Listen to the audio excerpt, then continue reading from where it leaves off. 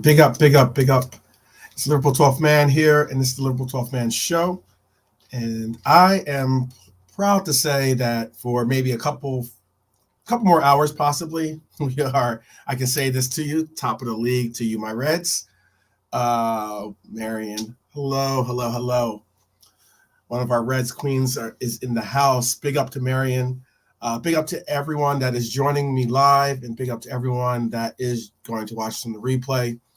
Um, I'm gonna just have a little chat, a little conversation. We're going into the new year, and we're gonna be approaching the January window. It's gonna be a very interesting window, to say the least. I know there's a lot of questions. A lot of people out there have been asking me, or I've seen a lot of different panels try to target and understand what it is that what Liverpool needs. Basically, some people definitely have us on the top list of what we need to do. Big up to Jay Kismet. I see you in the house, brother.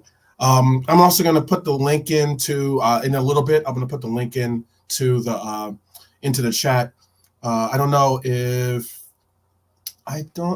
Brian is in the chat just yet, or if he's watching, happened to pop on, because he was going to help me out with like pinning the link and all that other stuff. But for right now, I guess I'll put the link in the chat in a little bit. So if you guys want to, tune in and have your say, or just, bring up your opinion on whatever it is that you want to talk about, that'd be cool. I just wanted to definitely enjoy the ride that we have on being top of the league for right now. I know that a lot of people have said a lot of different things, though, about the league, and again about where we're going to go with what we're going to do and everything else. So it should be a fun little episode. And then also I even have a little segment that courtesy of the 442 UK network, that they did a piece on a certain individual, let's say, on this team that's a part of our midfield that was much maligned, during his spell here. He is a Scouser. I'll give you that hint. But all the same, I think it's something that it's a little bit of a highlight of a player that is definitely making waves and definitely solidifying himself as a more of a permanent fixture in that starting 11 for us. Excuse me. So I hope that you guys are doing well. I hope that you're getting all prepared for 2024. Kind of crazy that we're already done with 23 and about to come on to enter the 2024 year. I really want to just go into some of the things. So let me bring up this first thing, though. I know that we have a bunch of different things going on with who and what we think is necessary for this club. Okay. And the name of this show was Spotlight, or a highlight on our entire team, basically. Pretty much more so our midfield is what I'm going to spotlight a little bit more. And I'll even highlight a little bit of our front line, because I know that a lot of people have a lot of interest in our front line and what it offers. What it's offering us right at the very, very moment. So let me pull this up for you guys here. I'll make it a little bigger too, because I know it's kind of small. Kind of difficult to see. Let me see if I can make this a little bigger for you. Oops. So this is basically This is pretty much our depth chart. Okay, so in the sense of who gets the first, who tends to get the first nods for our position wise. So obviously we have Allison in net, and then this even has Adrian as being our second fiddle, but obviously that's not the case.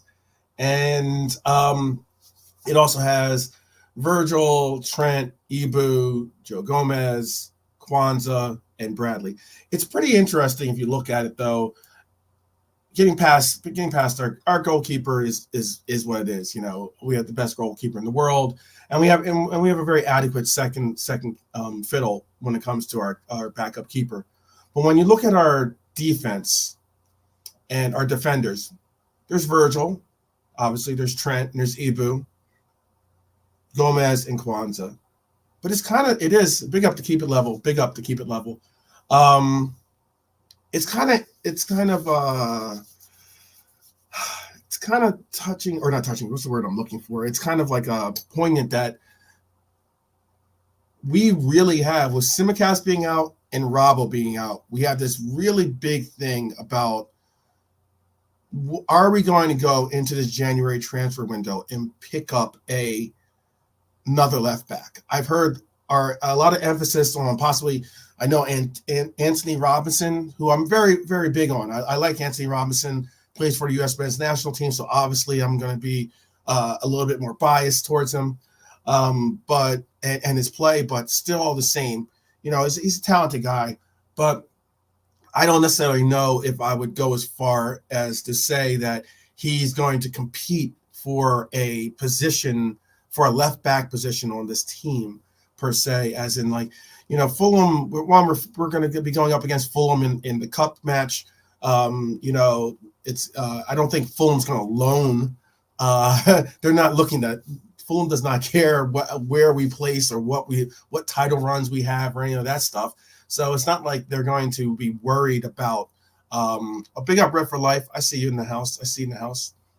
It's so crazy. You guys are all, I put you guys all as mods, but I don't know why it's not showing up as you guys being with the wrench thing.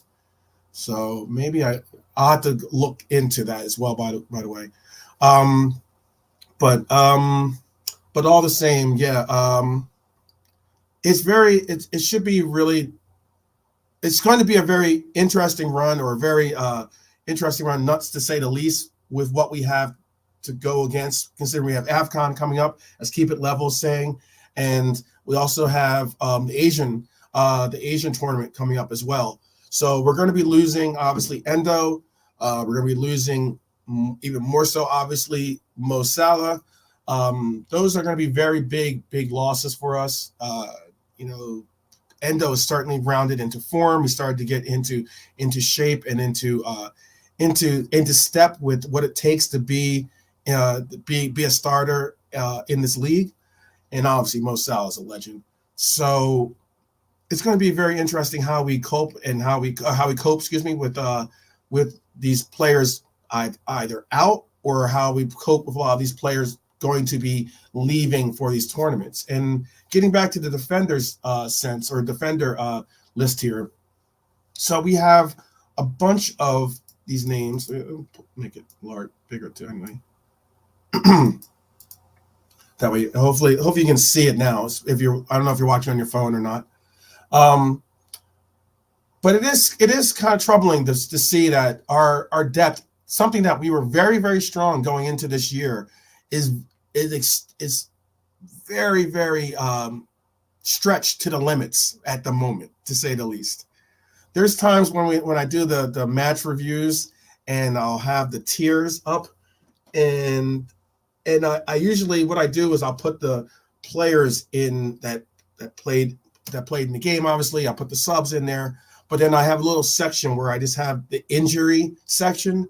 And when you start looking at that injury section, it is somewhat troubling. It is somewhat troubling to see. I know that it's going to definitely press us in getting these guys back into the team.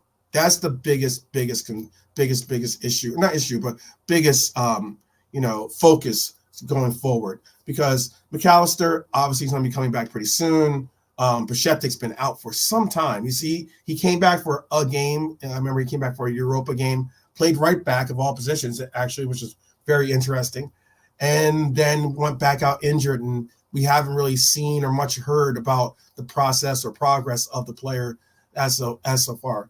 I know I've heard a lot about how tall he's gotten, which is great to hear.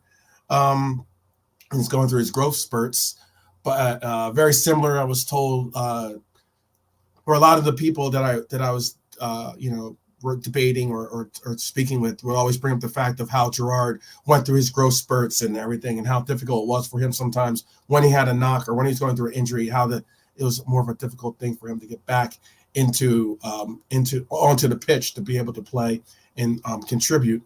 But being that we have normally 9 players here to choose from in some way or another, and being that Matip's out for the season, being that Robbo or Simicast is most likely out for the season, or if Simicast were to come back, it'd be very, very it's highly unlikely that he comes back for the season. I don't know how, it depends.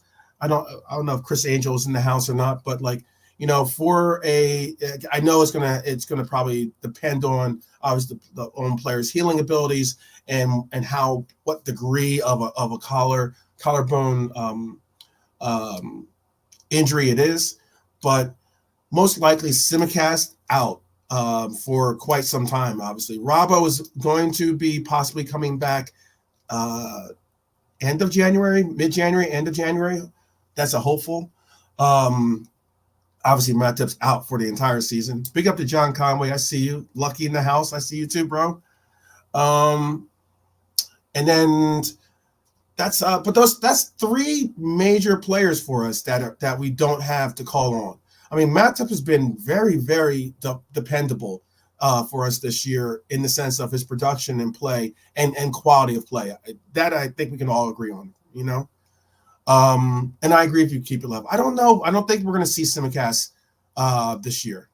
I would love to see him return. I would love to see him get back.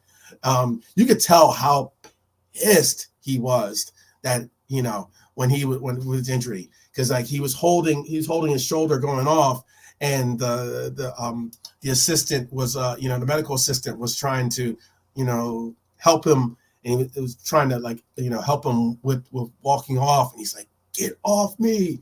You can see him just like scream at him. He was not happy. I mean, no one ever is happy to get an injury, but he was you could tell that he was definitely in some pain and disappointment. To say more, I think he was more disappointed than he was in necessarily pain. Because I know that Brian's mentioned something about Klopp being able to hear the scream, and he knew it was bad as soon as he heard the scream from Simicast going down.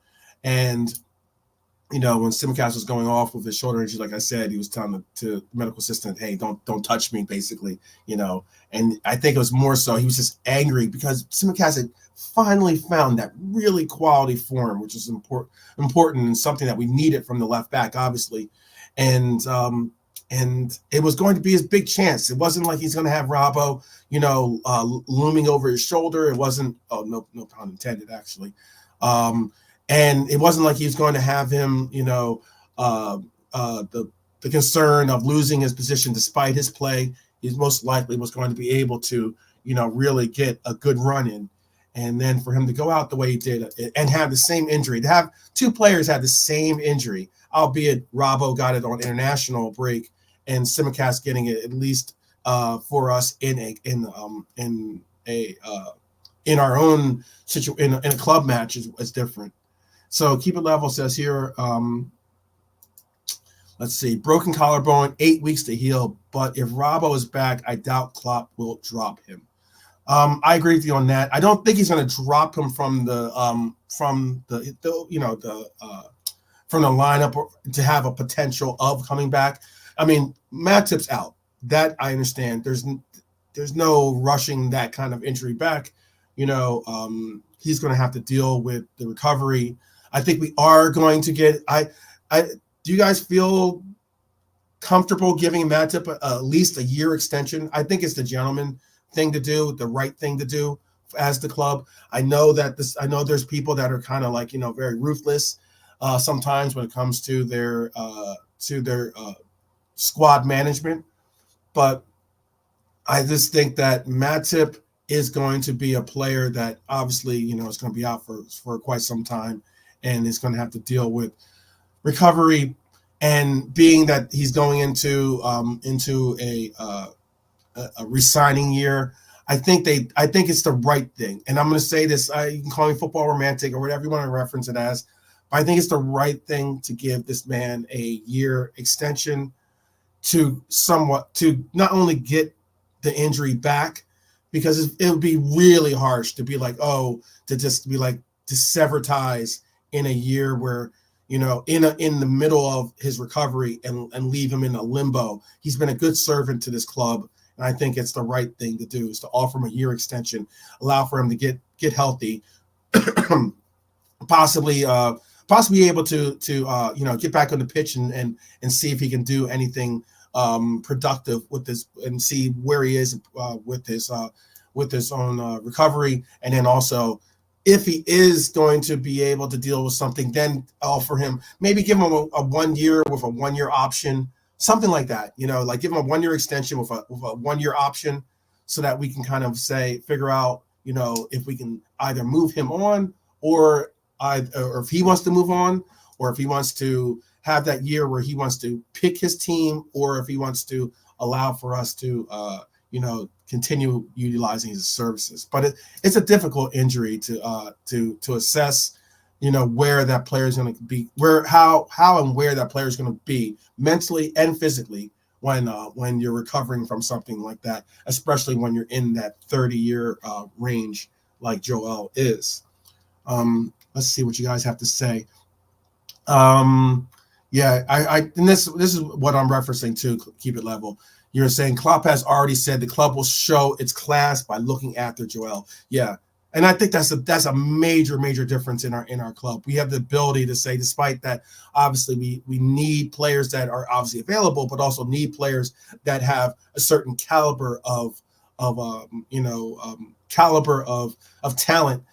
Joel definitely has talent. He's definitely a class act, a veteran. But I think we're going to definitely show our own class. Being the club is going to show class by doing what they need to do. And then Marion saying, Matip, she likes him, and he was born on the 8th of August. So, okay, I got you. What is that, a Leo or something like that? Is that what you're trying to say? I don't really know all the signs and everything else. Dustin is saying, yes, for a Joel extension. I think it's just the class. It's the class act to do. It really is. He's been a good servant to this club, and I think that's just the class act. I think that you have to show. You have to set a precedent to show others in the locker, whether it's the locker room, whether it's players that you're possibly going to be going after later on. That the club has class for sure. Red for Life is saying that injury might be a bit too much to bounce back from at his age. He's probably going to need a couple of seasons to get back fit and confident. Look how long it took me. And that's a great point. Great point. It's going to take a while for him to get back to the Matip that we know. It's going to take a while for Matip. That's why I said mentally. It's going to take a little while for him to even get confident enough in himself to trust his knee, trust his ability to do things that he used to do with it. And we saw that with VVD too. It took him year to 2 years to get back to the level that we're now really seeing VVD get to right at this moment. I agree with you on that.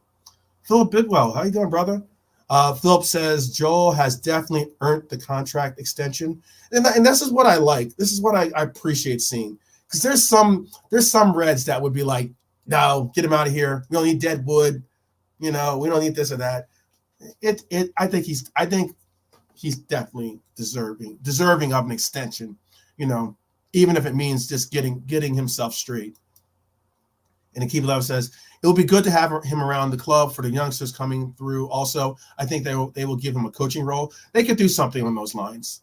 I mean, I know that Thiago, I should have said trigger word before I said his name, but Thiago has definitely taken on a leadership role and a somewhat of a coaching role, whereas when it comes to a lot of the young players, and especially the Spanish-speaking players as well, I know that Thiago has taken an active role in helping with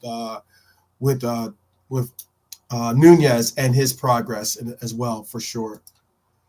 But all the same, I really don't think we're going to go for a a left back specific player. I get that it's collarbones for Simicast and for Robbo, but at the same time, I know that both of those players are players that once that injury does heal, they will be utilized as back into their roles and in this on this club. Um, Whereas with our center back positions, with Joel Elmott being out, um, I think this is obviously, we all heard the comment that Kwanzaa made. I think this is a very big opportunity for Kwanzaa. I know a lot of people like myself are very high on the potential of Kwanzaa and the development and progression of this young man. It's very, very, very promising to see.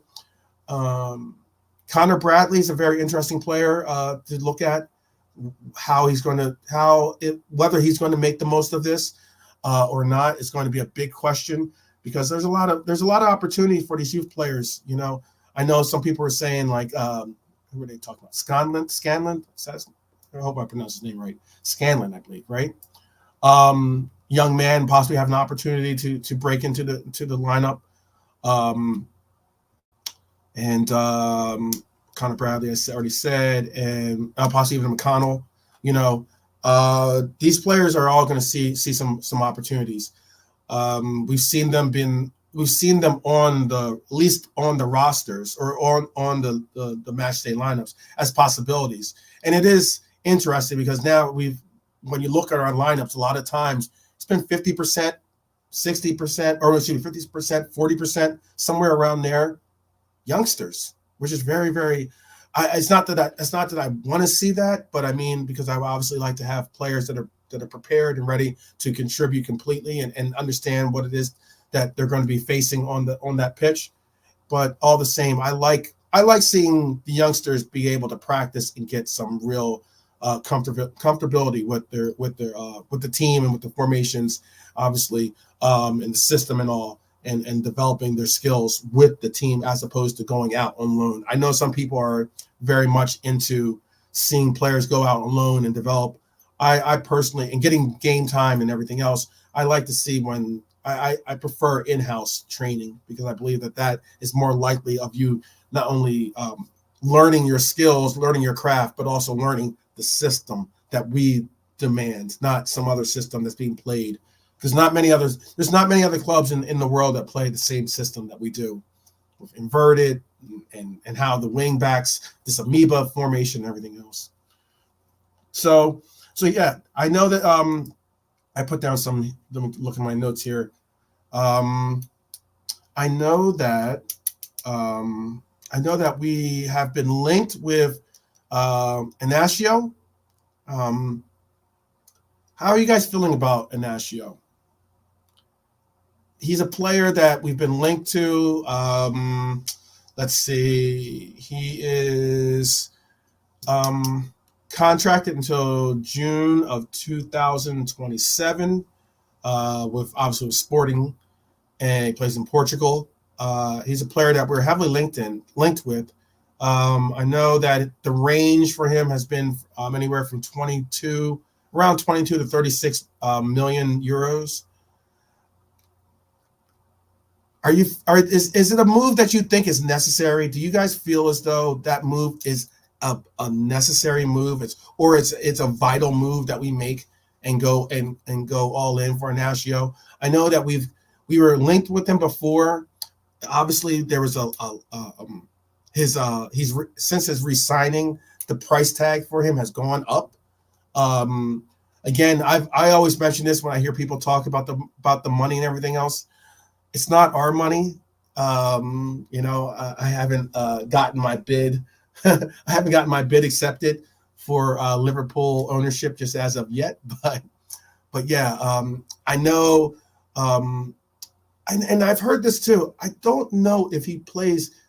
I'm gonna pull up transfer mark. I don't think he's played left back. Someone was saying how he can play left back. I don't know if he can play left back or not, to be honest with you, because I don't think he's played left back. I remember I was listening to a couple of other content creators speak about obviously some of the or some of the rumored acquisitions that we might have, and I thought that it was. I don't know if he's played there or not. I believe he's played defensive mid once, and I think he's played. Let me see if I can do this. I think he's played. Obviously, he's played center back, but I believe. Okay, so let me pull up the depth chart on him. I don't know if he's played because I haven't really watched too much of him playing yet. I'm gonna look at transfer market. Yeah, I'm gonna pull up transfer market right here, and yeah, I don't think he's played left back. On here it says his main positions are obviously left and right center back, and main position center back.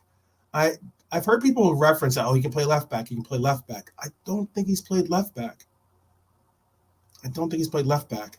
On transfer market here, they're just saying his main positions are left and right center back. So he can play, but I don't see him as someone that can play the the, um, the left back position. So, but yeah, keep it level. If you've seen him play left back, definitely tell us how he's played in that position, because I haven't seen from what I've read or seen. I haven't seen him be able to play that position. But again, I don't know if we're gonna. I'm gonna tell you where I think we are and what we are going to do. I think that we're going to be bringing back. We're going to be bringing back some players that have had some good runs with us. Let's just be honest. I think that they've had some good runs with us. Because let's see. Let me share this tab here. Actually, because I think. Let me see how I can do that real quick. Hold on 1 second.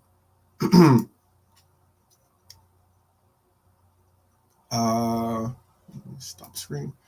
So I think we are going to be. I'm going to pull up Liverpool's website right here, and I will share with you this.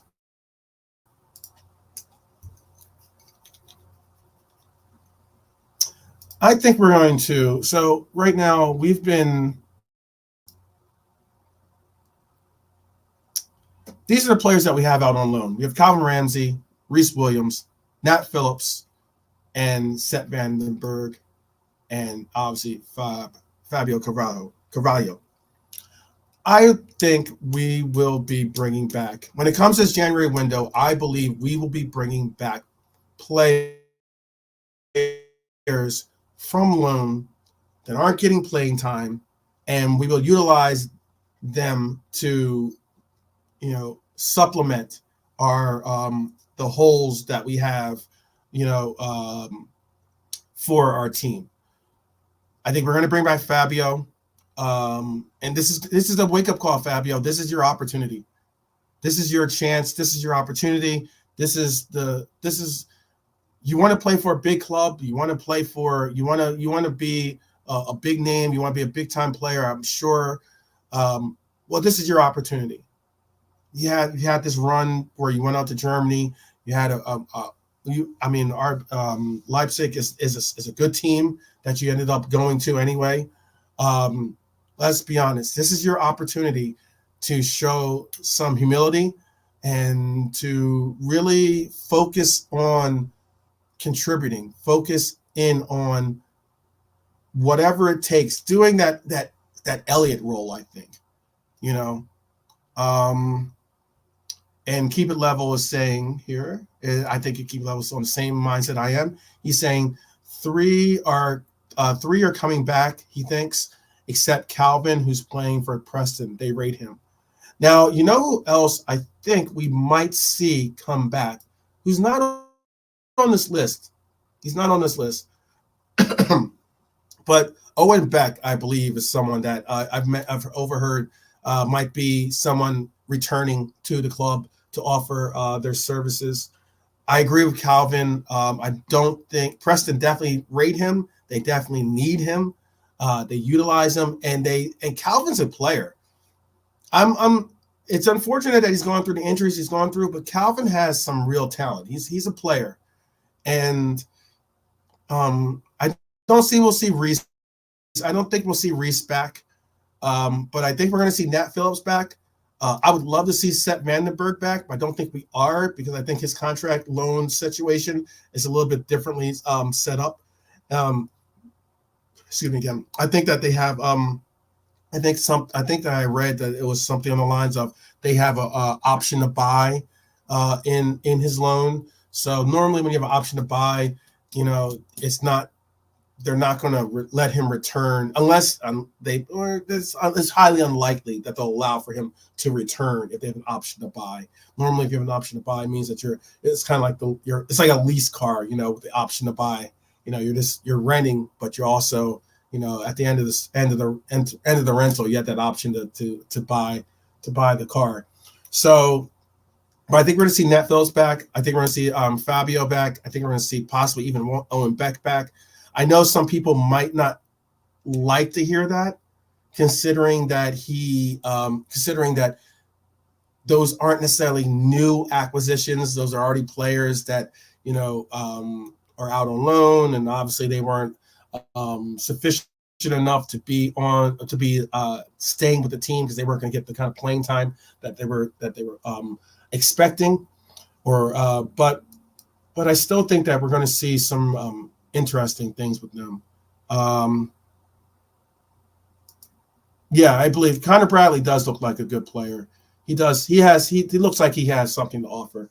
It's not to the levels of what obviously a Trent or someone like that at right back can offer. But I mean, and not everyone's a generational talent, and that doesn't necessarily diminish your potential for contributions. So Connor Bradley is a good shout too at doing something. But I like Connor. I like Ramsey. I agree with you. Keep it level. I like Ramsey. From what I've seen, from the footage I've seen of before the transfer, from what I've seen, the little bit of what I've seen of him out on loan, I do like his play. But again, so let's go back to. I'm going to go back to this here. I also want to say this. I know that there's one trade or one transfer out there that's pretty much lost its what's the word I'm looking for? Lost its appeal or lost some momentum. That's the better word for it. And that is basic. And what it is, what that transfer is. Do you guys think that and I think personally there might be a chance that we still go and get Andre? I'm not saying that because I'm so desperate to get him on some level or something like that, but I think there's a possibility that we get that we go and get him. And I don't know why I'm trying to get this to show up here. And I say that because of, let's see. I'm trying to get the right screen up. I'm sorry, guys. I say that because I think that it's not a dead deal, first off. I don't think it's a dead deal. But that's why I picked the wrong thing. So I say that because when you look at our midfield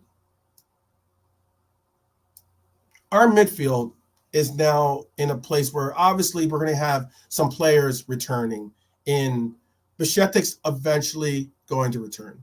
I don't have a date for you, but I get that, and that's why I definitely will be opening up the lines to hear what you guys want to how you guys feel about this, because I see Keep It Level saying that he doesn't see any midfield signings in January. There's going to be. I know people hate when we get around to saying players returning from injuries, and how Klopp sometimes references them as almost if they're new signings. I mean, when it comes to Bišetik, when it comes to Thiago, it's been so long. It's almost like it's almost like that new signing feeling, But McAllister's on the mend, should be back. That was a really nasty gash that he had, apparently, that was like down to the bone, they said. That's how someone could cut someone so badly in a game, and with obviously their cleats, and it not even get a card. That's, again, and the treatment that we've gotten by referees and VAR this year have been horrible. But back to it. Let's just focus on this. McAllister, Bišćetic, and Thiago are all out. I would definitely think that we're going to probably, in order, we'd probably see McAllister, McAllister, Thiago, and then Bišćetic in order of return. Our midfield looks really, really, really good if these players come back and have fitness within them. I think that Endo is on this list. I think obviously we're all big on Dom. Endo is going to be going away for Asia for the Asian tournament, but with Dom, with Gravenberch, with Curtis, with Elliott, that's a pretty decent midfield rotation. All people fighting for spots. And this is something also I said too. I said this on GTV, actually. Big up to GTV. I was on a panel show with him, and we were all discussing about the positions that we have today. I believe that it's healthy to have competition. We all talk about replacements and everything else. I think I look at this the same way Klopp looks at our lineup. And I think of it as, I don't think you look at replacements per se for certain players. You're looking at bringing in competition for players, because hopefully you have players that have established themselves as making a very, very concerted effort or concerted call to be the starter in whatever role that we need them to play. And I think Dom has done that. I think obviously Curtis has done that. There's a shout for Elliott that has done that this year. I mean, I think that I think it's very commendable to see that Dom has definitely solidified himself, sharpied himself into our roster as being a natural right midfielder choice. But I think Elliott, with his play, has definitely put a more concerted call towards challenging him and competing for time at that right mid position. The same can be said for Curtis on the left. Look, I'm with a lot of people, I think some of you also, that might think that McAllister should be our left-sided 8. I'm all good with that, with him playing on that left side. I'm good with him playing in that more advanced role. I'm good with him playing in an 8 role for our team. I'm also okay with him. I think he's really starting to round and understand what he can offer, but not only that, what we need from a defensive mid. He's played obviously a DM, but he's also played it in a pivot. But all the same, I think that he's rounding into form to understand what it takes to be the DM for this team, the hybrid DM that I've referenced quite a bit. I like that a lot more content creators, and I like to see a lot more of our Reds out there are starting to grasp that concept that I've been preaching from day one, basically with Klopp's mentality with the 8. It's the reason why I made that episode about Thiago. It's the reason why I made the episode about Endo. All highlighting the fact of what I believe Klopp wants, which is a hybrid DM. So with that said,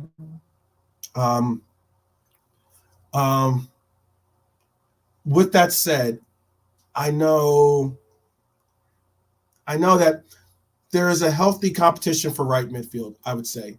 Obviously, I think that Dom is definitely more of the solidified choice for right mid. I'm guessing. I'm only guessing that the consensus amongst us would say that Dom is the more likely choice when it comes to right midfield. But we can all say certainly that there could be a shot for Elliott playing in that role as well. When it comes to our left midfielder, I believe Curtis has made possibly the best impact at that position for us this year. But there's a lot of people out there that want to see Gravenberch in that role. I'd love to hear what you guys feel about that. Like, as in, who would be your starting? Who do you think should be our guaranteed, and I think loosely put, guaranteed starter at left mid and right mid? Who would you like to see in that left mid and right mid position? I very much would like to hear who you believe should be there, because our DM role is going to be a very interesting role. I think McAllister is going to play there for right now. I believe something that Bejan Pops and I have spoken on quite a bit, and him and I have both been on the same mindset in DM by committee. Basically, is what I look at. I look at this team as having, not necessarily having someone that's like a solidified DM.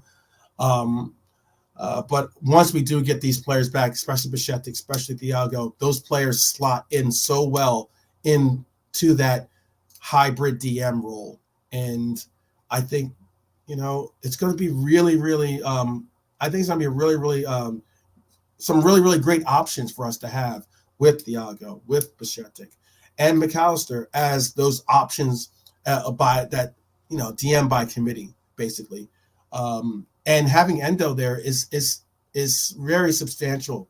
I think it's been unfortunate that McAllister got the injury that he did, but I also think it's great that we had Endo there to basically show people that, hey, there's a reason why we chose this particular DM after we tried to get Caicedo, obviously, after we tried to get Lavia, who all are, despite the destroyer mentality that people are, or destroyer label that they're placing on, are certainly good DMs, definitely good DMs. I know a lot of people have definitely, considering how Chelsea's doing, have kind of cooled their engines on Caicedo being all world as people were putting him into. But I like our options. I like what's going on. I just want to see us get healthy. I think it's going to make a difference, and it's going to make a considerable difference. Big up. I love Liverpool as well as I. But big up to I love Liverpool too. Yeah, we're just talking about some of our depth and what the January window is going to bring for us. I think it's going to be a very fun ride, to say the least. Fun ride, to say the least. Because let's just move on to here. Let's just move on to our forwards. Our forward line, okay. Our forward line is unique. I like our forward line. There was so much high praise, so much high expectations for our forward line. I think that our forward line is such a versatile forward line too, by the way. I know it's so unfortunate to see Ben Doak be out. I know there are some that have been I've seen this. I'm not saying that I am in this camp at all. I'm very high on the potential, and I really wanted to see Ben Doak do what he needs to do to ball out this year. But it is sad to see such a young man go down with an injury that he's gone down with, and not be able to utilize the potential time that he would have seen at the position, with Mo going out for AFCON and being possibly gone for the entire month of January, well into the first week of February, possibly, depending on where Egypt ends up landing. Big up to Psychedelic Shaolin. I see you, brother. Big up. When we're speaking on the forward position, are you guys disappointed in our forward line, and the production I've brought, and when I mean by disappointed, there was some really high expectations for this forward line. There was the numbers that we were expecting them to produce. This year has certainly been a more measured, has been a more measured production for goals for us. Being our midfield has produced a lot more goals for us than normal. They've taken a lot more shots as well. Our midfield has taken a lot more shots and been a lot more active in our production of goals, and even in important goals. But with our front line, would you guys say that you are disappointed? Are we not? Do you think that we're not measuring up to that high line, that high bar that we've placed for this lineup, for this front five, or for these forwards, these five forwards? Because obviously I have my predictions on Nunez having a big year this year. There's been times when we think Nunez is dialed in. There's been times when Nunez obviously has had his spell of not being able to get on the sheet. But it's a very interesting, very very interesting question, I would say, as to where we are with our evaluation of the forward line. It hasn't helped that Diego's been hurt. It hasn't helped that Cody's been hurt.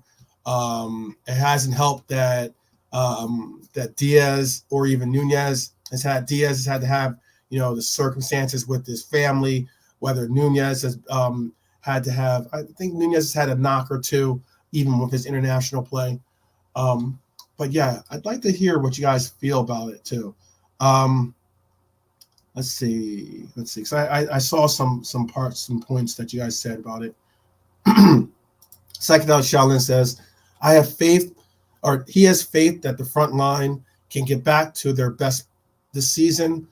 We're keeping a lot of chances. We're creating a lot of chances. It's a matter of time until they finish the chances. Yeah. Repetition. The sheer fact, I would be more concerned if they weren't getting the chances. I know that sounds like it might even sound like a cop out or something. I don't think it is. I think I'd be more concerned if we weren't creating the chances to even miss. That would be more concerning to me, at least. I love Liverpool says, I was disappointed until I checked the numbers and seen they're not actually bad. They've spread through. Oh yeah, the numbers. Yes, the goals. They've spread through the team. People just got this agenda. And then he goes on to say, and yeah, they can do better, and we want to see them bang out these goals, I guess. But it's not like some people make it out. Oh, and I agree with that. I do agree with that. Because, again, we've gotten goals from Dom this year, McAllister, albeit we've gotten some wonder goals from them too. But we've gotten goals from Gravenberch. We've gotten a goal from Gravenberch. I'm waiting for Gravenberch to have that breakout moment, by the way.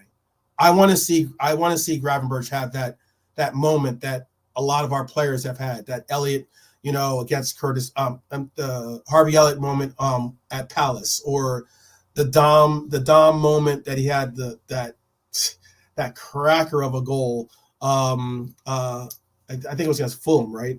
I want the goals that Endo has put in.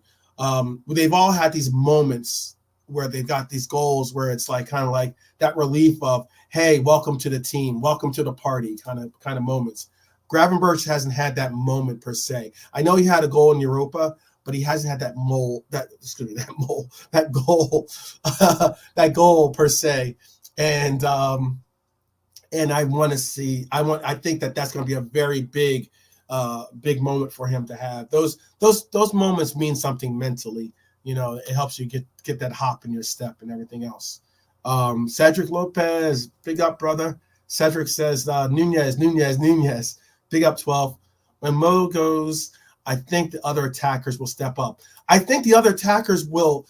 Tell me what you guys feel about this then, too. There's been a shout that there's been a shout by some people, I'm not saying a lot, but some people that are actually, I want to say looking forward to, that might be too strong of a phrase, but they are very intrigued as to what we're going to see from these players that get called upon when Mo Salah is not on our team. Mo obviously gets numbers. Mo obviously gets some big goals for us. Obviously, gets some important goals for us, just to say. But without Mo, this is something that me and Kwasi were talking about, and that is Mo. When they go to the dinner table, when these forwards go to the dinner table, Mo gets the biggest plate. Mo has the most options, on his plate. He gets the most service from any of the players on our team. And rightfully so. I'm not saying that Mo doesn't deserve it. I'm not saying that Mo isn't world class. I'm saying, if anything, all those things. I'm saying he is. Excuse me. But when you're getting 60, 70% of the opportunities, and you are scoring, it makes the opportunities at Nunez, it makes the opportunities at Diaz, it makes the opportunities even at Cody or Diego, it makes that window of opportunity even that much less. So it ends up being that, hypothetically, if you know that Mo's going to get 10 chances to score, but yet you're only going to get 5, you've got to make the most of it. And that means that, if you end up getting, Mo might get two goals or 3 goals, let's say, or 4 goals, that means that you got to get 1 or 2 to measure up to the same. And even when you do that, it doesn't correlate to a lot of fans, a lot of us out here saying, oh, that those are, your production is on the same level as Salah. And that's why I think Diaz has been so critically criticized, and I think Nunez as well has been criticized. Diego hasn't so much as of late. There was a period when people were very harsh and very much done with Diego. Cody's getting a little bit of that too.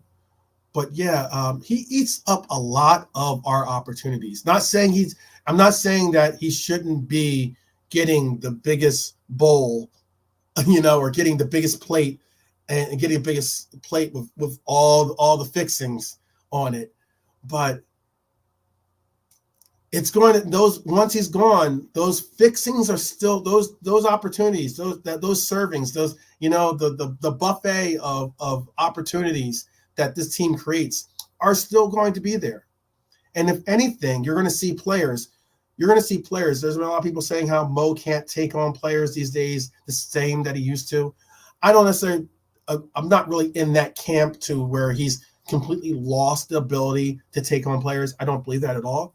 I'm not going to say he's at that 2019, 2020 level of Mo Salah, but yeah, Jay Kisman, all you can eat buffet for sure. But it's going to be it's going to be fun to see these players step into the role of right wing. I'm looking to see Elliott be a choice for that right wing spot. I don't necessarily want to see that necessarily mean that he is not going to be in the right midfield, not be an option for right midfield. That's not what I'm saying. But I do think that we're going to see him play that right wing position. It's definitely going to be a different interpretation because he definitely takes on the role a little bit differently than Mo Salah. But he does take. I like that Harvey has been taking on shots a lot more, taking on the mindset to shoot more than he has in the previous campaigns. I also think that we're going to see Dom in that role. Do you guys have a problem with that, or do you not foresee that, or is there someone else that you rather see? Being that we're not going to see Doak obviously in that role, is there someone else that you might want to see in that role? We unfortunately aren't going to be getting we're not going to be bringing in a player that ends up, challenging or competing with the right wing role with Salah. Salah comes back, he's going to be our starting right wing. But it's one of those things where I think Dom is going to enjoy that role of right wing. I think Dom can play the right wing role. I think that it's going to be one thing I love about, obviously, not only his work rate, his ability to have an incredible engine to take on games. And that I'm speaking on Dom, but we all speak about, for instance, Mane's tracking back and working and defensive caliber, defensive mindset. Imagine we all see what Dom can do defensively. Obviously, with with his work rate, with his engine, and everything else, that with athleticism, that is something that is acquisite for Dom. When we see Mo track back, help Trent, when we see Mo doing similar actions that we all were so appreciative of Mane doing on the left side, excuse me, when we see Mo doing that, to me, one, that's when Mo's dialed in. To me, also, we see results when Mo does put in the commitment towards tracking back, doing that kind of work, and helping with the press. I would like to see that. How about a front line that has Dom at the right wing and has Elliott at the right midfield, in that right midfield role? Now, is that a problem for you guys? Could it be a concern to see that happen? Because and this is why I love Liverpool. I see your comment too. Because Ref for Life, I think there's a couple of us that see it here. And I agree with you on this point too. I've wanted a right wing. He's wanted a right wing to pressure Mo for 2 seasons. I agree. It'll be great to see someone really contend with Mo for that right wing role. However, sometimes I know, when you do circumstances like that, you might make you get that flight or fright or flight circumstance where, like, Mo might say, you know what, like, I'm the right wing, and it might make his departure to a team that's going to, put him as the right wing completely a little bit more likely. But but I like healthy competition. I do like healthy competition. And let's see, Ref for Life is saying, I just think Klopp sees Dom. He says, he just doesn't think Klopp sees Dom as a right wing at all. He plays Hakpo, Diaz, Hata, even Nunez there before Dom. That's an interesting take. There is this shout, keep it level. You're right about this. I've been looking at this too. It's got to be a young buck to come in with mad potential, like Bakayoko, excuse me. And I can see that possibly happening. That could be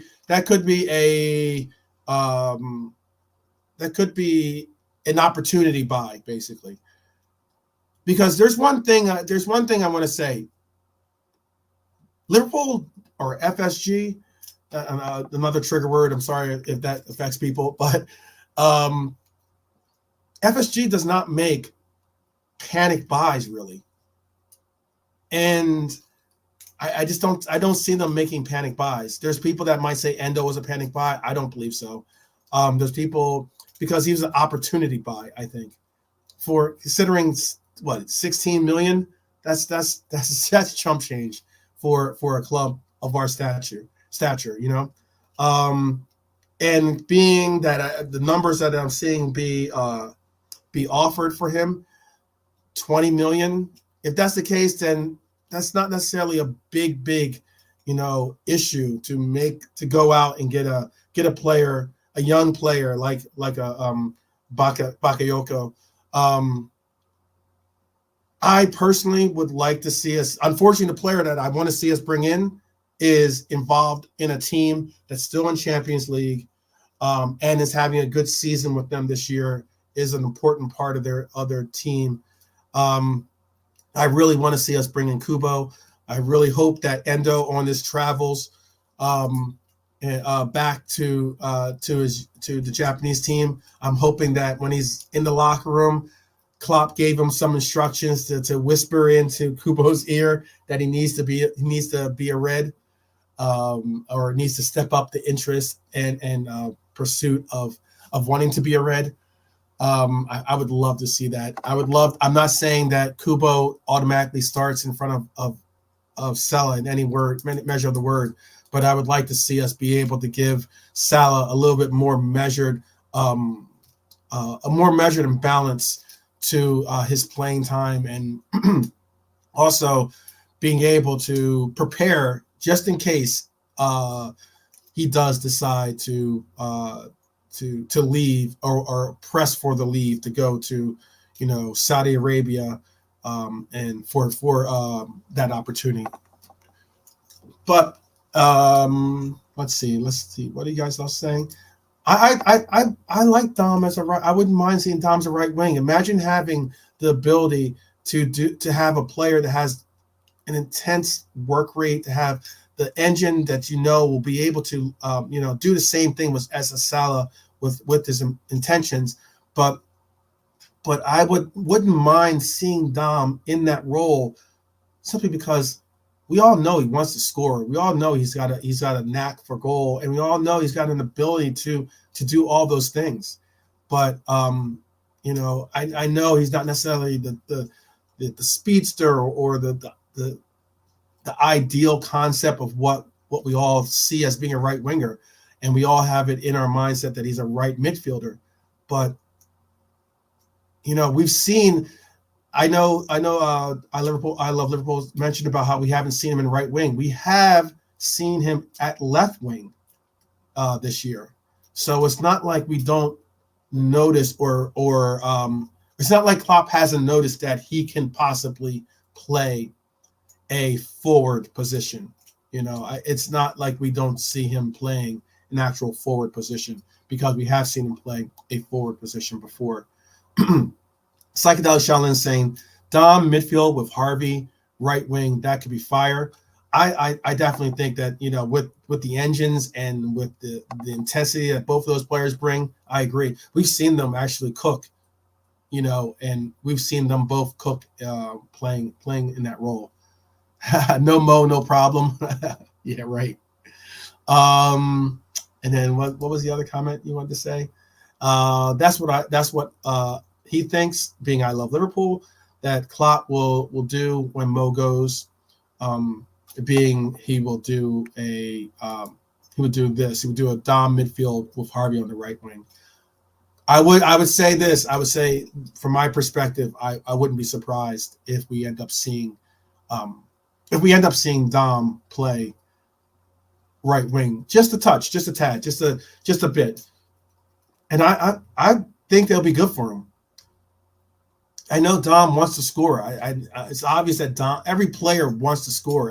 Every player likes the accolades and the adrenaline that you get from scoring. Dom is definitely one of those players. It's why we see him take the shots that he does from places where normally it's a very difficult shot from outside the box. He's taken quite a bit of shots from outside the box.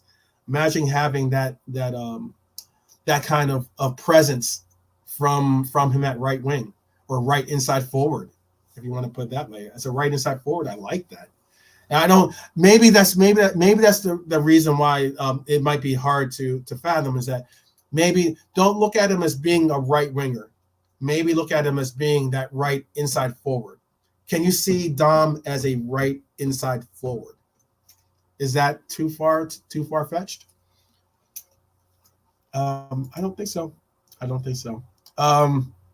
again, yeah. Sergio Lopez says, with how good Dom was doing and his work rate, there was going to be a drop off, but he knows he will get back to his best. Yeah, I think that's on that. All players go through spells. All players go through little droughts and everything else. It's about how they maintain their mental stability of not getting too far into the woe is me situation and really putting together some of those things. So wait, I just saw that we just passed the 60th mark. Big pause. I got you. I got you. Pause on that. Thank you. I love Liverpool. I'm going to put the link in. So if you guys want to, chop it up a little bit, have a little say. I most likely will have another episode, possibly 2, before the new year. But just in case, I'm going to, because I've got a bunch of stuff I've got a bunch of stuff with my other businesses that leading into the new year. So I'm going to put the link in the chat. If you guys want to join and have a little say, let's have it, because I think that we're pretty much where we are with this midfield, where we are with this forward line, where we are with our defenders. Injuries have not been kind to us. Injuries have not been kind. Another year, another list of injuries that are unfortunate. List of injuries that are definitely significant, and definitely a list of players that we'd like to see not be out and be still doing what they were doing before, which is contributing to our top of the league to current performance. So yes, I put the link in the chat. If you guys want to chop it up, cool. If not, if you want to stay in the chat and chop it up, that's still cool as well. Let's see, what is he saying? I live in Liverpool. To be honest, it could have been worse. Knock on wood, for sure. Knock on wood on that. It definitely could have been worse. But yeah, I'm excited to see Thiago come back. I'm excited to see when Bajcetic, what the potential, and I definitely think it's a measure of what Klopp thinks and what he feels when it comes to his mindset of what we have at DM. I think it speaks volumes that we haven't necessarily gone out and gotten another DM. I think because he's happy with what McAllister is offering us. We all know McAllister is a quality player. I think that it also says a lot that Bajcetic, being the age that he is, being the fact that I know that he's growing he's growing like a weed. He's just sprouting right up. I think he's like well over 6'1", 6'2" now or something like that, I think was the measure of him. And with the return of Thiago, I think our midfield is going to be okay. I mean, like all three of those players that are listed as being out are all players that are going to be, returning to the fold. It hurts to see Robbo, Simicast, and Matip out, but yeah. Hey, honesty. Big up, my G. Big up to you. Yeah, if you guys, again, if you guys want to join, I put the link in. Hopefully, those that are joining late can see the link. If you guys want to call in, cool. Let's have a discussion. I'd love to hear I'd love to hear your thoughts on what is the outlook for our team as we go into the January window. What you'd like to see us bring in, what you'd like to see, what your thoughts are with the state of the team, as I put it, state of the Reds, and what do you feel what your feelings are with where we're at, basically. I'd love to hear it. what are you saying? The versatility we have is insane too. So many players can do so many things. That's something I like. I love Liverpool. This comment is really, really important too. Bro, he says, bro, the versatility we have is insane too. So many players can do so many things. I've had I know ends and me have differed under this pretense. I know some other the content creators are on the same page. In that I personally like our versatility. I like that we have players that can play multiple roles for this team. And I like the fact that, whether it's Darwin playing on the left wing, Darwin playing through the center, whether during the game, the ability to see, for instance, we saw in our last game how Nunez and Cody, how we had Nunez start out left and had Cody start in the middle, and then we had them flip-flop, and all of a sudden you see Nunez on the left, and you see Nunez in the middle, and you see Cody out left. I've seen even Darwin, rotate out to the right wing, and we see Salah central. The ability to do these things is really unique in that it allows for us to keep. It doesn't allow for a defense to get comfortable. In my opinion, it makes the defense have to focus on players differently, because now you don't have the ability to just say, oh, okay, I want you to mark this man and I want you to follow him wherever he goes on the pitch and such, because if hypothetically, if you have your left back, marking Mo Salah or something like that, well, then that means that, if Salah goes central, you're going to see the left back gravitate towards being central. Or if you have a midfielder marking that player, that means that he's going to be central. I like that it makes it difficult for them to mark men on our team. It makes it very difficult for you to get comfortable in knowing what to expect from our team, because it means that you don't know if Salah's going to be down the middle. You don't know if he's going to be in the right wing. You don't know if Nunez is going to be in the left, going through the central, even on the right wing. You don't know if Cody's going to be right, central, or left. You don't know if Diego is going to be central or left, and then on occasion even be on the right wing. All these players can play in all of the front lineup positions. I think that's important. I think that's really, really important, because it creates such a variable in the equation that it makes it difficult for players to really for our opposition to really cope. I offered this question, and I've said it on Beijing Reds TV. I mentioned it on GTV. I've mentioned it on our channel as well, but it's a question I've even brought up on Kopish. Big up to Team Kopish as well. And that was, would you rather have a team that is more rigid or stagnant in that? And stagnant might be too negative a word to use. More rigid in their approach, in that you have a center forward, that is just playing center forward, a left wing that just plays left wing, a right wing that just plays right wing? Or would you want a team that is more that you can adjust and adapt and switch around to take on your opposition?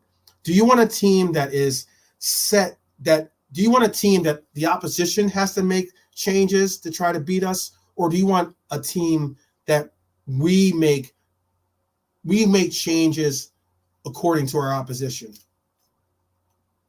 Which would you rather have?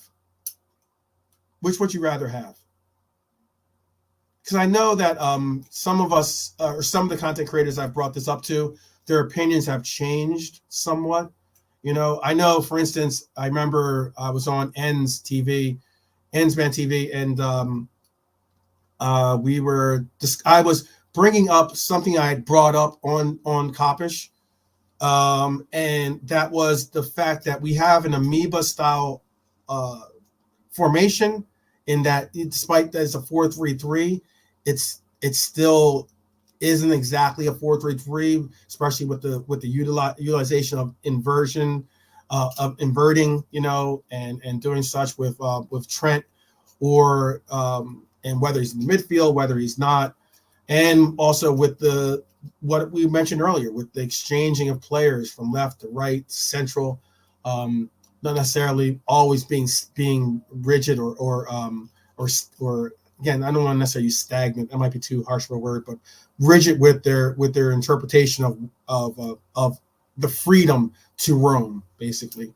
And I remember on Ansbat TV, Cav and I were going back and forth about it, because Cav was like, "Oh, we're not a fluid team. We're not this team that does such and such, whatever." Basically, Cav was saying that I was wrong. He doesn't think that we're a fluid team. He doesn't think that we are a team that utilizes players really having the ability to play different positions and roles on the team. His opinion certainly changed as of late. Now all he talks about is fluidity, and I'm glad that he's recognized what it was that he vehemently was saying I was wrong about at the time. And yeah, the dopamine fires off when you have these conversations with certain content creators. And it's very funny when a lot of these content creators speak about things and they speak about things as if the internet doesn't have a long memory. It's very funny, because a lot of the guys that I debate or go back and forth with, they've called me crazy for saying that we have a fluid team, or that we look for fluidity, and we're utilizing players with this total football concept, which is obviously probably more so a Pep Linder's stamp on this team, influence on this team, than more so than Jurgen. But all the same, I think that having this fluidity is important, and I think it's what creates the ability of us to have injuries and not be so perplexed as to how we're going to get through the injuries. Let's see. What'd you say? Honesty says, "I'm happy where we are now. We also are still improving, and this team is very, very young. So we will have ups and downs, but we will be a dangerous team." I agree with you completely, Honesty. I think that we are we do have to understand that this, like, the midfield is a re-engineered midfield, a young re-engineered midfield. And I think that one of the reasons why I've been so high on this club and high on this team, at least this year especially, is because of the fact that, whether it's we put in some new spark plugs basically into the engine, and we can see the production that it creates. Yeah, fluid football, fluid total football. I think that's a great asset that this team has. Dustin, hey, big up, brother. Dustin says Klopp used to say he actually plays a 3-7. That's interesting. I haven't heard him say that comment, but Dustin, that's an interesting concept. Yeah, because in essence, it's funny. I've heard, for instance, like big up to Beijing Reds TV and big up to Chris Angel. I know Chris Angel is one of his biggest gripes is when he says we don't have a plan B. I disagree with that notion. I think we do have a plan B. I think, obviously we go out in this 4-4-3, 4-4-3, excuse me, 4-3-3. We obviously go out in a 4-3-3, and big up Brian. Brian, definitely let me know if you can do what it is. I see Brian's in the chat. I put the link in the chat. I'll put it again real quick, actually. Put the link in the chat. I don't know. I remember Brian said he knows how to pin the links. I made you a mod, Brian. So I'm hopeful that you're able to do that. If not, if not, it's cool. If you want to just chime in or link in, I put the link in for a reason, because if you want to have a discussion, we're coming up on the 90. I'll go a little bit over the 90, but if you guys want to have a chat about what the new year is bringing us, or what you'd like to see the new year bring us, I'm very open to have that chat. I love Liverpool saying, we can't be fluid until the players. Wait, we can't be fluid until the players all understand each other's roles. Yes, and some still trying to understand their own positions. I agree. I think we can't be at the level of fluidity that is going to be a really, really promising level for us to be at. That I will say. I think that we do have fluidity, though. I think that there's reasons why, again, in this past matchup, we had Cody starting in the middle, but yet when I was watching ESPN FC, for instance, I'm watching Burley, talk about Nunez, and he's giving him props, which is cool to see. Excuse me, let me take a quick drink here.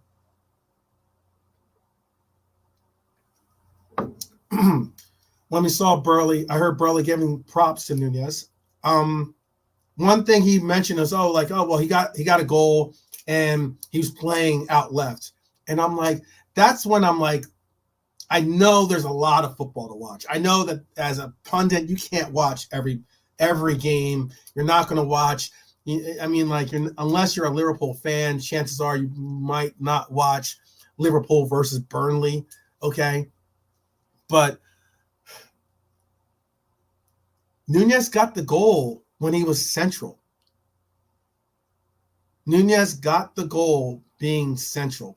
Cody was out left. That freed up the middle, created space and everything else. And big up Brian. And it freed up space. Big up to Brian. Appreciate you tuning in. Did that work, by the way, Brian? Were you able to pin it, or did I not? Is there another type of mod or something that allows for you to do that? Pinning the StreamYard link. I'm not sure if I can do that. I can basically. Oh, okay. So I can't do it through StreamYard. I have to do it through YouTube. Yeah, I can't pin your StreamYard stuff. I can just pin the links to other people's channels. That's all. That's really all I can. Or I can pin links, but all the stuff like polls and that kind of stuff, that's all comes from your end. You have to that only you can do. I can just put in links to other people's channels and stuff.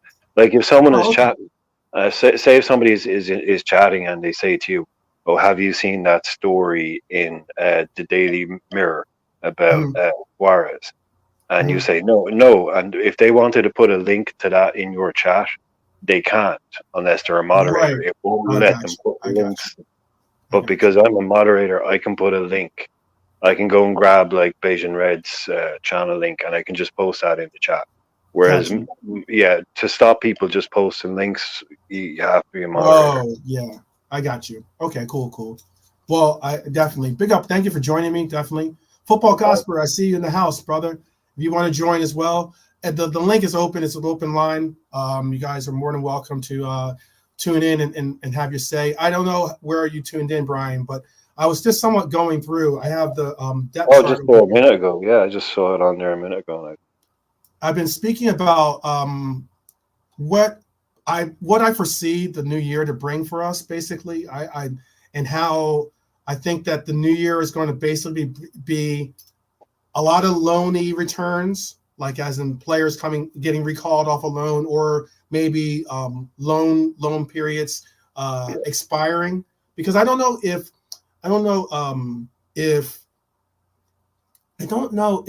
Phillips' loan is expiring at January and that's why he's going to return, or if it's just the same in the sense of he hasn't been getting the playing time that is, that was promised to him at Celtic. So that could also be the reason why we're going to obviously the injuries help booster that return as well. But he's not getting the playing time at Celtic currently. So I think we are going to see a return of Phillips, for instance. But I was referencing how we're going to see a lot of these players like Phillips, Fabio. I've heard Owen Beck be mentioned as a player that might return for us off of loan. I would love to see Sepp. I've heard such great things about his play out in Germany as of late, but I don't think we're going to see his loan agreement is set up differently. So I don't think we're going to get to see Sepp return and possibly make a play to stay with Liverpool.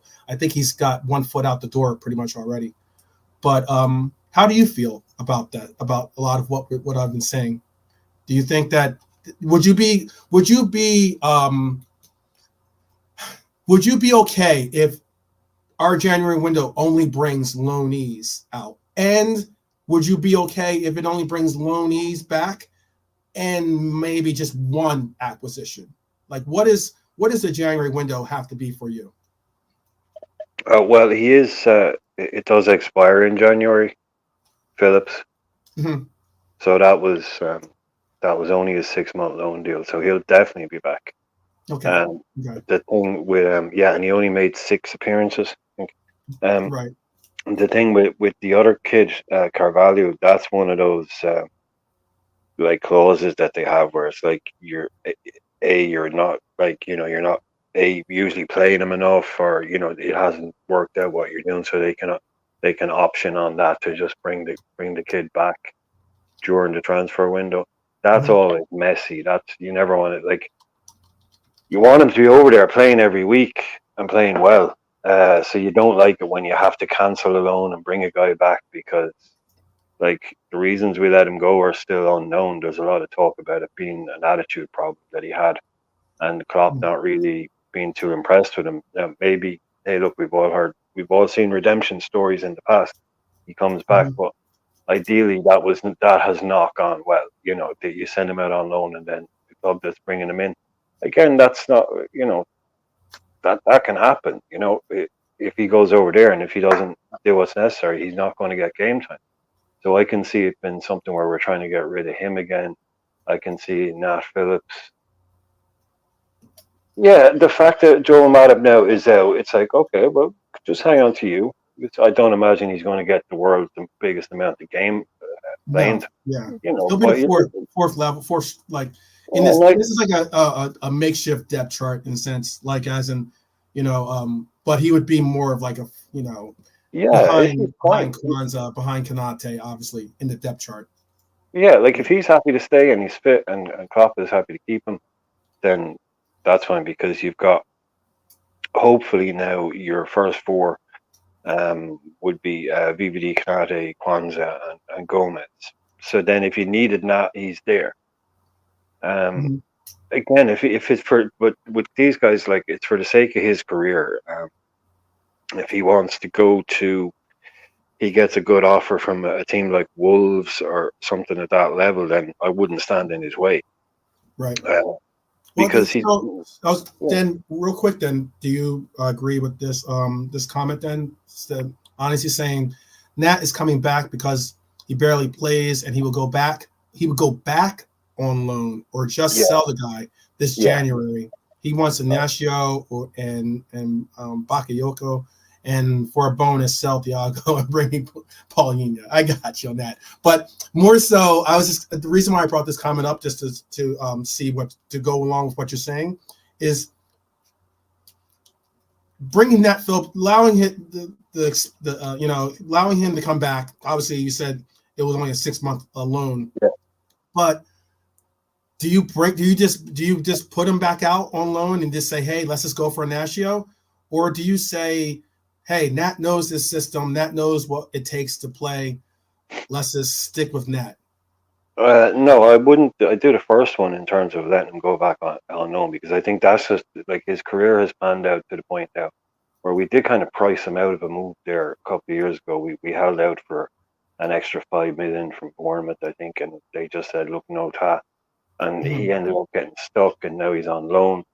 I just think for the sake of his career, because he's always going to be that. Like we say, oh, we're happy to have him as a fifth choice, but he's a human being. He's got a career. He's got Yeah, himself to yeah, think of. You know, absolutely. if he wants to be playing every week, he's going to sit down with the manager. The manager's going to say, "Nah, what do you want?" And he's going to say, "Well, boss, do you think whatever he might say? He might say, "Oh, I want to stay and try and break into the team."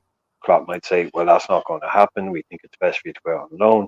Or he could have the opposite. He could come in, boss, come on, I want to, get me a club, come on, let's go. I want to Right. be. I'm sick of not playing. I went to he would have gone to Scotland thinking Celtic. Like we all thought that's perfect move for him. He's Yeah. well good enough to play, Yeah. more than good enough to play for Celtic. They play in the Champions League. They're a competitive team. Great move for him. And it doesn't. Mhm. Again, like the same thing happened with Shane Duffy. Shane Duffy left Brighton to go. Very strange move last season. He left Brighton to go to Celtic, and he Mhm. barely played with Celtic. Now he's back and he's captain Brighton again, playing every week, one of the best teams in the Premier League. It's just weird. It just didn't work out for Nat up there. So bring him back, and I can see him saying, "Look, if something happens, like the Ignacio thing, I mean, what's this guy? 60 million, 50 million?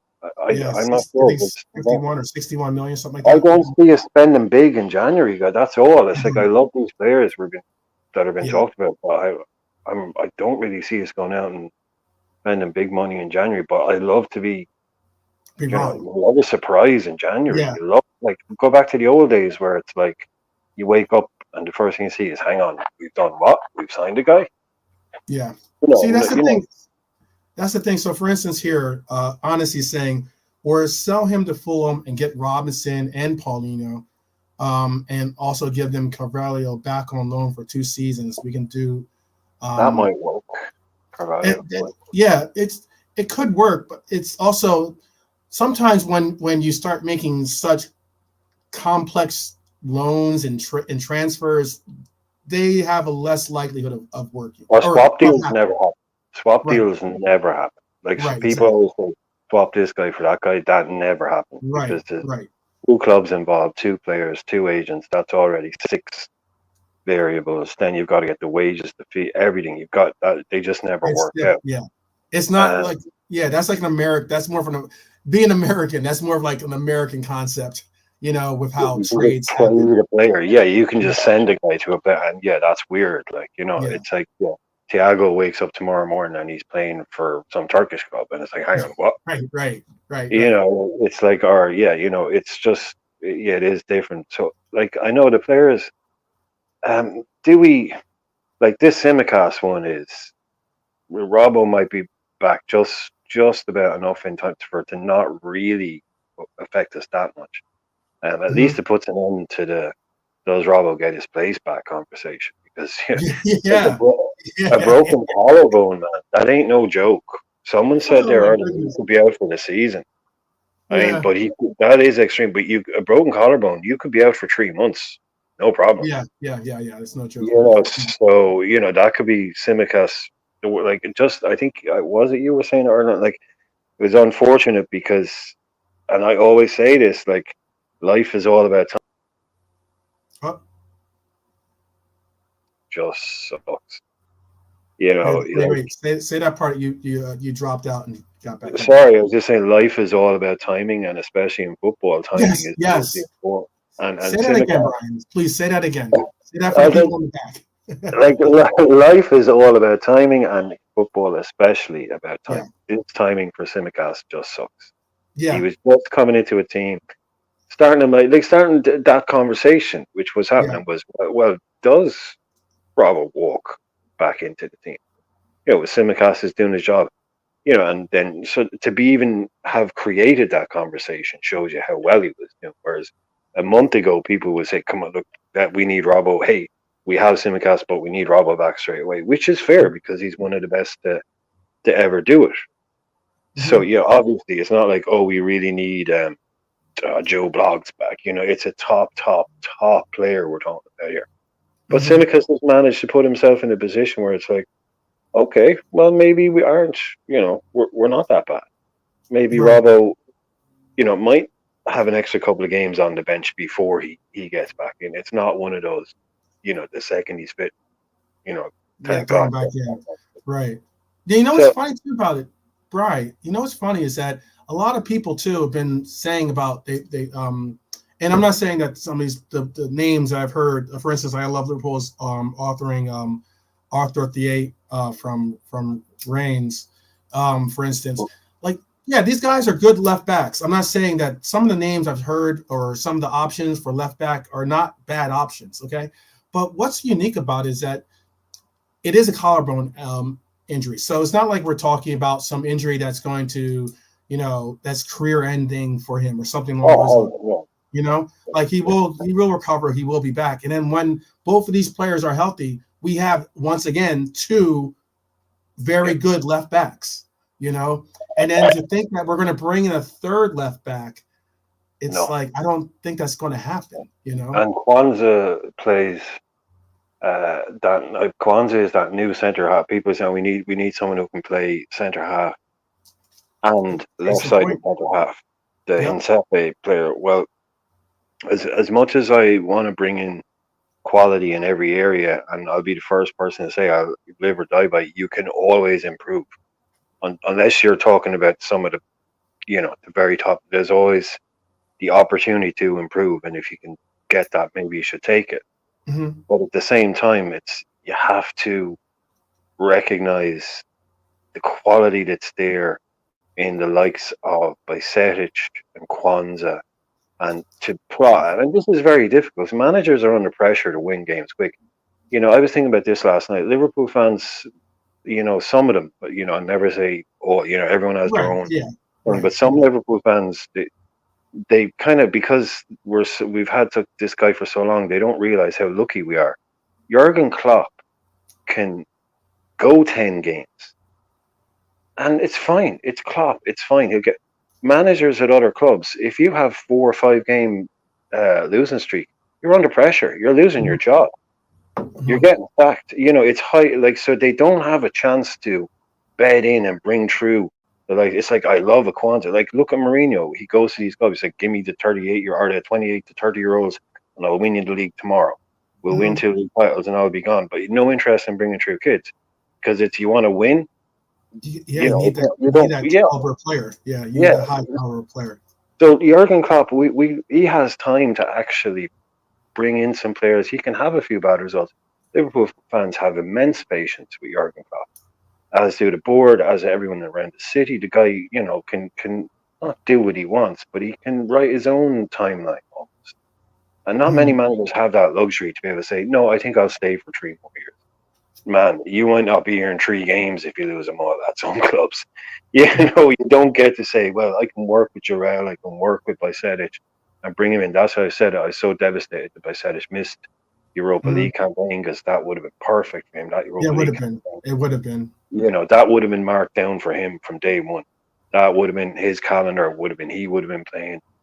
Um, Now, but that again, that's the time of the injury. So I love the young players we have. So I wouldn't want someone to come in, and I wouldn't say this too hastily or too rashly either about kids and young players, because they're the hardest to predict. Where an 18-year-old is going to end up. It's almost impossible to predict, Mm-hmm. because the variables that's involved in that.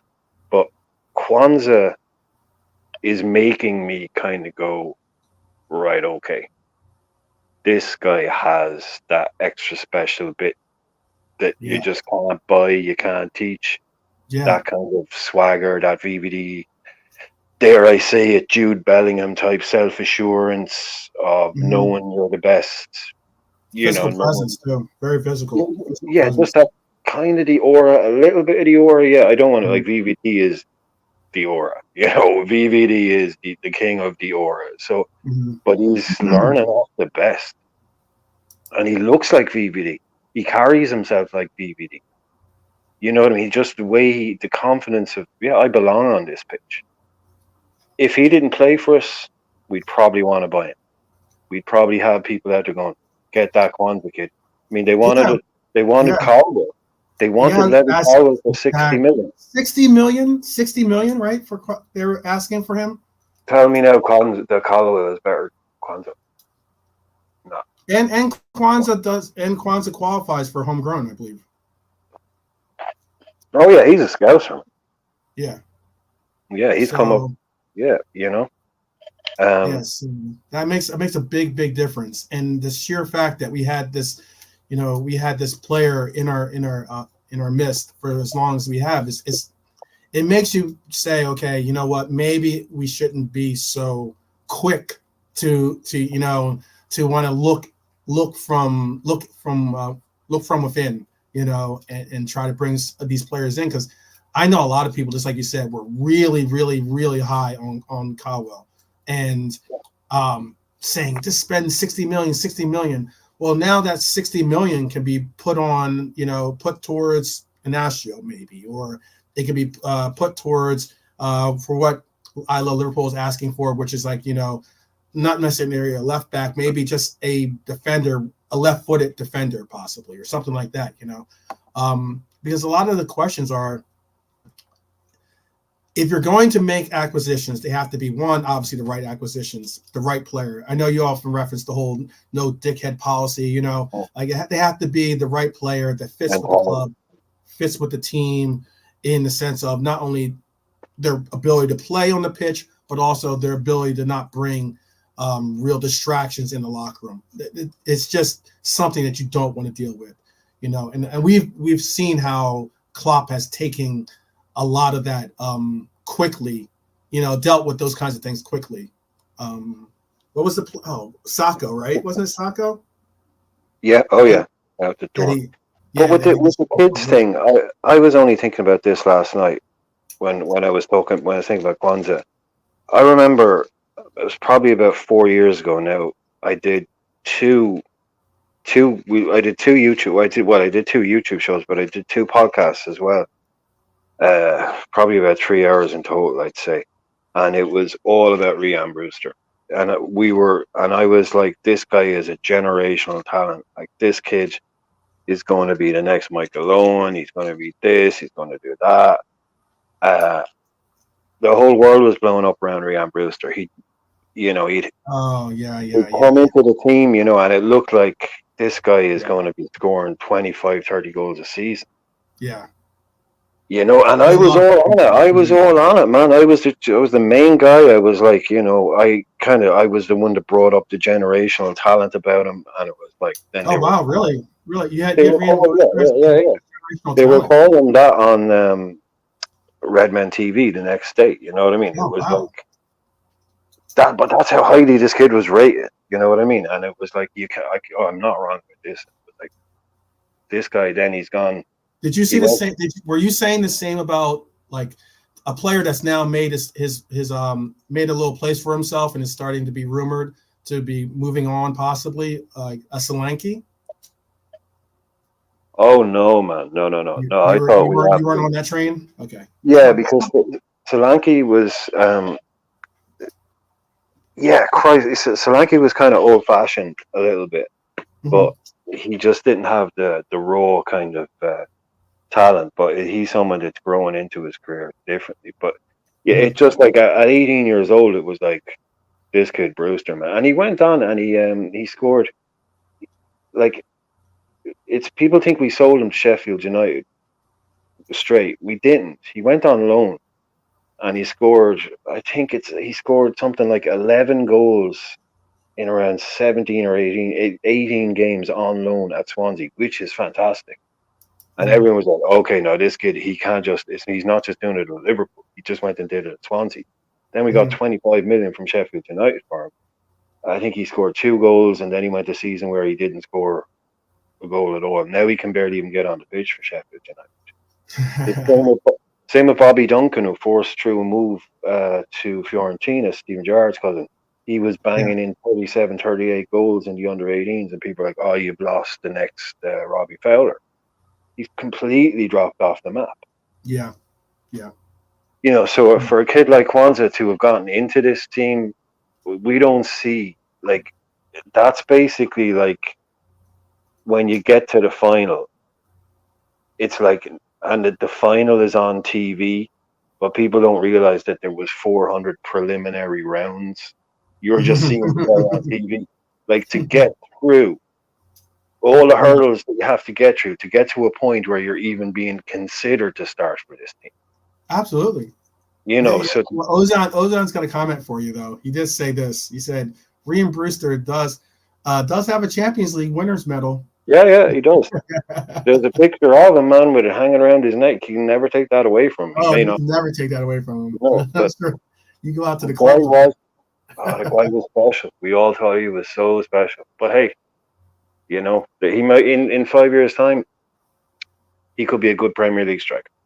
How about this then? How about this? Since we're talking about Rian or talking about talking about Solanke and talking about forwards, we're going to be going into this January window with obviously without Mo as he goes off to AFCON. I definitely think Mo is determined this year to win AFCON. By the way, too, I think he's even more determined considering Mane got to win it last year.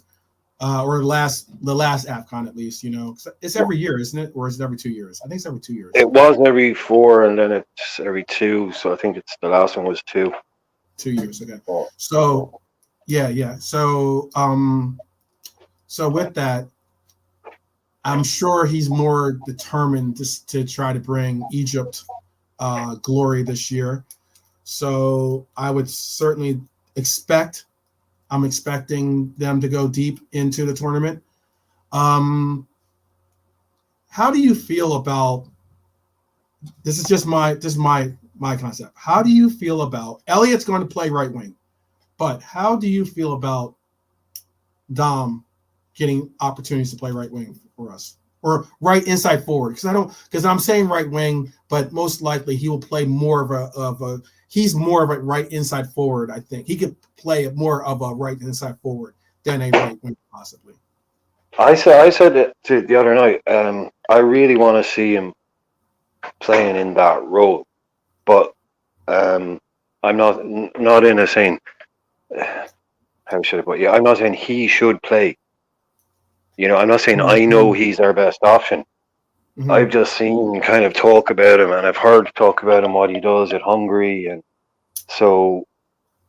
Like for instance, look at this comment too, by the way. Look at this comment too. This is what I mean by this is the mindset me and Dustin share. I think this concept for Dom is that like I wouldn't mind seeing a right side that has Dom at that right inside forward, right wing, however you want to reference it, and have Elliot at that right center mid and create a triangle. Just in the Salah role. Just in the Salah role. Yes. Yeah, I want to see him too because I've heard he's like for Hungary, he's just insane. He can play left wing, he can play number 10, he can play false 9, right wing, exactly, or do what he does for us.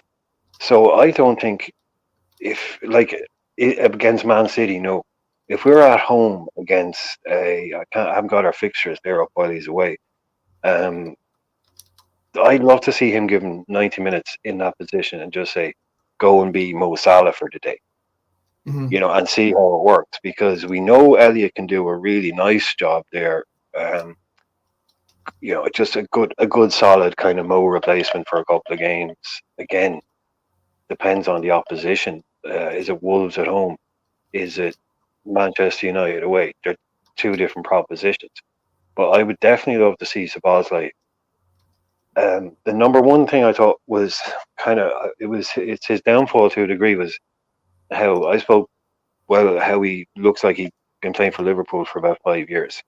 He looks like he's been playing Premier League football all his life.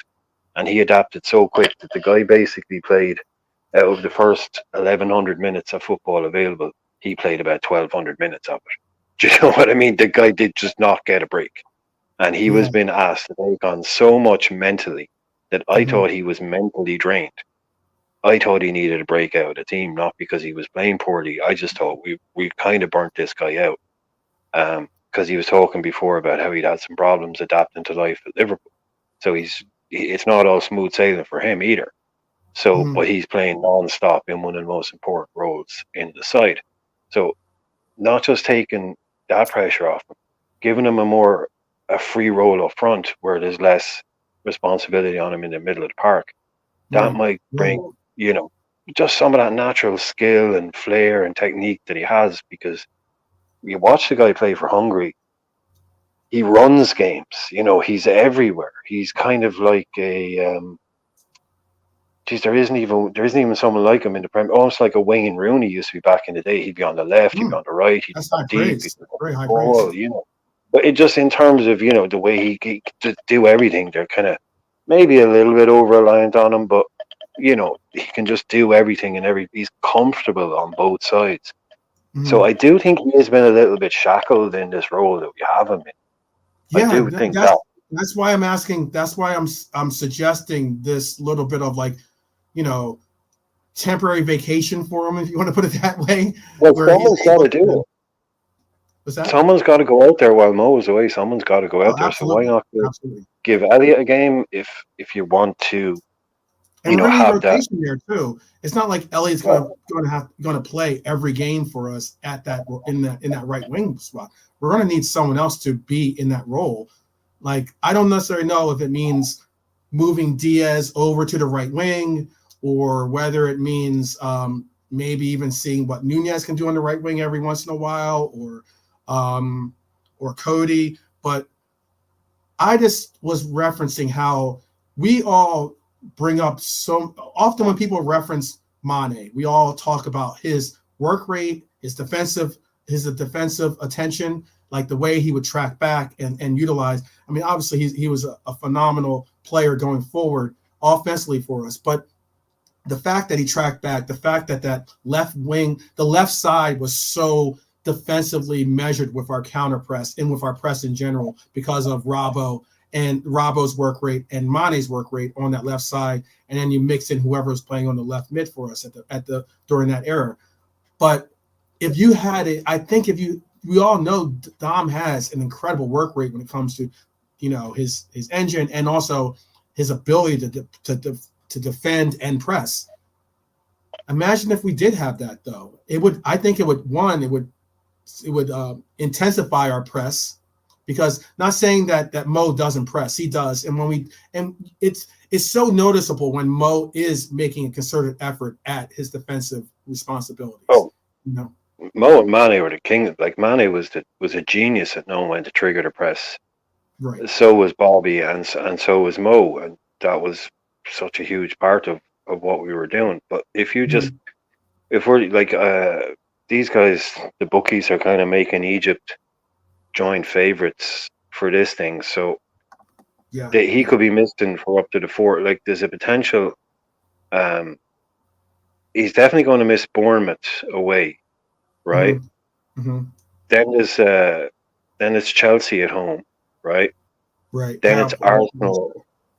Arsenal away, and then So Burnley. so it's Those so four. our next games are the first is Bournemouth. Newcastle. Then we have Yeah, Arsenal well, in the FA that's Cup. the one. Yeah, he's back. Yeah, he can play in the Newcastle game. He goes Right. after that. The Okay. Newcastle, the Arsenal game is in the cup. So then the four league games that he could miss, if he misses four, say, would be Bournemouth, Arsenal, Chelsea, or sorry, Mhm. Bournemouth, Chelsea, Arsenal, and then Burnley. He may even miss the next one if they go to the final, and Mhm. that bring up the game week 25. Mhm. So there's going to be at least like those Chelsea and Arsenal games. Maybe you want a more solid option in there, but for Bournemouth and Burnley, why not give Sabazley a go? Why Yeah, not? that's what I'm seeing. Big up to Stream Yeah. God. Big up, bro. Big up, bro. All What right, man. chime oh sorry. I was gonna say chime in on what we're saying.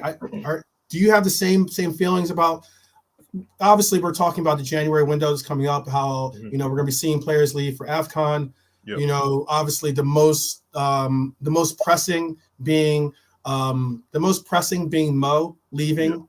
I think also there could be a shout for Endo being an important player leaving as well. As I don't know if he's as important as Mo in I think some it's more people's eyes, important. I but I think it's mean, more considering important. that Endo has finally round into form, so we can make an argument for that. But we're just Yeah. discussing on our right wing options. Obviously, the young man right there, Elliott's going to be holding down right wing for us in some circumstances. But I've put out there that I wouldn't mind seeing Dom play that right wing role, and I think that he could open up that front line. How do you feel about that?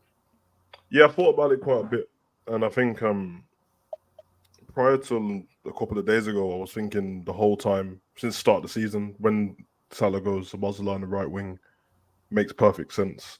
Seen him play over there before, but I think the one thing I wasn't taking into account was Elliott defensively compared to Szoboszlai defensively, and exactly how much work does Mo do at from right wing helping the defense out compared to the person who's at right sided 8. So I'm probably more likely to go with Harvey on the right wing and Szoboszlai in his regular position, the right side. Oh wow, okay.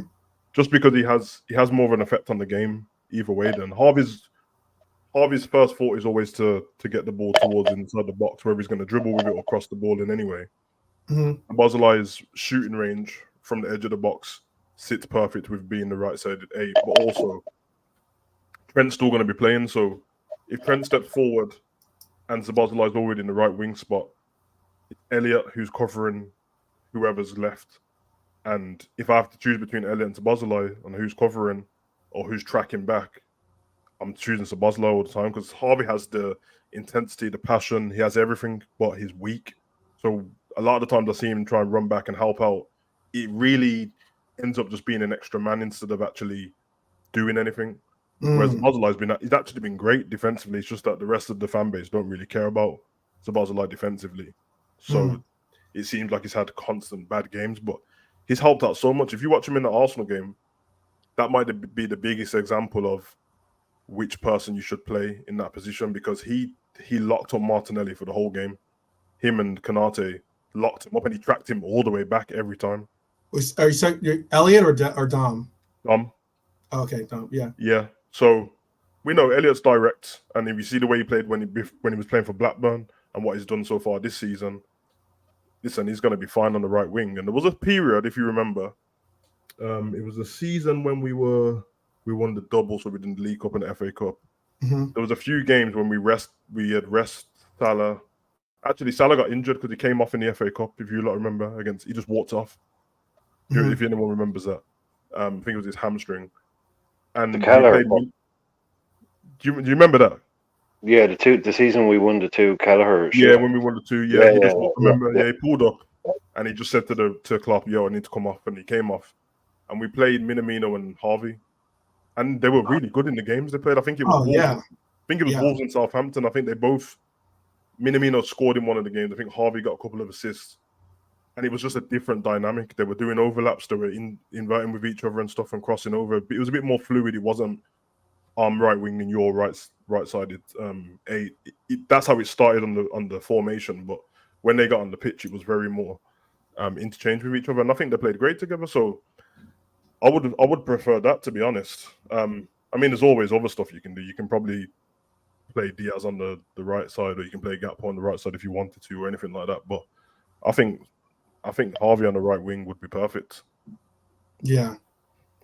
I just know we are going to have to do some type of rotation. Obviously, I mean, of course, yeah. Harvey's not going to be like the sharpied in, selection for all of our right wings. So that's why I was thinking that maybe then you could utilize, whether it's Curtis or whether it's Gravenberch possibly playing on the right side or there or something along those lines to help with those possible things. Yeah, that's very possible. And then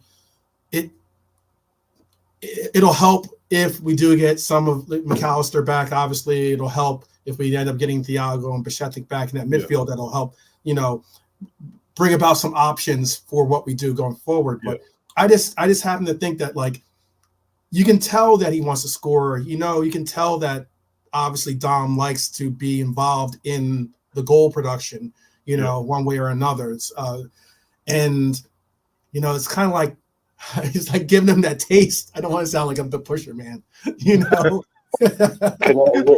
Elliott, I don't know what you guys think. I think it's clear Elliott's been told you need to score more, you need to shoot more, you need to score more, because he's too often when you're too young, You're looking to Mo here, Mane there, Bobby there. Yeah. You're going to pass the ball off. You can see now. I don't think there's any coincidence. Yeah, look, he's not going to be sticking him in the top corner from outside the box every week, but he is shooting more. And it was, if you look at that goal that was offside, look at the position Gravenberch. But look who played him in the past. Wrongfully called offside, by the way. Gravenberch was out on the right. Real quick then. Brian and String God, I want to know, how do you guys feel about that play? Do you think it was correctly called by VAR? Do you think that, like, I mean, he full two-hand pushed him in his back. It's the correct decision, but the rules are terrible. It's factually correct. Yeah, it's legally correct, technically correct. I just want to ask quickly. I thought you might have been dropping a hint there with Elliott and Carvalho in the pick. You don't think Carvalho can come in and do a job on the right? I thought you might have been just dropping a subtle little hint there. Just I think he can do a job, but I just think I think even if they brought him back off loan, you wouldn't see him play that often, to be honest. Well, we spoke about Murderon. I think he's going to go back out. Do you think he's going to go back out? Yeah. I said at the time. I mean, in hindsight, not in hindsight actually. At the time, I thought Leipzig. That's not a bad choice, because initially I said send him back to Fulham on loan or send him to Dortmund. I think Dortmund normally is that's my German team, so I'll see how much they excel at getting these younger talent up. Same Sancho, when that all went through that as well. But the reason why Leipzig made perfect sense, because they played at the time with 2 number 10s. So the fact that he doesn't play for them, I don't know what it is. I don't want to speculate and stuff like that, because I don't think it's fair on him to everyone say it's his attitude and stuff, where Klopp said, the last thing Klopp said about him was about how hard he was working in training. So I don't know what it is. But the fact that they've got 2 number 10s and he didn't get to play much at all, and I'm watching German football every week, I don't know what it is. But I like him. Because the kid's a player. Yeah, the kid's a player. We saw him at Fulham. He's a great player. Yeah. Kid's a player. We saw the player when he played when he scored the goal against Newcastle. Scored the game winner. Right? He's definitely got ability. That's a really good shout, maybe. I mean, I know we've seen Fab play left wing, and maybe if we were to utilize him, maybe like that would free up I don't know, maybe frees up Diaz to play the right wing, because I haven't seen him play right wing per se. Yeah. Anyone seen Diaz play right wing? I've heard this.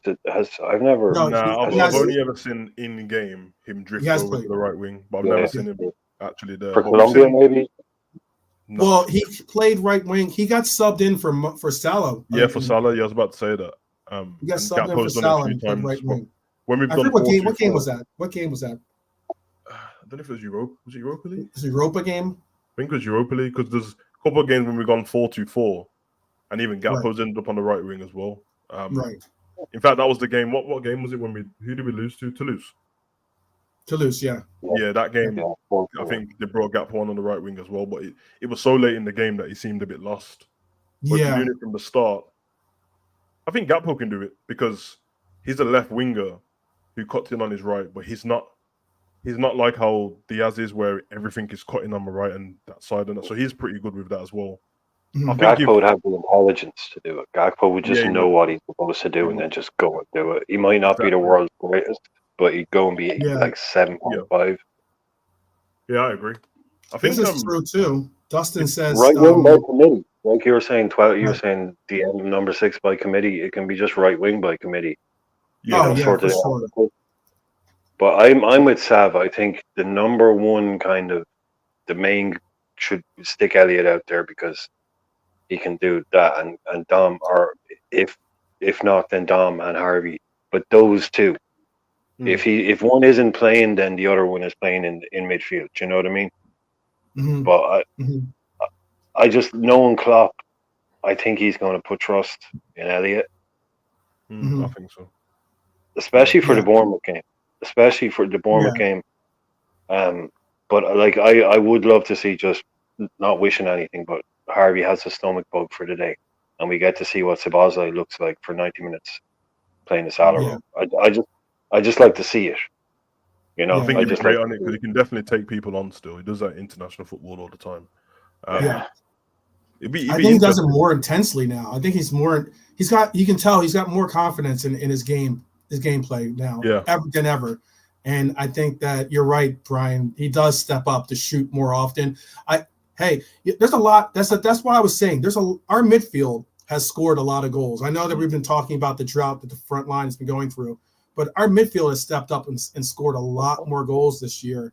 And it's been goals from inside the box and outside the box, so like it's been a lot of more intensity when it comes to seeing the shot rates or the shots being taken by our team. And also, I mean, I even think Trent stepped it up. I see Trent taking a lot more shots than he has ever. Yeah, Trent's been Well, really good.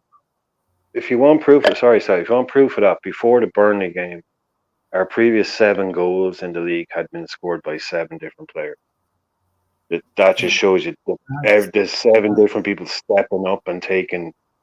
You know what I mean? Like it's not just Yeah, Salah got that's a 3 great and stat. no one else That's a great got stat. 4. It's 7 different players, 7 different goals coming from Right. all over the team. But yeah, people stepping up. And would either of you prefer to see, hypothetically, would you have preferred to see those 7 goals come strictly from our striker, or are you more at ease or equally happy to see the wealth be spread out, like you just said, between 7 players? I like it being spread out because it's different to what we're used to. Yeah. I think we all would have asked. I did a video on it before where I went through how many goals our midfield scored compared to Man City's, and we had especially in the last season, we had like 3. Yeah, it wasn't close. So it's a big difference. I would like, of course, I would like the attackers to be scoring more for their flipping confidence. Because if within those games where the midfielders scored, the attackers were great in the way they played, but just didn't score, I wouldn't care. But the fact that they weren't very good either was a bit more of a problem. And in that case, then I would rather the attackers score. But I'll tell you what's interesting for the AFCON as well, because I know it's after the Newcastle game they're going to leave, and their tournaments start on like the 12th and the 13th, Asia Cup and AFCON. Mm-hmm. If Robbo was back already, we had the left back, I think we could shape up the team completely different, because I think then you could do Robbo left back, Gomez at right back, and Trent in midfield. You're talking about just making the transfer, making the perm. Yeah, while they're gone, have him there until McAllister comes back, and then you have Szoboszlai right-sided 8, or Harvey at that point, then Szoboszlai right wing. I think it would work. By that time, though, we are possibly going to have Thiago back, and maybe it's a loose maybe. Bajcetic might be back by that time too, though. I'd love that. I miss them, man. Yeah. Who would you guys say, Brian? I'll start with you, then I'll ask Stream God. Yeah. Who would you guys say is the most essential player in our midfield currently? And that doesn't include, and let's not say Trent. Trent is the joker, in the pack. So let's not include him. Not including Trent, excluding Trent. Who would you say is the most essential to our midfield? Well, look, it's like fancy football. Say, is X-Player essential? Nobody is essential. Yeah, it's and that's healthy. It's some could say and I'll just give a little more context.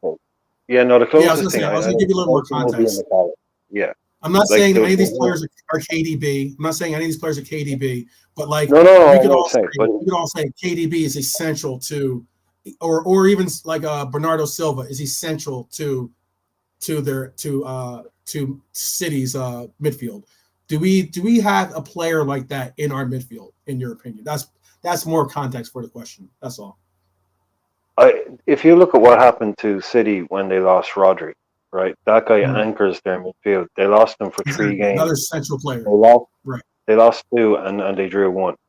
So that's the kind of player. If we don't have a Rodri now, I'd love to have a Rodri, but I also don't want a team where if you take one guy out of the middle, it's like holy shit, what just happened to your midfield? Right.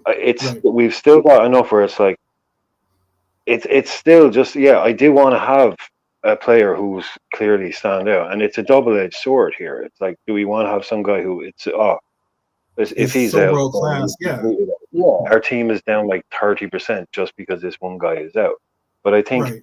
the one that might be most essential to the way we want to play and to the function of the team and to all those things would probably be either McAllister or Szoboszlai right now.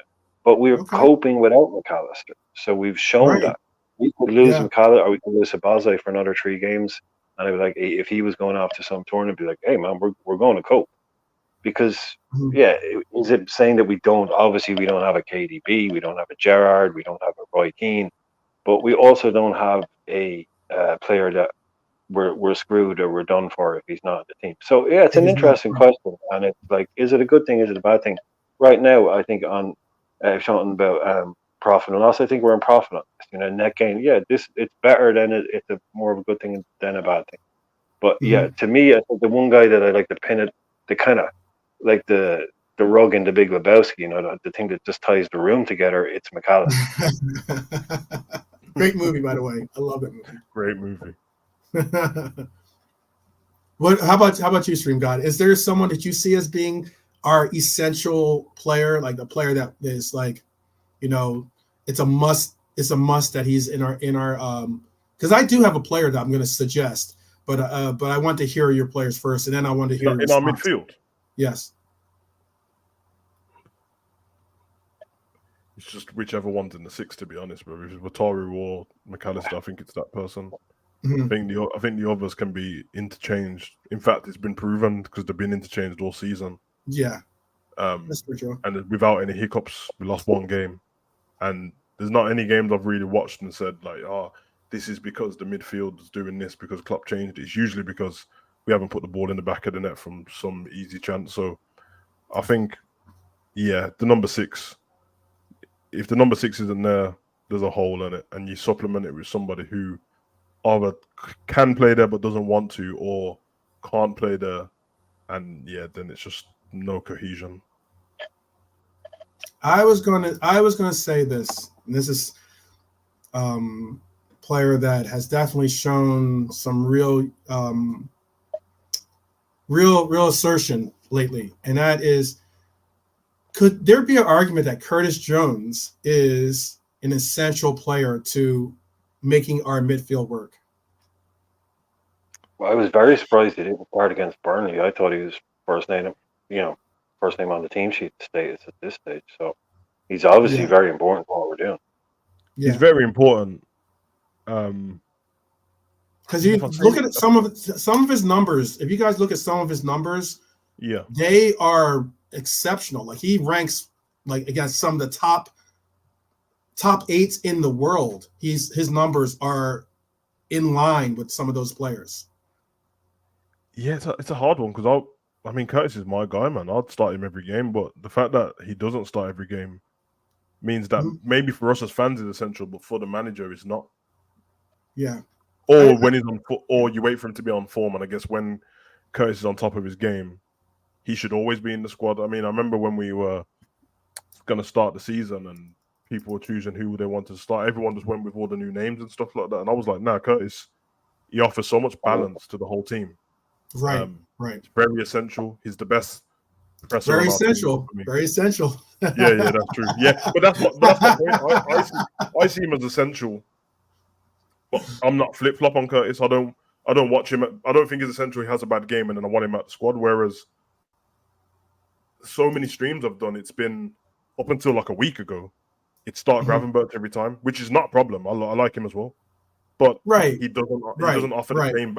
Curtis has something what no one else has in the squad. He plays completely different. If anything, he almost seemed like a Man City type player, and it works, man. Is Grealish without falling over, bro? He's got complete control of the ball. I like Grealish, but he's stronger than Grealish.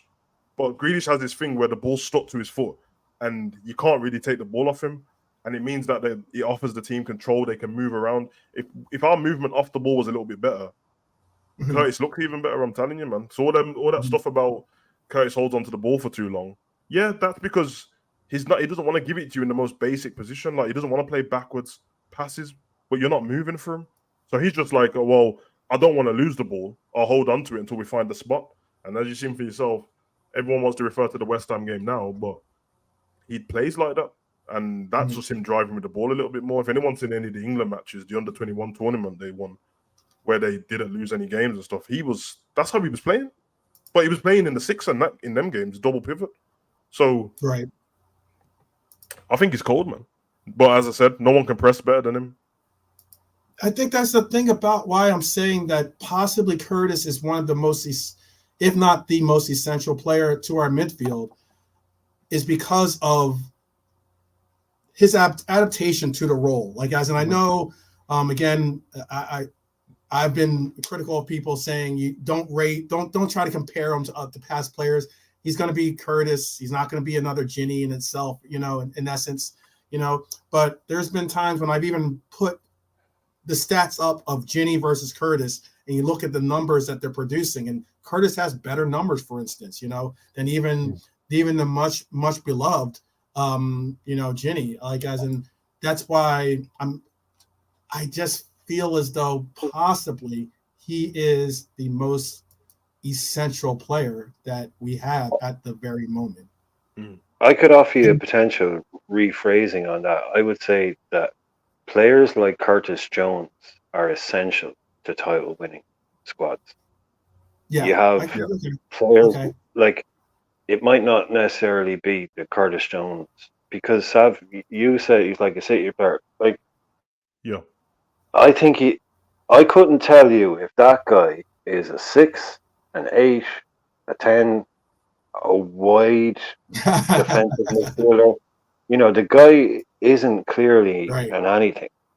It's sort of like you put him in a midfield and it's like, oh, well, he's doing the X role today because he can play box to box. We played him on the left in plenty of games. When he came back from that big injury, just to get him on the pitch, he was getting minutes wide left. So it's, again, like I always speak about this, it's a killer for any young player to be a utility player, a player who can play in too many positions. Because if you haven't nailed down I'm a this by the time you're 22, 23, you're going to spend your life as a Trossard, as Zinchenko, a Fabian Delph. You're always going to be the second choice in a particular role. So it's always better to define yourself as a particular type of player. But then you'll also have different versions of that where it's fantastic, where a Wijnaldum, these Dutch lads have made that, what I've just said, seem like total bullshit.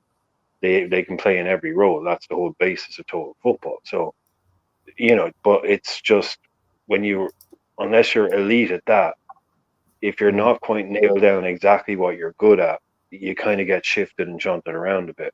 And Jones is the kind of guy where if there's a better version of him in one of the roles that he does, he can very easily, with a loss of form or an injury, find himself out of a team and with a more specialist guy ahead of him. So he's doing brilliantly to be in this team, to nail down a place and to make him, like you said, like seem like he might be an essential. He's a Milner, he's a Henderson, he's a Scouser. These guys knit the team together.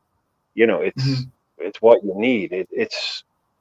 I wouldn't sell him, but here we go. If he played for Aston Villa, I'm not out there saying, "Where's the checkbook?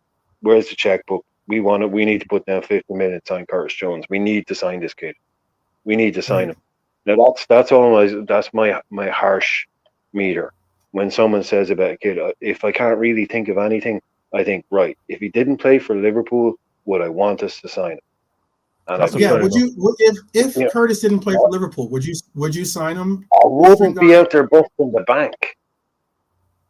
It'd be nice, but I'm not out there going, like I said, knocking on FSC's door going, where's the fucking money for Curtis Jones?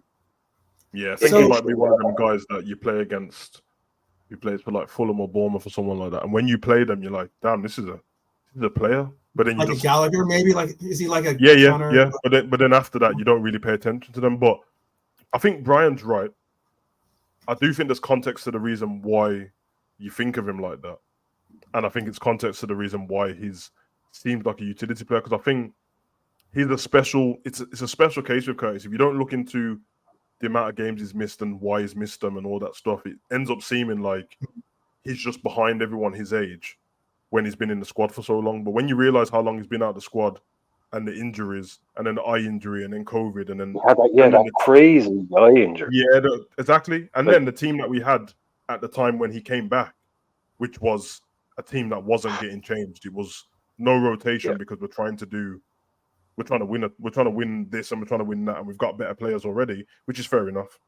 So he's coming to a time now where, if anything, I know it seems like I'm saying this in hindsight because of last season, but I really mean it. When he came back last season and this season, what's going on now, literally is the time to judge him on his football. Now, it sounds like I've let him off with 2 years of whatever then, but this is the only consistent Curtis you've seen. You've never seen that part of last season. The real random injuries. Exactly. So to your point, when you said it looks like he could just be moved from whatever spot for the next guy who's better. Well, that's the assumption of most of the fan base. The fact that Gravenberch came in as well. As soon as he came in, everyone was like, "Well, he just takes Curtis' spot." And I'm in preseason, like, well, did you not see how Curtis finished the last season? Like, surely, I know Gravenberch is good in that. I think he's great. He was a wonder kid, but surely Curtis starts, and if he loses his spot, there you have it. And everyone said, "Oh yeah, well, McAllister's in the squad, so if he's not playing number 6, obviously McAllister takes a role." That's fair enough. He just won a World Cup. He's great at Brighton. But let's judge. I'm saying judge the whole team on this season. Klopp called it Klopp 2.0. He said that this is a clean slate for these guys. There's a whole new system almost, and then you've got a whole new midfield which changes the way everyone plays. So there's going to be a few of them like Virgil and Salah and stuff who've been here so long that they've done so much for the club. You have to respect it. Right. But those other guys, is it fair to go McAllister and Tabazalai and Gravenberch are all better than Curtis just because you like the style of play? Because so far, they've not done more than Curtis in the Liverpool shirt. So worst case scenarios have you like him more because he's a fancy name that came from Bayern Munich.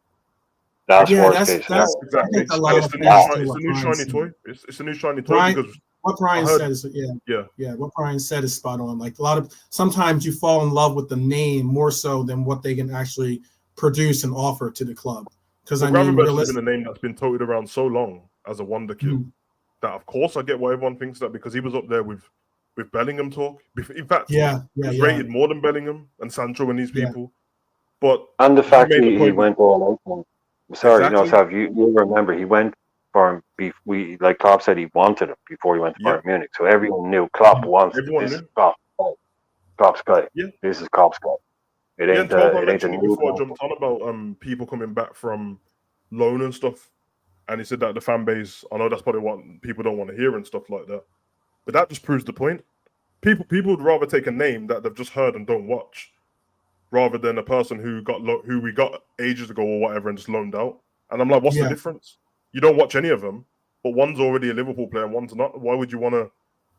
You know what I mean? Why would you want to make extra work? I think that's because I think people sometimes don't value the fact of certain players know the systems. It's the reason why we've held on to Nat Phillips, for instance, for as long as we have. We should have let him. He could have gone to a couple different teams. I know Brian was mentioning how we kind of priced him out from a move a couple of times. Yeah, we did. But realistically, that one time with kind of screwed. Yeah, with Bournemouth, it was hot. They were hot the trot on him for a while, and there's a couple. I think Leeds was actually interested in him. Leeds, yeah. No, we've ripped Bournemouth for Jordan Ibe, Brad Smith, and charged them all the money worth for Solanke. Bournemouth were saying to us like, "Nah, we're not. You're not getting done over by E again." So obviously just slightly joking on that, but they have given us an awful lot of money before for players. So I don't blame them for being a bit, but it hasn't worked out for Nat. Like, but yeah, look, let the guy come back in.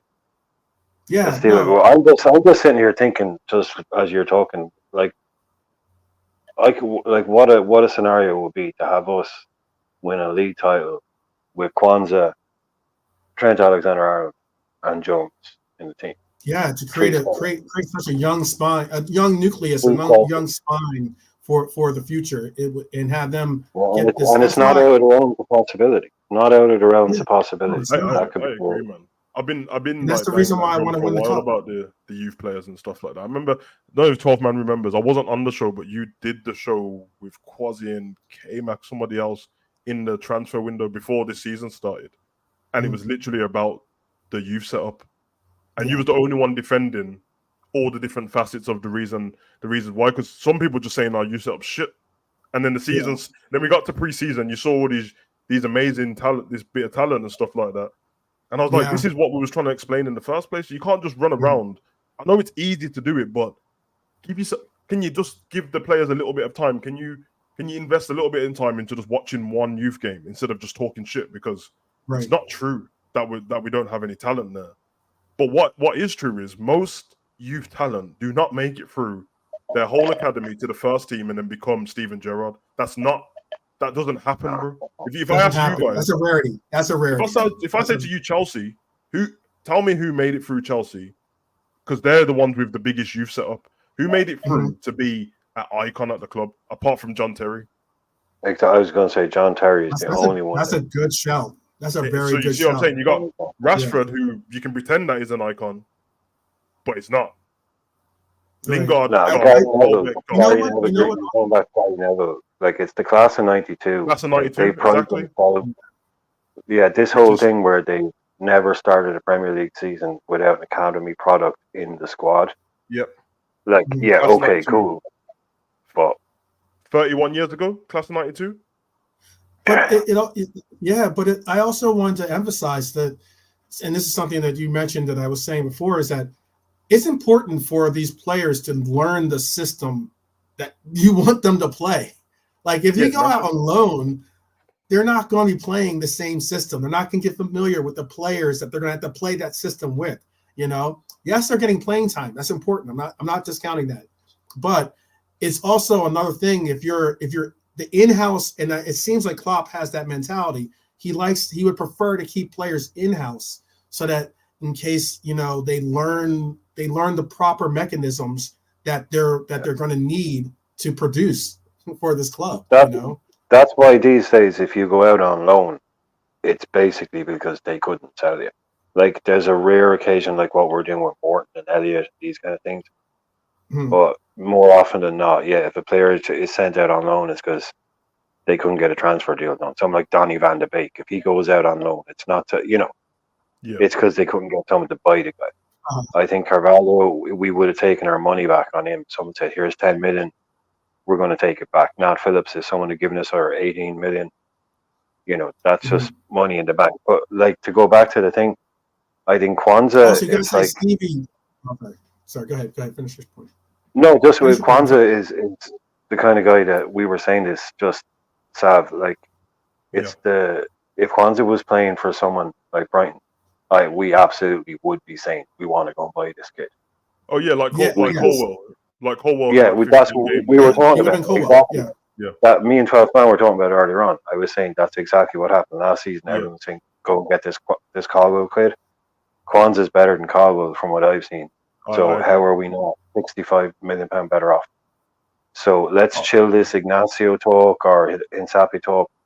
If this is going to involve this kid not progressing, because I know it was said in jest, but it wasn't. But that stuff with Matip was just absolutely cold. That is the kind of player. Like I was saying to him, like 12 Man earlier on, this kid has the stuff you can't buy, you can't teach.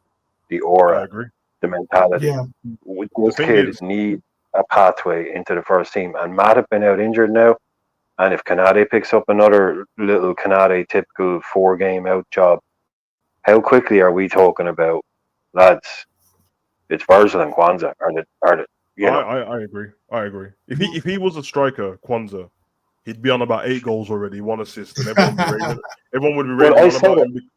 He's got that belly. If it wasn't for bad refereeing, he'd be on more goals this year. Well, it's not fancy to say that a defender's that great instantly and stuff or that good, and it's not like I just said.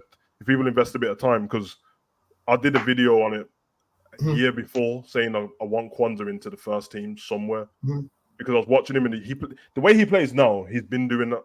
And then they sent him out to Bristol. I didn't get to watch him as much as I did on the LFC TV. But I know that they rated him down there. Yeah. He's the truth, bro. And can he play left back? Yeah, he can play left back as well. I was thinking, yeah, he can, yeah. And that was my point before when I said, like, when the Colwell talk and everyone was talking about 50 million stuff like that. I don't understand why fans have to do this. Like, you can just not know about somebody, and it's not a problem. You don't get a special medal for pretending to know about somebody. Now you don't, because I heard you ask about Inacio earlier. That's normal. You just ask a question. I don't know if he can play left. You know what I mean? But everyone else will just make up that they saw it in this majestic game. What never happened. I've never seen him play that I know of. Yeah, so this is what happened with Colwell. I'm doing a watch along every weekend. Look, there's people that have been saying Endo could play like right back or exactly. I've never seen him play right back or left back. I was doing watch alongs every week. I do watch alongs every week. Never heard no one mention Colwell's name one time. But as soon as we're linked to somebody, everyone has to get overexcited. And then when we don't buy the player, the shit, which is not the truth. He was homegrown. He was homegrown, Savage. Literally, people were putting 20 million quid on his value just because he was homegrown. And people had notes. Like, every single year this thing comes up, people start losing their shit about our homegrown quota. I just thought he was good, man. I thought he was good. And I saw him for 60 Brighton. million good? No, because this is what it is. He got loaned out to Brighton. Right. So no one saw him where he was already because he wasn't playing. Then he got loaned to Brighton. He had 15 games at Brighton. I'm not trying to do the maths here, but Brighton most of the time played the same time as Liverpool at 3:00. So I don't know what games everyone was seeing him playing, but they didn't exist. So when I brought up Kwanzaa, people just saying like, "Oh, no, because Kwanzaa's too young," and I said, Kwanzaa's about 6 months older than this kid. What are you talking about? Literally the same fucking. Like, that's an easy Google. That's an easy Google. They can figure that out pretty quick. Crazy, man. And don't get me wrong, I will never bring down Colwell because I rate Kwanzaa, because I hate that as well. I hate that people have to bring down the other player. Yeah. Like every player that Liverpool was linked to before that's gone to Chelsea or Arsenal or somebody like that, they're shit now. Like, because Caicedo's shit. He's not shit. He's not having the best time and stuff, but he's not shit. But that goes. That also goes to my point of. I don't know what you think about this, Puffman, because I said this to you guys on G's show last night. There was a lot of talk, and of course there's a lot of talk because we have what we have. We're talking about our own toys and our own things here. Yeah. But if the confirmed record transfer bid that was accepted by Brighton that we made for Caicedo, the club confirmed, we bid it. It ain't no paper talk. It ain't no it is no smoke and mirrors. We bid 115 million British record for Caicedo, right? If he had accepted that deal, he will be playing for us right now. And the conversation about what kind of defensive midfielder we play with and what we need will be very, very different. Yep. Do you know the point I'm trying to make? It's like, oh, we don't need a Caicedo. We don't need a Caicedo. Well, we really tried to freaking buy one really hard. And like you were saying, this guy, Caicedo, has had a bad injury and a bad timing. He is world class. This guy, once he gets into a team and starts showing what he can do, any Liverpool fans that can still sit there and go, we dodged the bullet on that one, lads. Oh, we dodged the bullet on Lavia. Why? Because he's out injured for a month. You wanted him for, like 2 days ago, you were literally ripping your hair out on Twitter because we hadn't signed Lavia. Oh, now the window is closed and he's injured. It's like, oh, dodge the bullet, lads. Dodge the bullet. You know, come on. No, I think he would have been playing, and I don't think that he would have had. It wouldn't have been the same. He wouldn't have had the same. Basically, we would have bought Caicedo and we wouldn't have bought Endo. So Caicedo will be playing instead of. Yeah, he would have been awesome. Caicedo would be brilliant in this. Caicedo is a brilliant player. You put him in this team, and then you have the Bosley and McAllister in front of him. Oh, come on, man. That'd be awesome. Caicedo and McAllister have a relationship already together from Brighton. But hey, look, he's at Chelsea now, so this is exactly the point Sab is making. Write him off. They're crap. They're absolutely useless.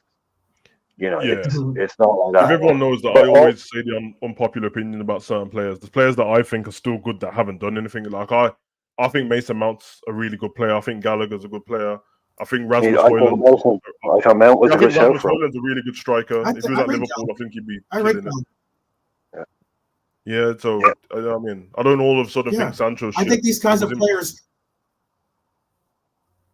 I was going to say, I think some of these players fit a mold, though, too. A Klopp mold as well. That's important. Like that kind of like some of these workhorse players. It's interesting, though, because we've had a fan base go, oh, we want more techie style players. And then when you get more techie style players, and they're like, oh, we want more workhorse players. And it's kind of like, we just had workhorse players. I thought you wanted techie players. It's just almost like, you just really can't please everyone for most part. But why I was also. Sorry, no, I got Panthers all summer because what Sav, you were saying there. I had to keep saying it. I don't want us to sign Mason Mount, but I think Mason Mount is a perfect top player. I'm like, I don't want us. I'm not saying I want us to give Chelsea 60 million quid for him. People are like, oh, shut up, all this stuff. I'm like, I'm just saying it. I think Klopp would love Mason Mount. He's just a younger Jordan Henderson. Like, he had a bad season, but the season before that, he had 12. I think he had 14 assists and 11 goals in the Premier League. Yeah, he won the Champions League with Chelsea, playing a massive. Klopp would have loved them, but it's like 12 man said it bang on there. It's about roles.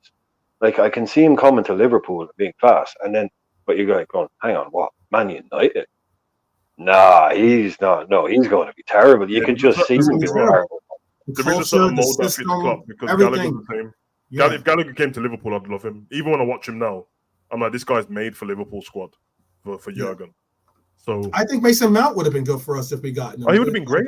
He would have been great, man. Now he looks so depressed and shit. I think he would have been really good. But I mean, but it's definitely sometimes you're judging him in a system that's just not the system for him, And you bring these players. That's why again, there's two things. Let me get into these two things then. The first was, the comment about, I think there was a comment about Stevie, about Gerrard. One, if we're going to mention that type of Gerrard, we also got to mention a player that actually was a player that was the player I loved initially, that brought me to Liverpool somewhat. And now it's Michael Owen too, Oh, no. So I know a lot of people want to forget and glaze over that Gerrard and Owen both rose up through the academy together and were exceptional world-class talents in itself. A lot of people don't use Michael Owen in their examples any longer for good reason. And the other part and point I wanted to bring up, again, getting back to this Curtis thing, I'm the reason why I was bringing up the Curtis thing. I'm going to share with you guys these statistics here. Yeah. And I'll make sure that you guys can see that. So this is Curtis Jones' tackles in the attacking third. He's in the 95th percentile in all of Europe. Okay. He's got the highest. He has more tackles in his position at least than any other player in Europe. Makes sense. Makes sense. It's incredible. Yeah, with the amount of press, the intensity, he presses like a demon, man. Detail, the commitment to press that we put. Yes, but it's just incredible that some of those kinds of stats aren't necessarily, I guess, really registering with people. Really, that's why I'm saying it's essential. From a top midfielder. Those are the kind of numbers that we've grown up on with Henderson, Milner, Fabinho, Gini. Like, we grew up on this Klopp side being built on absolute monsters in midfield, pressers. Yeah, like they maybe not like ball recovery type tackles, but pressures and things like that. I mean, short sprints, like that's his meat and drink. That's why I think. Yeah, Jones will always have such a strong play. Yeah, that's why I think he has such a, he'd look like if there literally was allowed a 12th man on the team, I think Curtis Jones would be one of those guys. I'd imagine Liverpool are probably topping those charts as well, not just Jones. That's going to be running through us as a team. So I'll have to look it up. I'm sure Dom is probably pretty high on that list too, just like you're saying. Hard work. You do not. You just you will not get anywhere near a Klopp side unless you can be the best footballer on the planet. But if you're not prepared to absolutely work your what's its off, you are not getting over the line. Like, it's just so refreshing to see at this level, like, that it's still about effort, hard work, and then you go and play football after that, because that's the best example that you can set for the kids that are coming up. It's like, oh, Sabazai, oh, look at his text, look at his this, look at his that. It's like, yeah, but he didn't get in the team because he ran under 8K last week. Like, what? Yeah, he didn't work. It's like, oh yeah, but he's Right, unbelievable. Don't matter. Didn't work. Didn't work Right. hard enough. Boss dropped him because he didn't work hard. Has to be, because as long as you keep that at the front door, then everything else will work out fine afterwards. As soon as people think they walk into a team because they're Anthony or because they're whoever, They don't want to work. You no, don't want to there's have no plug. There's no something like plug that. in the drain. There's no plug in. Everything is just gone. You're just pouring water down the drain. There's no plug. Do you know what I'm saying? It's Well, just did wait. you hear that story, Brian and Stream God? Did you guys hear that story? That I love watching the interviews and stuff and getting kind of like that insight. And Curtis was in an interview where he spoke about how he's playing for the under 21s, and I think Gerard was actually coaching the under 21s. Yeah. And there was a tackle, there was like a challenge that he went through, and he didn't he got like bullied off it, or he got knocked on the ground. Yeah. And Gerard was like, what are you going to do about it? You know, like, you got to have that mentality. Oh yeah, but he said that the player when he tackled him, he stood over Curtis. Yeah. And Gerard hated. Gerard wouldn't allow that shit, bro. Nah.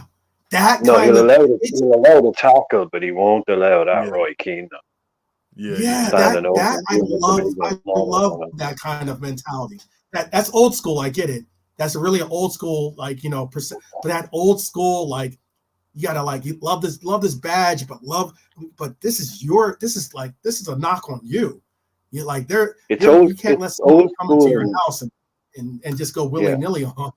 Yeah. It's old school, and it's old school in how you express it. Back in the day, you'd express it in a more physical, violent way. But the sentiment, but the sentiment has never changed. That feeling is still there. Like, that hasn't gone away. That kind of, like, you still want to knock the guy out.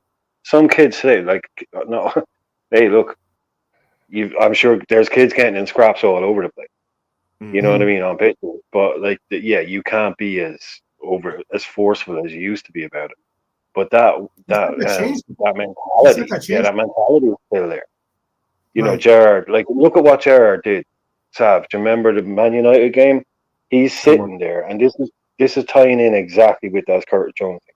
He's sitting there watching Liverpool players get kicked and bullied by Man United players on the bench. And he's just, the steam is coming out his ears. The temperature is rising. And stupidly enough, who said Brendan? Did Brendan send him on? What game was it? Who was the manager then? Sends him on.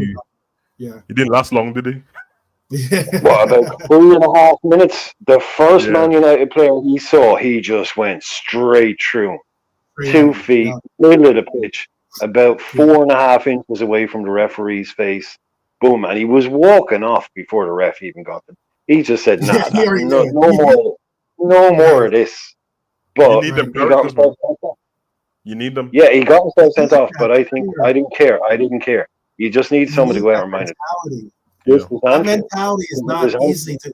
You can't necessarily. It's hard. It's difficult to coach that mentality into a player if they don't have it within them. But if you can tap into it and bring that out, it at least brings some renewed or heightened, intensity, heightened purpose. That's what he said. It brought out of, at least that's what I read, that it brought out of him, Curtis Jones. At least he was like, here's your idol telling you, like, are you just gonna like get knocked down? It worked, because if you watch when we beat Man U 5-1 when Ronaldo was there, do you remember, like, he tried to kick him, didn't he? When Curtis was on the floor and he got up straight away, then everyone ran over, and then you watch Curtis the season after, and all of a sudden, if something kicks off on the pitch, if you see anyone try to run up to Nunes, watch where Curtis is over there straight away. Oh, he's over there straight. Because Robbo has it. You know what I mean? Milner had it. Hendo had it. You have to. Ibu has that. Ibu has that. Exactly. And you go into war it's us versus everyone else, isn't it? And that's when Yes. Liverpool are the best. All this Yes. nice business, I get it. You know what I mean? You respect the other team and stuff, but I think you at can times that was we got taken advantage of because of our. we did. Our, We for 3 seasons in a row. We won the fair play Fair, for but having the 3 least yellow seasons. card. Sad man, look it up. It's more like 15. Man. Oh, is it 50? We Yeah, were well, you winning know that. what I mean. We were And the thing winning is- that thing almost every Right, and the single thing is, season. if you took Fabinho out of that, he was even more. We're winning That's gold crazy. stars, special awards for friendliness and nice things. And And you're that's you're not talking about this. season. Curtis wasn't shit this season. He got sent off against Spurs, and it changed everything, bro. He hasn't Yeah. been terrible this season, bro. He's just Yeah. there's been a couple of games when he come back and he didn't do too much. But yeah, man, I think that Gerrard thing helped him, and he's grown into a man. Because you mentioned just that you think he's been told to have more shots when you're talking about Harvey. Mhm. I don't think it's them being told, bro. I think they already know. If you watch there was that press conference that you're on about 12 man. In that same press conference, he mentioned himself about wanting to score more goals in Curtis. If you see Right. Harvey in pre-season, when we had a game and they interviewed him after the game, he had scored and he was still disappointed. He was saying, I want to score more goals. That's my game. I want to do more and stuff. So I think they were just freezing a little bit before on the pitch and going, you know what? Salah's over there. Let's give the ball to Salah because he knows what to do. And let's be honest, bro. We're all human. Yeah, There is naturally going to be that you're starstruck, one, especially Harvey and Curtis, to both Liverpool fans. And this guy, Salah, who's like, he's been here for 6-7 years already. So when I was a kid, when I was 10 and 11, I was watching him, and now he's next to me. Probably should respect him and give him the ball and any chance. I'm passing the ball. I was thinking like in so much, not so much in the 20s, but you need to shoot more.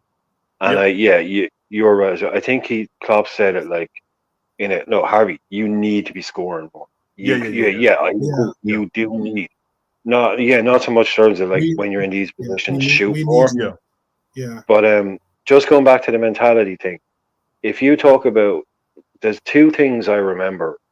Robbo, right? He's not dead. Sorry, Robertson hasn't died. Right. When I think of Robertson, 2 things: the one-man press. You remember the one-man press game when he just chased down the fullback and then the centre back and the goal set out, and the Messi thing when he went and ruffled Messi's hair, instant icon status. That was the mentality. That was the mentality of back in the day you might have gone through Messi with 2 feet, but now he just goes over and gives him a little toss of the hair. And Messi, look at Messi. Remember Messi's face? Yeah. He was sitting there pretending to be all injured. Robbo just comes on, you're all right, and tussles his hair like he's a little child on the ground. Absolutely perfect. That's the mentality of. That was classic.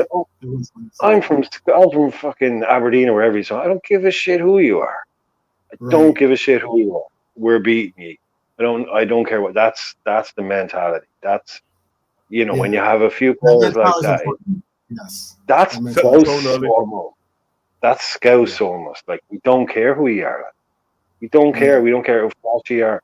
We don't care. It's not disrespect, but it's just the right side of like you're at Anfield now. So the game has lost a little bit of that cheekiness. I'd call it cheekiness because everyone's so sanitized now. And if you go near somebody, if you touch them, I mean, the wrong ref might yellow carded Robbo for that, for touching his head. You know what I mean? Yeah, certainly. But that kind of cheekiness has gone out of it a little bit. Well, in that moment, you almost mimic your manager in it, and Klopp looks a lot calmer now. But that's because he's trying. You can see him calming himself down. Even when he celebrates our goals, he always turns around to protect himself. He knows he's ready to run on the pitch, bro. But if you think of what Klopp's character is all about that aggression. But I'm a nice guy. And that's our team, innit? When the whistle goes and the game's over, we'll be very respectful. We'll shake everyone's hand. Great game and all that. But when the whistle goes, for that 90 minutes, we're not friends. I don't care if we're international teammates. Right. Liverpool over everything. And then after that, we can talk in it. And I love that, man. That's why sometimes, I know it's a bit old school. And to be fair, this is probably my own fault. But when we played Man City, you can see that there's too much respect between both teams. I already know that Klopp and Pep have so much respect for each other.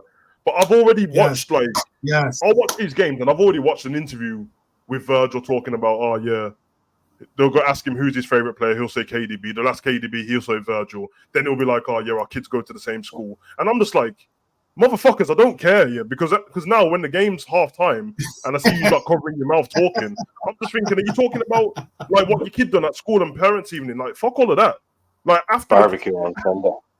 yeah, and obviously all the England teams are all friends and that now. So you got Foden trying to speak to Curtis and all that. I'm like, nah, bro, stop all of this. No, but Sav, you're spot on about the City thing because when Fernandinho left Man City, it came out that basically Fernandinho's house was Brazilian HQ. Now, I'm not talking about waxing, so I mean just for the players. Yeah. Right, that was where all the Brazilian players went. It was like barbecue at Fernandinho's, the party Fernandinho's. He was the Don, he was the king. So that was Alisson, Firmino, all the Man City boys mixing together. And obviously it wouldn't have been just fucking Brazilian lads only. It would have been maybe the Portuguese boys, the Spanish kids. So it was like that was a little hub. It's like, yeah, they're literally all best mates. And I didn't, that's society now. That's way, and especially when you've got people coming from South America. Yeah, of course, they're all going to go to the same pub and the same bar or whatever. If you live in a neighborhood, all the Brazilian guys are going to go to the same shop.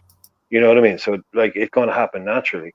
But yeah, it would have been a little bit different back in the day. But it's, you do want to see a little bit more. Like, I've nearly lost friends playing five-a-side. It's like, what are you up to? I kick people. It's like when you, like you say, when you cross that white line, when you got, like it's the ball is there to be won. You can't have like best mates after the game, but you still need that edge there, which is what I think you will always get from a player like Curtis Jones, a player like at least the Fernandinho thing, it came out after he had finished. But these lot now, they'll be posting. Did you not see preseason when that picture with De Bruyne and Virgil with their girlfriends and Calvin Harris or somebody? They are. I think they are literally mates. They were on holiday together, bro. Listen, I'm not telling you who to be friends with. You clearly like each other. I don't want to see it though, because don't. Because if everyone talks about Anfield being dead, which let's be honest, Anfield has been dead for 2 seasons. What do you think? What do you think that helps? At least pretend that you hate each other, like, because I'll let you in on something. We hate them. Actually, it doesn't matter now because she won't care and it's in the past, isn't it? But a girlfriend I had when I was younger, she was like first cousins with Wes Brown, in it. So she invited me to his party, and I was like diehard tribal Liverpool fan. So I'm like, nah, I don't want to go to no. She's like, there's gonna be loads of footballers there and stuff. Said not really interested, but I'll go to support you in it, bro. VIP section, Carragher, Gerrard, Rio Ferdinand. I said, what the fuck? What is this? Wow. I said, what is this? It's like, oh yeah, these like always hang out in these parties and stuff like that. And that was me breaking, but I was breaking the fourth wall. It weren't their fault. It was mine. I shouldn't have been there. But these like nowadays are actually going out of their way to show us, bro. Yeah. Well, there's a lot more of that, especially with the modern day fan. But there's a lot more of that goes on even with the modern day players. I mean, it's sort of like how Miami ended up with their super team. Actually, it's because these players, these guys, they hang out with each other in the off season. They talk. That's why. For instance, I'm hoping Endo talks to Kubo and gets Kubo interested in becoming a Red. For instance, Well, they blamed it for the England squad for a long time, didn't they? You'll remember they blamed it in the 90s. That basically all the Man United players were sitting up the front of the bus and all the Merseyside players were sitting down the back of the bus. Like they were, there's all these cliques, as they call them. Like if you put 20 people in a room together, give them a few weeks, we're all going to find our own little groups that we get along together, but you can all sit down together and have dinner. But these guys wouldn't be, those days are long gone. Really, they are. Like, the likes of, like, if we ever see another Keane versus Vieira in the tunnel, like that was iconic. That was hatred. That's hatred. Like that. And Patrick Vieira and Roy Keane will sit down now together and do a documentary. They did one years ago where they're talking. It's trash, by the way, but they'll sit down and have a point, massive respect for each other. But they were going to tear each other's heads off.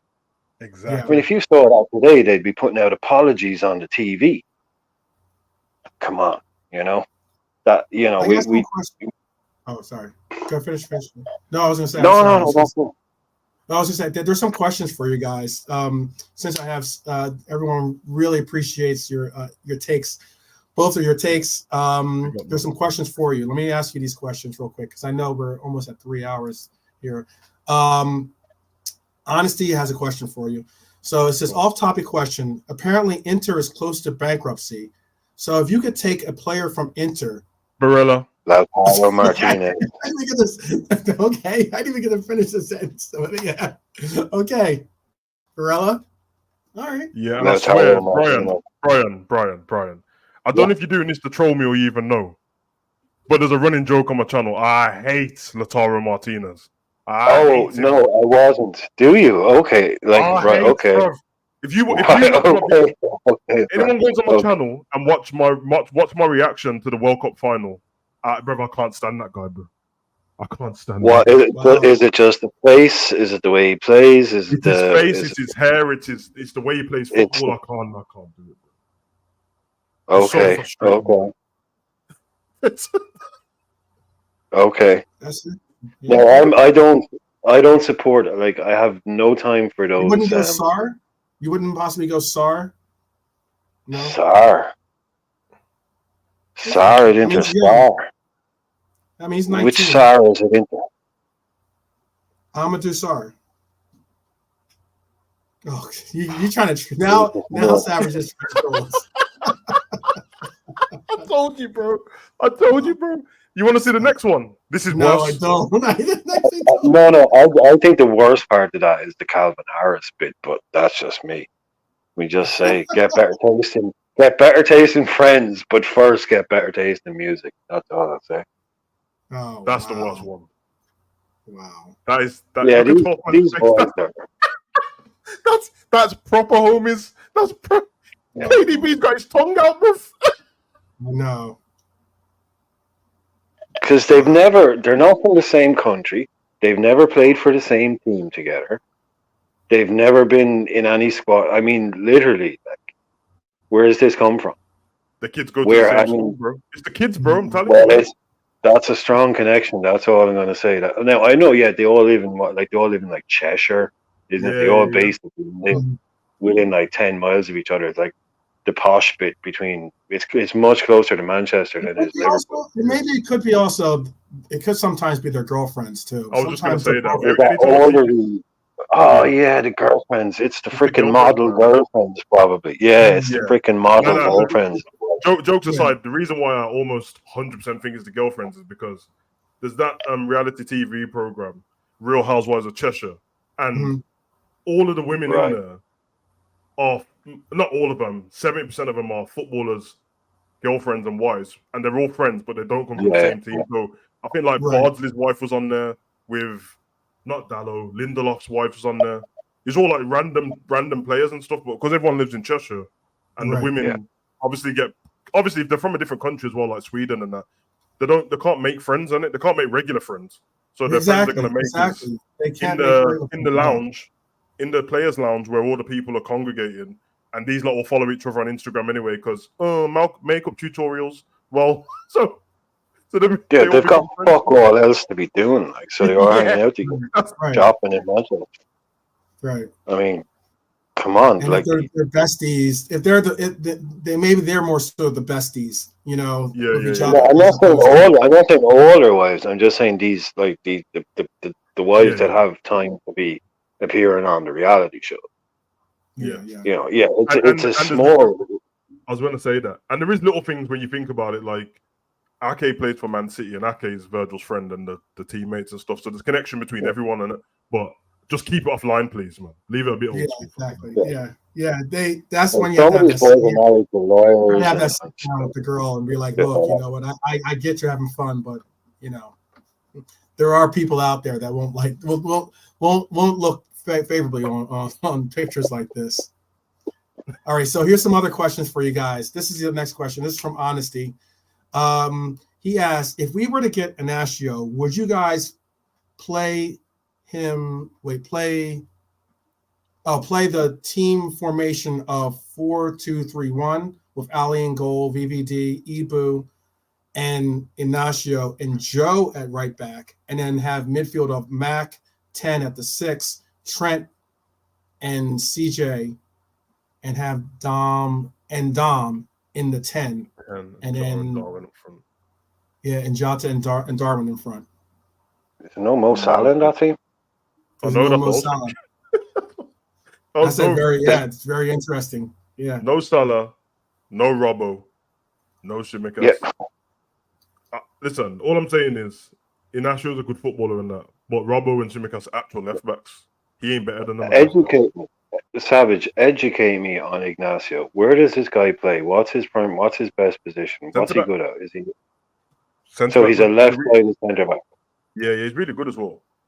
But that can do a job at left back, or is also excellent at that. No, I'm gonna be 100% honest, bro. This left back thing is news to me, bro. I've just heard people say it. I just know him as a centre back.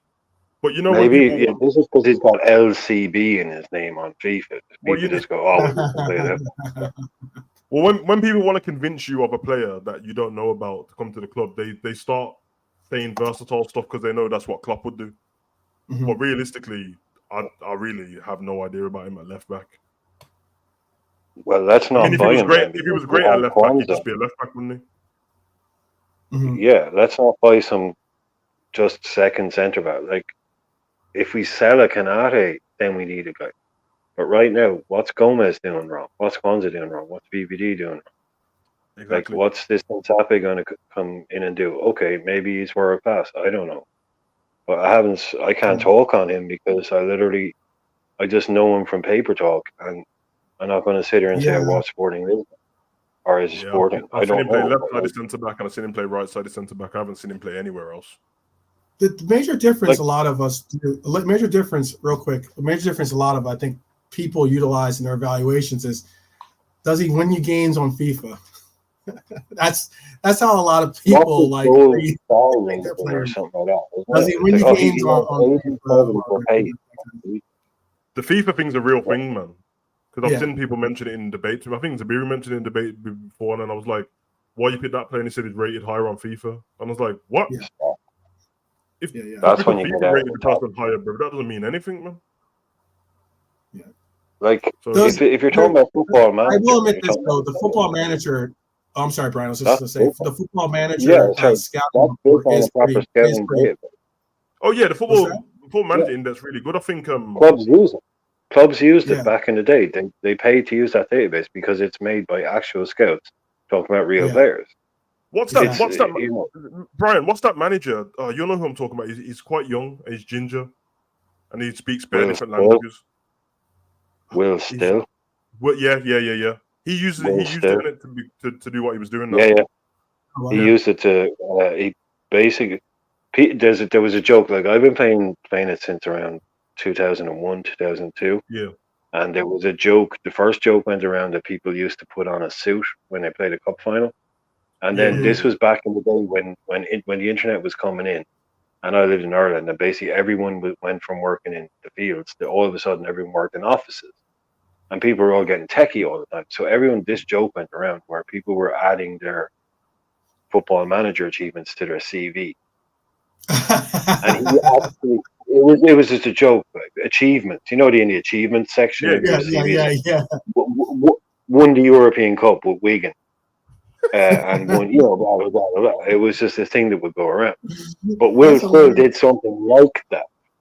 Yeah. He used it he's like this guy. He's over in. Yeah, well, he's someone you can look up. But that's different. Yeah, it's just someone like that. It's like you said. It's okay, Sav. Like you said, it's okay to not know who Jarrell Kwanzaa is if he's never played for more than one league. So if you've seen Caldwell play for Brighton, okay, you might think he's worth 65 million, then we should buy him. But when Kwanzaa comes out, it's okay to say, "Oh, I didn't know that guy existed. Sorry, I didn't know we had a guy that good." Right. Well, yeah, forget what I said last week about Caldwell. We have this gem. Hands up, didn't know we have him. I don't watch all the youth games. Just say it out loud. Admit it. and move on. Everyone will prefer. Everyone will be like, yeah, cool. Good luck. You were right about Caldwell when you didn't know Kwanzaa existed. But now we know Kwanzaa exists. It's like, right, sorry, yeah, forget this Caldwell stuff. We have our own version. We don't need it. It's internet culture, man. Everyone's scared to. You're not even wrong at the time. You was right at the time. You didn't know. So it changes. Just say it changed, and it's not a problem. Yeah, you can't say, I've never heard of it. If someone on the internet, oh, what do you think of this player? The last thing you are allowed to say is, who? Never heard of him. Because people think, what do you mean you never heard of him? He's this, and this. Just say it. Never heard of the guy. Yeah, there's so many leagues. How can you hear of all these guys? I mean, sometimes there's so many leagues. Look, I like to pride myself on watching a lot of football, but it's impossible to watch Portugal, France, Germany, England, Italy. There's so many different I'll be leagues. honest, That's not even included. The reason why I sound like a nerd when I'm talking about footballers is because I am like I work from home and one screen always has football on it, and I put bets on, and that's where I found out about most players because I'll be betting in the Brazilian league and stuff. So whatever app I use, they give you them games for free on the betting apps and that. So I'll just see it. But yeah, you don't know about some people. That's what is good about Football Manager and things like that. It's not about learning about how good the player is from the game because you can't. But what it does do is you might play Ultimate Team, you get a random card with a Brazilian flag, and I'm like, who the fuck is this shit player, bro? But then his name will pop up. Research. Right. If you speak to my son, he knows so many different players from all across the world because of FIFA now. But then he goes and watches them, and then he'll tell me about because the Copa Libertadores card came out last season, so it gave you loads of these different players that you never heard of and stuff. And yeah, it made sense because then I was like, okay, now I've found out where Brighton are getting all their players from. Brighton just scored against Spurs, by the way, great goal. Anyway, continue. Oh, I know, I saw that. There's another question for you, guys, in here. Also, this was Honesty's take on the pictures that you showed.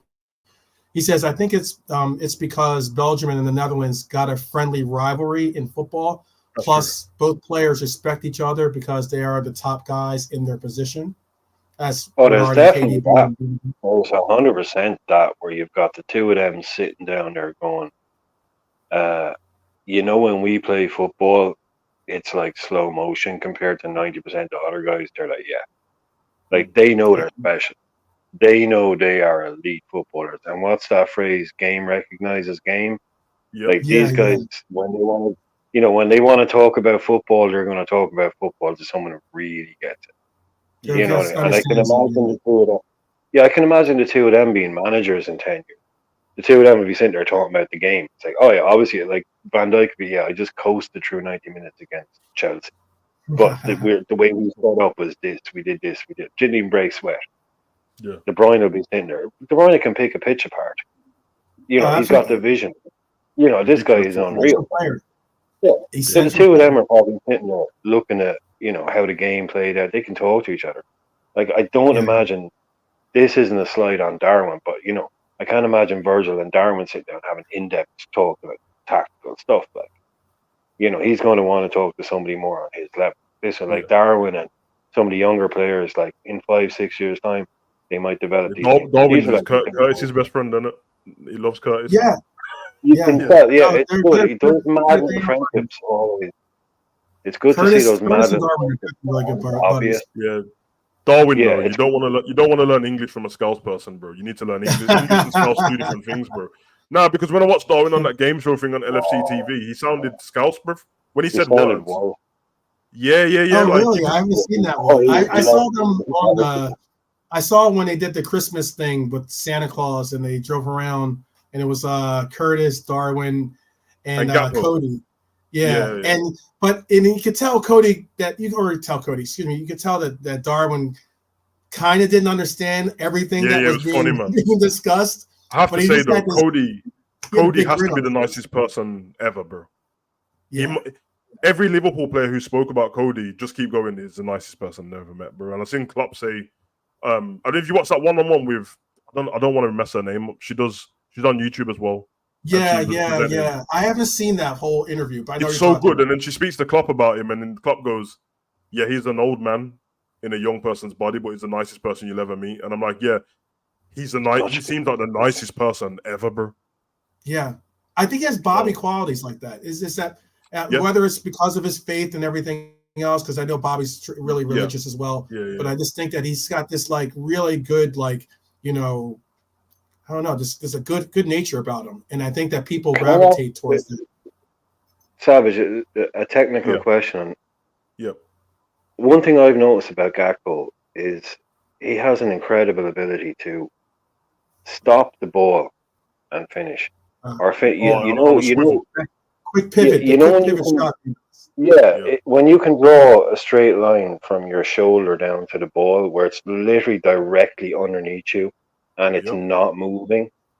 That's incredibly hard. Like everyone wants the ball just a little bit in front of them and moving, but when it's right underneath you and it's stopped, he loves that finish. I've seen, and he's done it it's like incredible, 12 man. months later.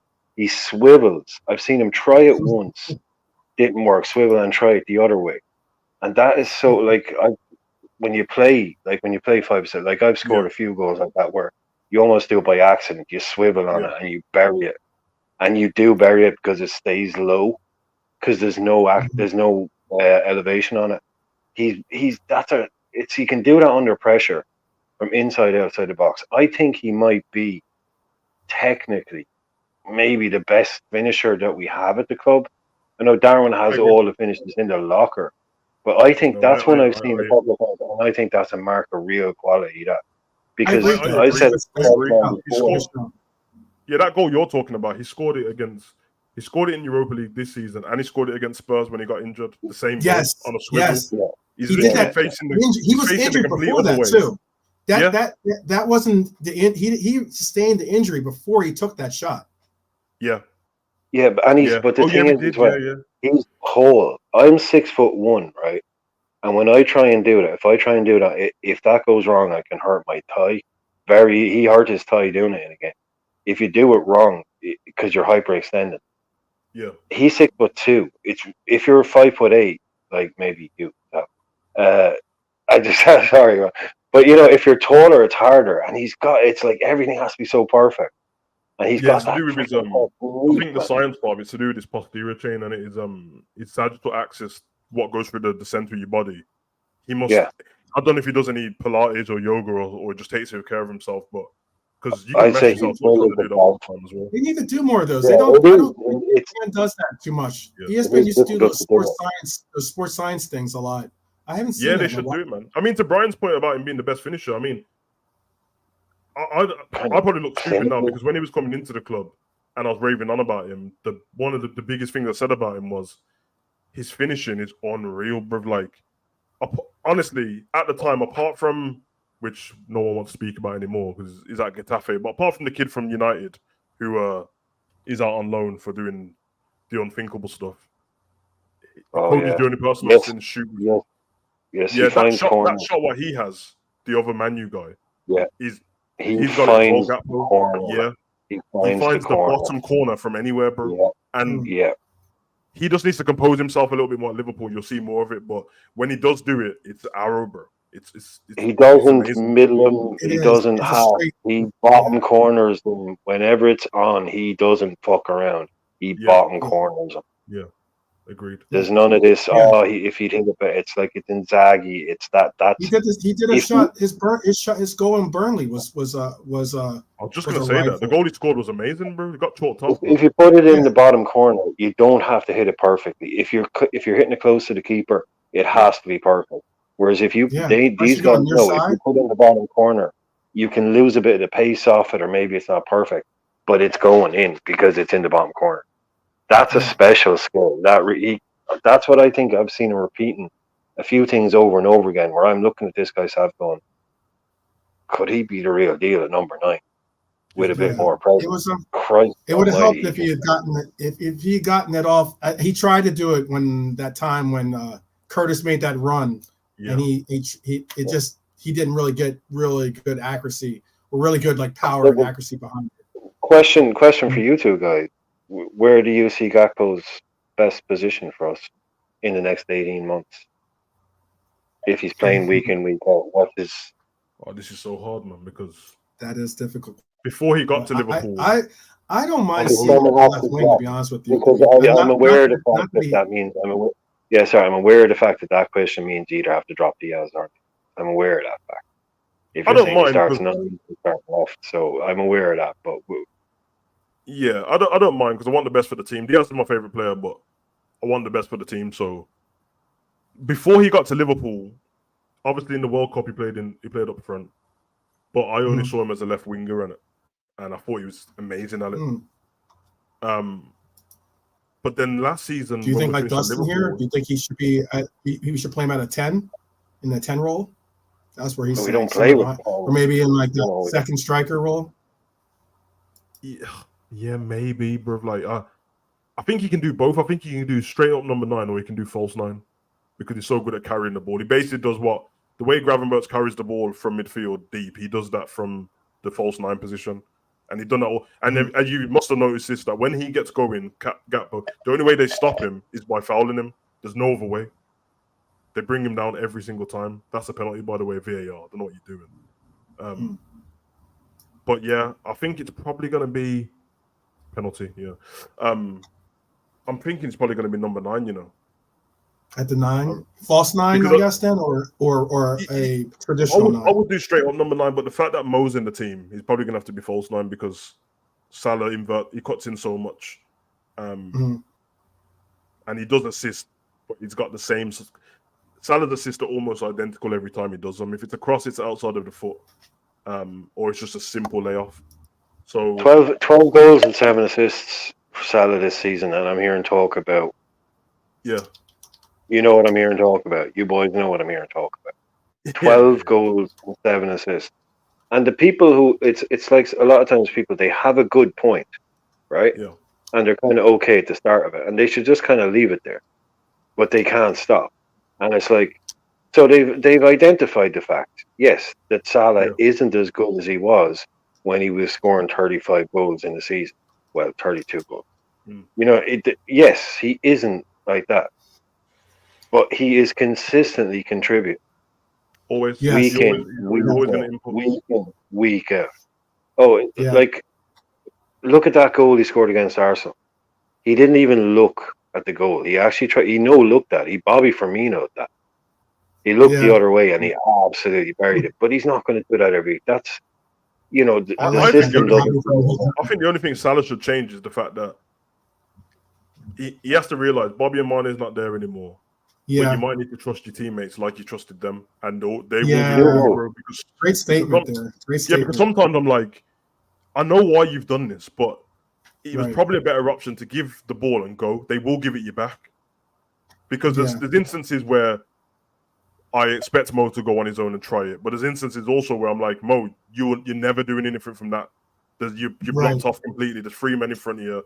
And there's 3 guys in front of you. There's 3 guys in front of you. They're all Diaz and Curtis and that just to the left of you, and you lay them off. That's a goal, and you get an assist for it.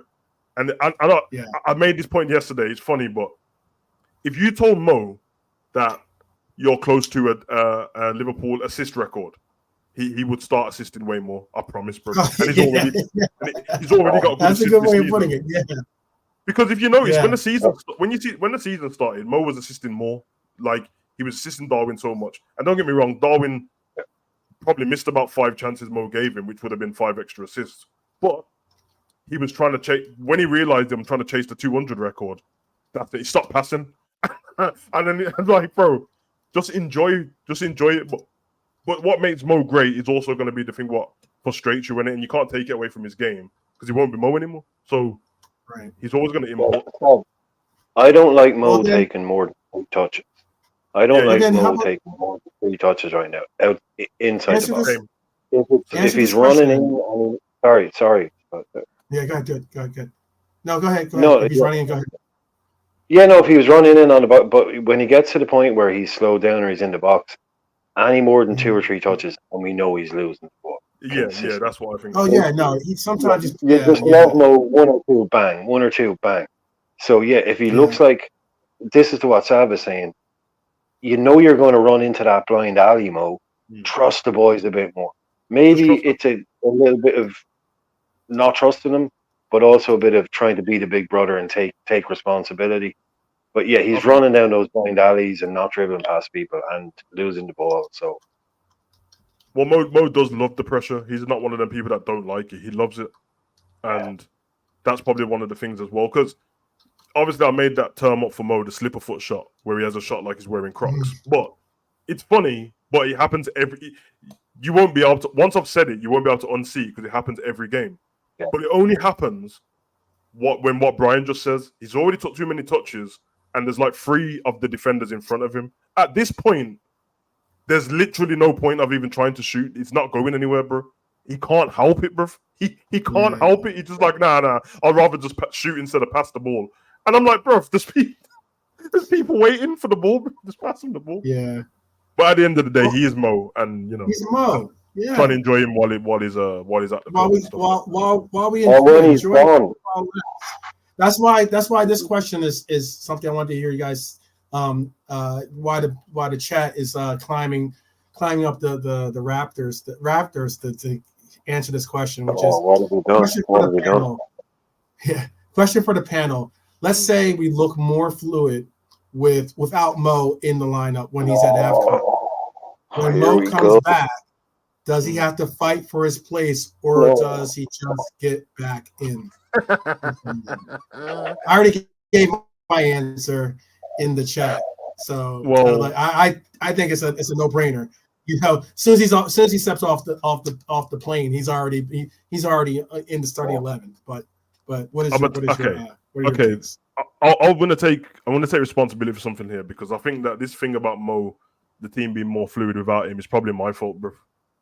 But I did preference it, and Brian probably knows this because I said it. I did say with context. I said the same thing about Spurs and Harry Kane, but it's not on the player, bro.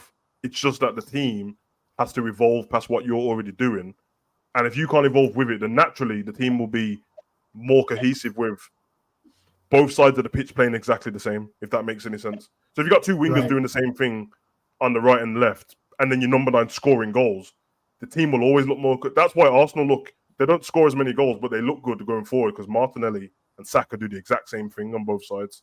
It's balanced. But also with that, if it's your best player, then your team can't be better without them. It might just look better on the eye. I will say, if Nunes was final form Nunes, where he's putting the ball in the back of the net, damn near every chance he gets, then yeah, it might make sense, because then you've got a number 9 just doing number 9 stuff and everything's going in. But I don't know, man, because I enjoyed it when he went AFCON last time. I enjoyed the way we were playing football and stuff like that. But he's Mo at the end of the day, so when he comes back, he's going straight in the squad. Yeah, I think he's going back to the squad. He might play better though. Mo might play better, seeing how the team played. He might adapt himself in it. So, it's not a diss on him, but I made this point to Ends before, where I said that every top winger, or every top, all of them, and I'm talking about the biggest levels. I'm talking about Ronaldo, Messi, Benzema, all of them have had to adapt the way they play football as they got a bit older. Not because they're slow, because the teams that they play for have changed the way they've played over a certain amount of time. It's only natural. So Ronaldo couldn't stay being a winger anymore, so he adapted to being a number 9, and he became the best number 9 in the world. Messi did. The way Messi finished at Barcelona isn't the way he started at Barcelona. It's completely different. And he stopped running around so much. All of a sudden, you see Messi with his head down when he didn't have the ball. And when his team had the ball, he's alive again. And it's, you know what I mean? Lewandowski stopped running around so much like he did under Klopp, and he just stayed as a number 9. He basically done what Haaland does right now. All of them have adapted. Our thing is, the guy closest to being our striker in terms of output plays at right wing, innit? And ideally, you'd prefer him to be at number 9, because you want your winger to offer something different. Not better, just different.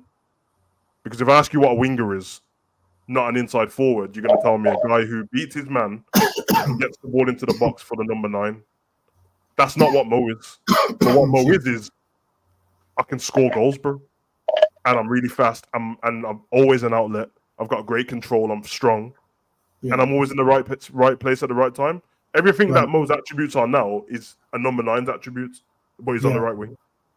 Football No. IQ. Like, His football IQ is he's gained football IQ by playing in a Klopp system, though. I think that's the biggest contribution that Klopp has brought to his game, is that he's allowed for him to, not only develop his skill sets obviously on his own. He always had talent, but forcing these players to adjust and adapt to different positions, different roles, in the sense of having to track back, like we mentioned earlier, or having to recognize how to properly press without just because anyone can say, oh well, press is just run with your like you're a chicken with your head chopped off, and that's not pressing. That's not pressing. You can be pressing to block passing lanes. You can be pressing to block players. You can be pressing to block man on man. There's at least 8 different types of basic pressing. Like, you're either shadowing play. Like, some teams, they just move into space to block a passing lane. Oh, for fuck's sake, man! Sorry, Milner needed to score the screamer. Just he hit the post. Oh, really? But the Salah thing, I can understand. People are kind of saying, maybe people are thinking, look, Salah's going to go soon. So what might the landscape look like without that's Salah? What Honesty's saying. I can't see a player in this squad that when Salah comes back, we're like, oh, well, sorry, Mo, you've lost your place to this guy. Because there is no Mo. Like, the idea that he won't get back in, that would be amazing. Imagine there was a player we had that was so good to keep Mo Salah out. But if he comes back, he gets in the squad. But yeah, people are going to be looking at it thinking, like I said it a while ago, while Trent was in a little bit of a bad place. Yeah. I just said it as a kind of an offhand thing. I would love it just to see if Trent went backpacking around the world for a year, not broke his leg, just to see what a Liverpool team with no Trent Alexander-Arnold in it would look like and play like for a year, without this reliance on him, having to fit him in. What would we do? Would we go with normal fullbacks? Would we still invert? What would we look like? So people, they want to know. People just saying, like, what are we going to look like? Yeah, we have but I mean, if the guy wasn't even in the picture. So it's like, what are we going to look like? I got you. As if there's he's not coming back, or Trent decided to do. Yeah, he doesn't exist. He wants to go play. Since you guys don't have baseball, he wants to go play cricket. He wants to play. He wants to be a cricket. It's a good question though, because seriously, Liverpool without Salah, what does it look like? I mean, Brian, to your thing though, because it is weird looking at a team without Salah in it, of course. But to your question, I mean, to the question in the chat, it's about 5 games in it. If he gets to the final of his tournament, it's about 5 games he misses. And we've done it before. What if they do though, or what not? Or what if the person who's not everyone else, but what if the person who's in his spot is playing better than Mo's been playing and scoring? Does he? Because I'm thinking then, I might have to throw my bias. I mean, at the end of the day, I want the league title, bro. Like, I love Mo and that, but if someone's actually doing what we've always wanted them to do, well, we looked at it. It's potentially Bournemouth away, Chelsea at home, Arsenal away, and Burnley at home, and Arsenal in the cup. So Chelsea, Arsenal, Bournemouth, Burnley. If they win it, and there might be one extra, but so those are probably to get, like, if they come home early, which they probably won't, it's still maybe the Bournemouth and the Chelsea, the Arsenal Cup game, and then the Chelsea game. So there are 2 big games in there. There's a Chelsea game and an Arsenal game in there, and an Arsenal Cup game. Yeah. So speaking of cup games, people will need to perform. Yeah. I was gonna say, speaking of cup games, Dustin's got a question for you too. He asked, he wonders, was Jones's goal versus Everton in the cup when he came on? Cool. Was it Gerrard-esque? Yeah, it was. Was it Gerrard? Was that his Gerrard-esque moment? Yeah, it was great, man. Absolutely, it was. Yeah. Hot bins cut in. Oh man. Yeah. Those moments are important, I think, for players.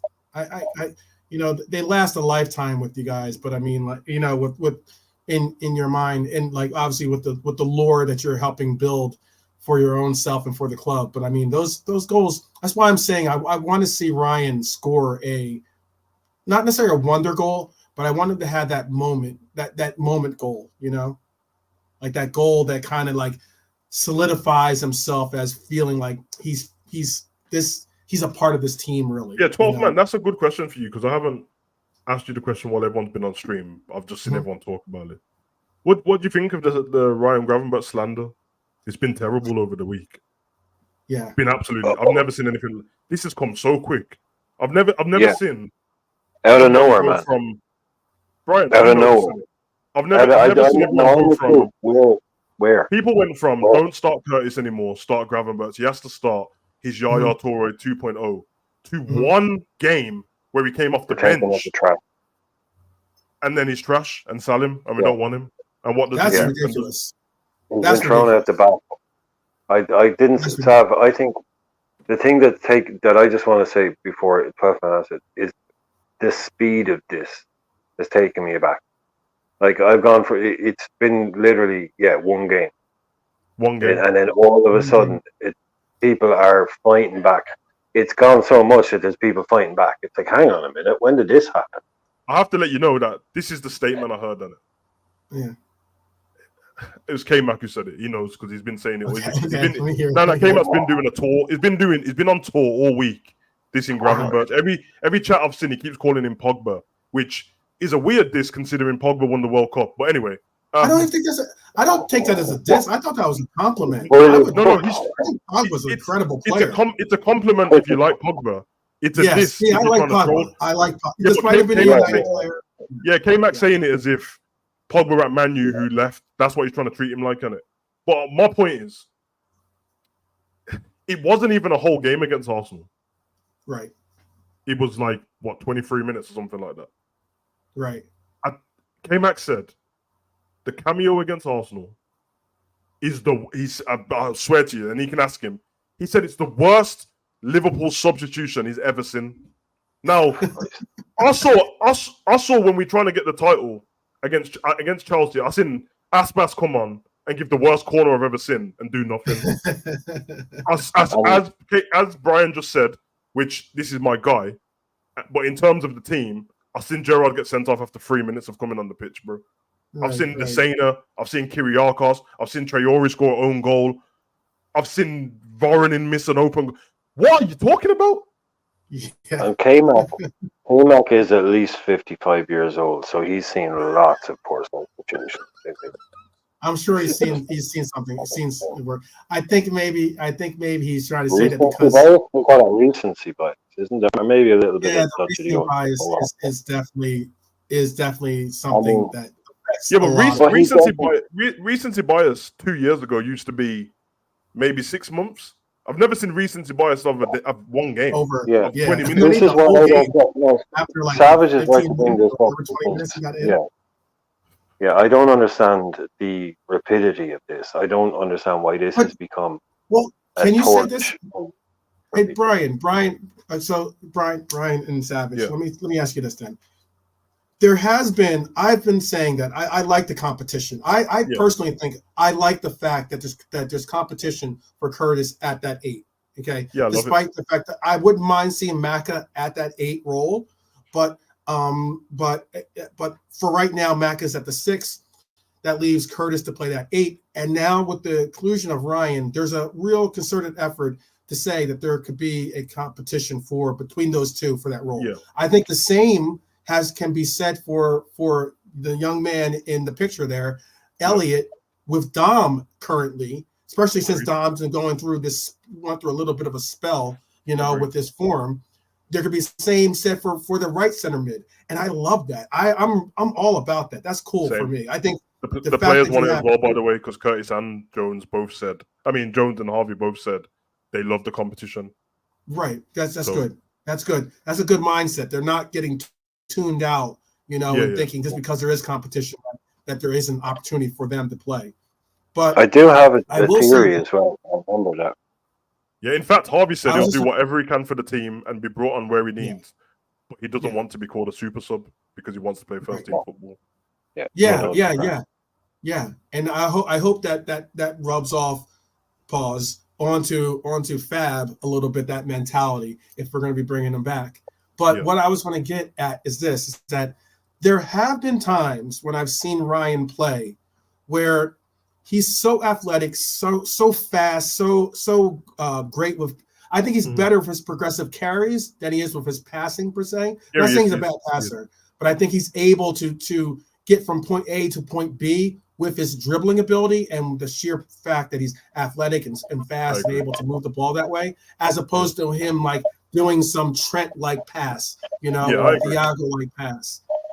Now, there have been times, though, that I've seen he's so high energy that he like has bumped into players. You know what I mean?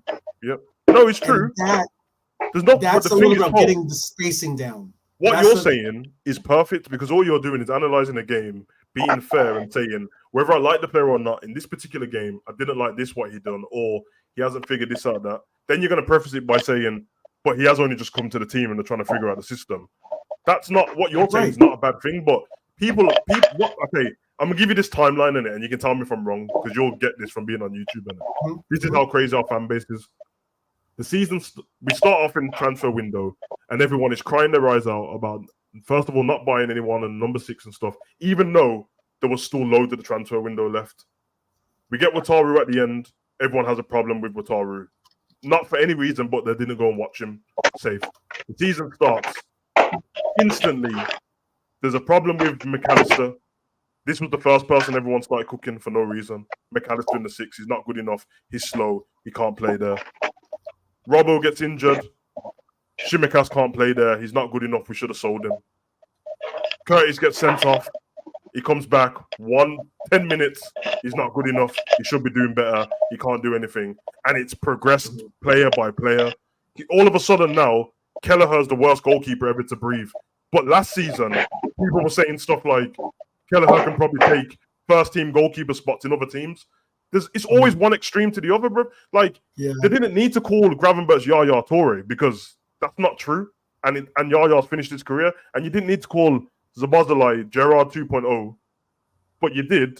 And then when he didn't play like Gerard, all of a sudden he's shit. And what does he do? And he can't play with Salah, and he can't play with Trent, and he can't play with Gravenberch.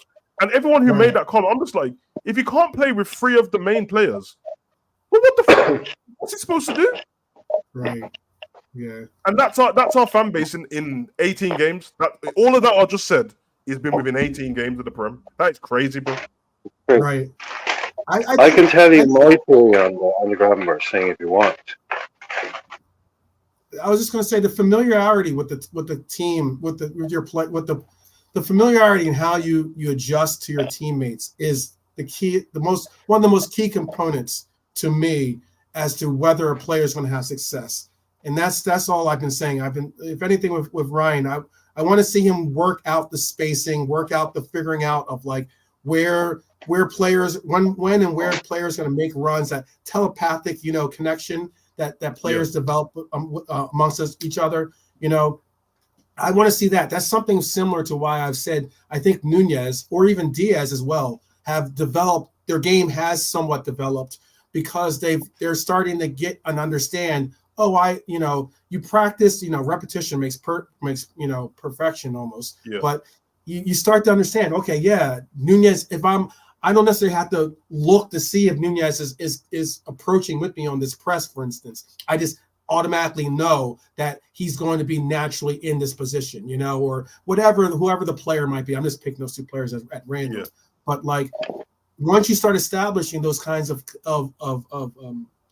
familiarity and also trust in your fellow teammates, you can bring out some great things. I just think that's what Ryan's got to figure out and find. He's got to find that place because he could go willy-nilly on his own and try to dribble here, dribble there, and go and utilize his athletic talent. And that's great and all well and good, but that's not necessarily what we absolutely need. We just need you to kind of figure out, okay, make the run the way that Matip, for instance. I've been saying this time and time again. Matip makes these runs, right? Mm-hmm. And they're important because they open up the pitch for other players. They allow for other players to be able to like really get into different channels or get into these different spaces where they can really score themselves, and it makes a difference. it's something that we've seen Kwanzaa, for instance, start to incorporate in this game. He's taken a couple of different runs, like that run that he had. I think he had an assist. I'm trying to think of who he had. I think it was to Elliott, I want to say too, in the Europa game, right? Yeah, it was Elliott. Or you start seeing him doing these diagonals. Now we're seeing Kwanzaa do diagonals more often.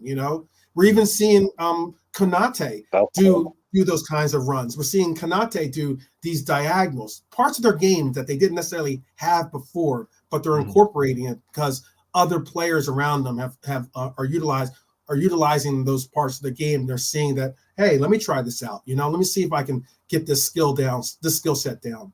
That's what I want to see with Gravenberch. That's what I'm trying to say, is that he's going to pick up different types of skill sets that will elevate his game and make him more of a dynamic component of our attack. Because I think there's so much. The upside for Gravenberch is immense. That's why I just said he needs time, because when he was coming into the squad, me and Enz did a video and I went back through, I think, the minutes that he had played for Bayern Munich. But I did it I did the minutes and then I divided it by 90 and so the amount of games. It ended up being 6 games, bro. And then he had the preseason game. He had the preseason game against us when he came on for like half the game. That's it, bro. That's it. And before that, he was Ajax, bro, and lockdown. So it's not that I have a problem with anyone saying anything about him, because gladly, but it's just the two extremes of Yaya Toure and get him out of the club. And also, what happened to, like, once you put that red top on, if you've not done anything questionable as a character, bruv, nothing weird, then I'm happy to give you time, bruv, and I can see the player in you already. So why is it this extreme of getting him out of my club and all that? It's very weird, bruv. Red for Life has a statement that says that's how it goes to average people judge players on their latest performances, and if a player doesn't live up to a fan's expectation, they're trash. That's it. But you were talking to GTV today, right? Yeah. Earlier on. Yeah. And G was talking about, Pops was saying it was a conversation that I was having with Pops, and it was about Núñez. And I was saying the problem is that so many people, again, I'm not going to say everyone because I hate that everyone is saying this or people are saying that. Yeah, Brian, you made that comment yesterday in one of the chats and it was perfect, man. Yeah, it's just that they've gone so far in defending the guy that they can't sit around with Liverpool fans and go, well, actually, he's not that good, is he? It's just, come on. Just the balance. You can't have balanced conversations with fellow Liverpool fans anymore. It's because, look, we're not United fans. We're just saying, look, maybe it's not all this or it's not all that. And it's just, come on, let's have balanced conversations. Let's be able to criticize. Again, once a United fan walks into the pub, Núñez is the best number 9. Of course, man. I can say I know what you mean, because I'm allowed to say my mum's acting like a bitch, but you can't. Perfect. But what I want to know is from these people, this is what I said last night. No, yeah, what I want to say as an example. Sorry, why does Núñez get 18 months and Gravenberch get 5 months from the same people? I'm not saying from 12 man. I'm not saying from you. But the same people who are saying that this is what triggered me on this shit, because now I'm remembering some of this crap I heard last night. Yeah, it was the same people who will say Núñez still needs time, are saying Gravenberch, he's been here long enough. No, come on, get the hell out of here, man. Get the hell out of here with that. Because and I said, and I got a little bit bitchy, I said, I think a lot of these guys are going after Gravenberch because they've been backing certain players for so long and they've been getting stick about it that they want to say, no, I can be a dickhead about a player. I can be hypercritical about a player. I'm not a fanboy. I'll pick on Gravenberch. Look, I'll say, get him out of the club. He's useless. Because some of these people, they're not writing headlines, but they're coming out with a big, I'll come out with a big comment. I agree. I'll come out. So let's just pick on someone. And if you pick this guy, Gravenberch, that's the shittiest so pick. Good, when people say certain things, I'm just like, everyone's got this thing where they go, didn't I tell you that this guy was? And I'm like, bro, I watched you. No, you didn't. And if you want, and the thing is, what they're forgetting is, you haven't deleted your content. I can literally just go back and watch what you said. And I'm pretty petty like that. I will do it, bro. Like anything I've said, if I said something wrong about a player, like the only person I remember saying like 2 seasons ago, I didn't rate Rodri that much on it. But guess what? When I came back, what I said was, I don't think I was wrong at the time. I just think he's better now. And I spoke to a Man City player, a Man City fan, and he said the same thing. He was like, "No, you're probably right." At the time, he was moving around a bit slow and he wasn't really connecting with the players and stuff. And I'm like, yeah, now he's the best DM or whatever. I can accept it. I wasn't wrong when I said it, but I don't have to do this defensive thing. I've been saying, and Brian's right, when people go, everyone said, it's a bit narcissistic, and it like nobody cares about your opinion that much to be like, you know. But the same is going on with Gomez, though. I mean, like, look, I'll hold my hand up and say that last year I made a point of saying that I would prefer to see him at right back. I didn't say I don't want him in the team. I didn't say I said that as well. I said he needs to be at right back. You know, I was just saying at this moment he is not clicking at the right center back. He's having whatever is in his head, whatever is like a stumbling block, whatever's going on. He's just not performing at right center back. But in the very same year, I also saw him play very well when we needed him to play right back when Trent had the knock and was out for a little while. He played really well at right back. So I'm saying there's a player there. It's not like I'm saying I'm done with Gomez, and a lot of people were at the time. They're like, "Oh, I'm done." And we won a league. We won a league with Joe Gomez at centre half. Oh yes, absolutely. We won the league with Joe Gomez at centre half. You know, it all has to go into the book.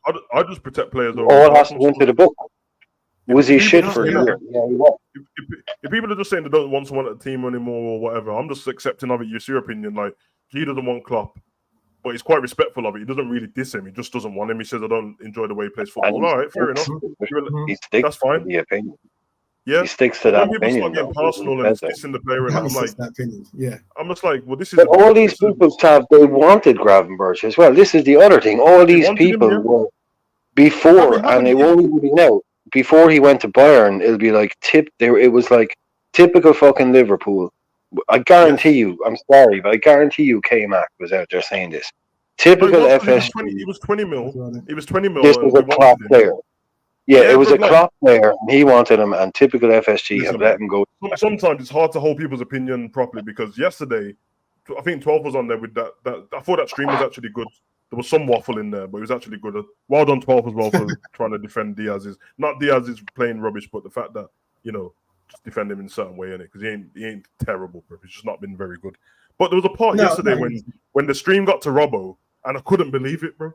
Everyone was just like, oh, yeah, I can't really remember anything about Robbo. I'm like, that's not good enough, bro. He played this season, and he was good when he played, bro. Hey, no, I did bring up. You did actually. Games. He got put in like two. He got put in the 2 to 4 category when every game he played when he started, he was good, and he scored, which he never does. Yeah. Then he got injured, which he never does. Yeah. So I was never. Like, never does. I brought up that game. I brought up the Wolves game. Did, and I was like, I brought up the game. I thought he was decent against Villa. You know, I agree with you. I don't think that Robbo was not the problem this year. Has not been a problem this year. I don't think that Robbo. You have to judge him per 90 on something like that. You have to judge a guy per 90. Yeah, he hasn't been great for the last 3 months because he's been injured for 2.5. If you're actually got people that are thinking like that, then yeah, I'd have problems. You know. But I did see that yesterday. It just felt like people on the panel, not you 12, but there's people on there. Just sometimes people just want to say wild statements, just for the sake of it. Yeah, and I'm just like, what do you think? What do you think you're achieving by just saying random stuff, man? But stick it in, Sav. Stick it in a fucking thumbnail. Make a video about it. If you want to make a big mad statement like that, stick it in a thumbnail.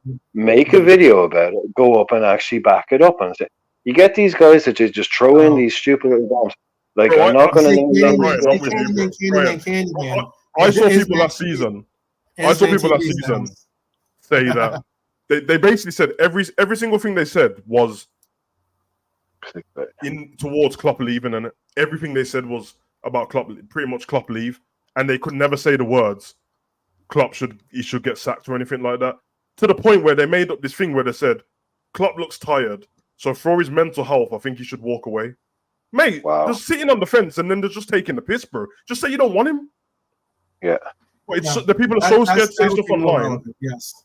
People are so scared to say stuff online because someone in the chat's going to say to them, remember when you said, but if you just stand on what you said on it, you can easily bro, you could easily say the season we just had, I don't really like the way Klopp went about certain things, or I believe that this was down to Klopp. And because of that reason, I think if it carries on, he probably should leave. Then we start the season, we start playing better, and you go, you know what I said last season about Klopp leaving? I was probably wrong for that still. Probably should have gave him a bit more time.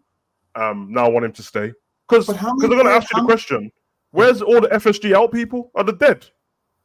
No, I said that.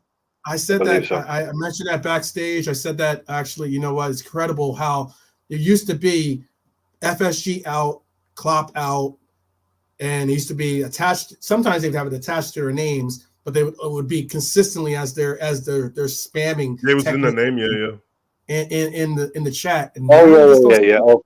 FSG out hashtag. Yeah, I know what you're saying. John hashtag FSG out or Mike. Yeah. They've all disappeared, bro. And you know why they disappeared? Because we brought Gravenberch at the end. So that's what it was. Like it was like, oh, we need some more players. Okay, brought Gravenberch and Wataru. Okay, maybe I'll stop saying FSG out. And now they don't want Gravenberch either, bro. So one of the big ones, I think, which we don't want to go over, the Caicedo thing. Like you can talk about rumors, like all those boys they deal in rumors, but there's a factual situation out there where we tried to break the British transfer record for a guy that isn't even a striker. Yep. So it's like every time you can put facts up, but it's like, oh no, I heard a story we're doing that. Like the thing with the Super League came out that now it's not illegal anymore. So if you want to go do a Super League, you can go and do a Super League. Check. Let's go, boys. Sorry, Liverpool staying top of the table. West Ham scored. Let's go. Let's go. But we did a statement saying we're not interested in doing your Super League. No thanks. Like a lot of the clubs came out and said we're not interested. Anfield Agenda, I'm going to name names. Anfield Agenda came out the very next night, and they had a thumbnail basically said FSG say no to Super League, but behind the scenes they say yes. Basically, just because it's the same person. They had always. He said Mo. He's the same guy who said he wanted Mo out after some bad game or something, and he was like, "Piss off, go to Saudi Arabia." That was like there's a big quote about what he was like going off about Mo and how he's done with Mo and we need to sell him and everything else. And I was just like, look, that's reactionary to say the least. Well, that's where I cut my teeth. I don't know if Sav, you were here earlier on. I was talking about how 4 years, not 2.5, Jesus. Years ago, I was doing podcasts and videos. I did about 3 videos talking about how Ryan Brewster was the next Romario and the next this and that, and how I was talking about Kwanzaa and young players, and you can't see it work out. That was all on Anfield Agenda. That's where I cut my teeth. I started there. I was doing videos on there years ago. Okay. I did watch-alongs for the Spurs, the European Cup final. I did watch-along. I was on Anfield. I was on that channel for years, basically.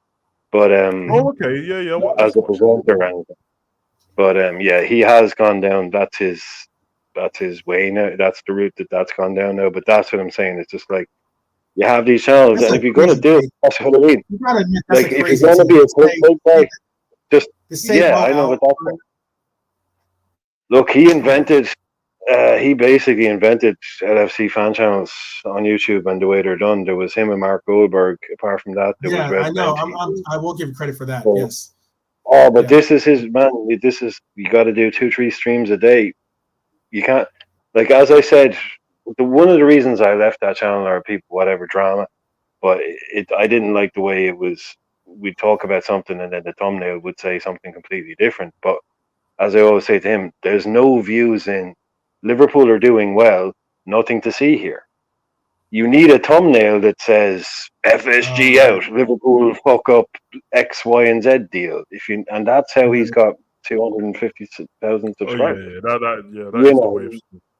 That's how you go. And his personality works well with angry rants and saying mad stuff. And it's just the way it is. I've even seen it with when you watch Redmond TV. There's always a few people in the chat losing their damn mind that what you said in the thumbnail, it's not even about that. But what it is I know what they're doing. They'll take the door, man.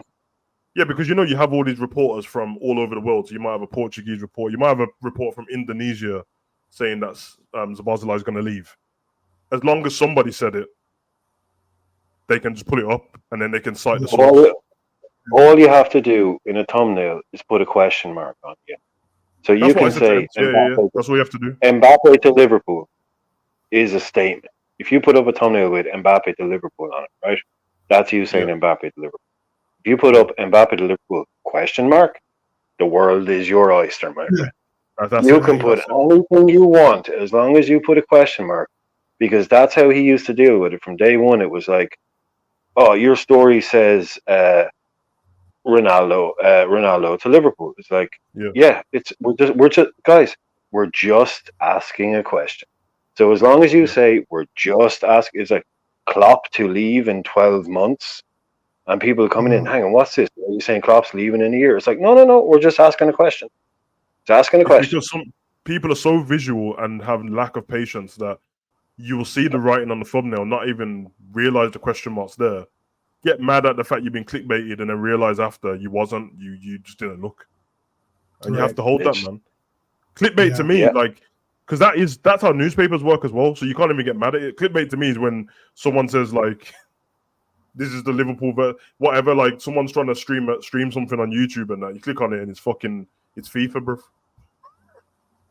Yeah. I've had that a few times, man. This is why I said quick question, guys. Real quick question, because we're almost on 4 hours. So, question to the panel. I've been here 2 hours. I've only been here 2 hours. Jesus, man, you've been here 4. Right? Question to the panel: if Curtis ends up having an amazing career at Liverpool and retiring as a Liverpool Red, is it okay to say he would have been a modern Gerrard? That's the question Dustin has for you guys. No. Stop comparing people to Steven Gerrard. It's just stop, because it's the worst. If you compare someone to Steven Gerrard, it's a slippery slope always, bro. It's always a slippery slope. You're basically comparing someone to one of the best footballers of all time to ever live, bro. Let Curtis just be Curtis, and let him be another Scouse Don in his own right, who little kids want to get his shirt because of how he's playing, not because he's simple. Because remember, if you look at the age profile now, and when Gerrard left 2015, think of the age, man. If you're 13 now, Gerrard left when you was born, bro. Didn't care about Gerrard like that, bruv. Only from the history books, bruv. But Curtis that's the guy. Bellingham now, people like that. Like, exactly, like, bro.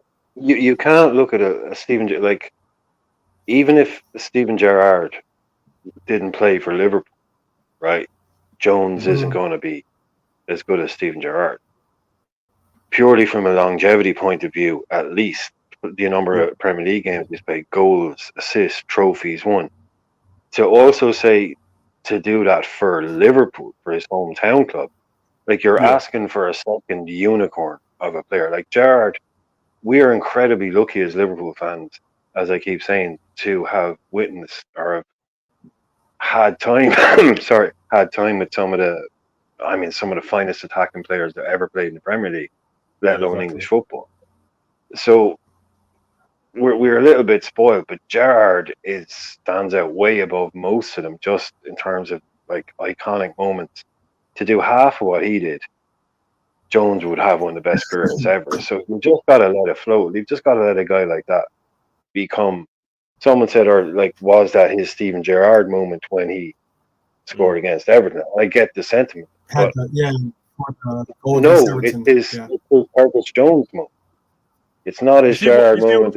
Curtis has won already. Curtis has won every trophy in Liverpool so far, isn't it? Apart from Europa League, no one's won that yet. But Curtis has been there since we've won all the trophies. But look at Trent. Yeah. Look at Trent.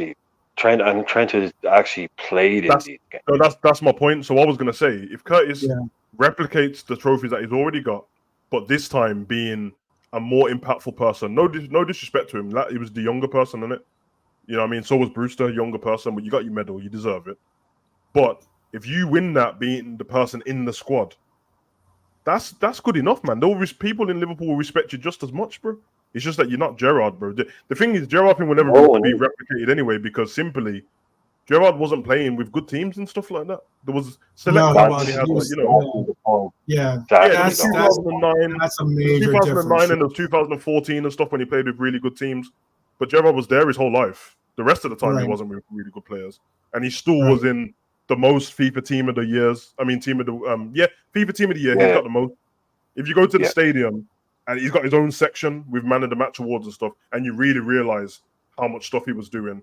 If you go to speak to all of the legends, they've all got him in their book and all the stuff they've said about him. Steven Gerrard's different level, bro. Honestly, I said it. We were speaking about it earlier on NG stream and stuff, and he's for me, he's the most complete midfielder I've ever seen.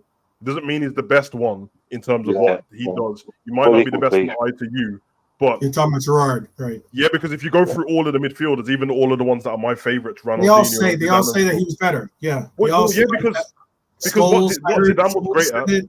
Yeah, Scholes said it. Zidane was a 10 at certain things. Right. Yeah, but Gerrard will tell you Scholes was the best. And Lampard will tell you. So, like, the three that grew up together, the Scholes, Lampard, Gerrard tree. Like, Lampard has over 200 goals for Chelsea, which is Lampard insane. was cold, bro.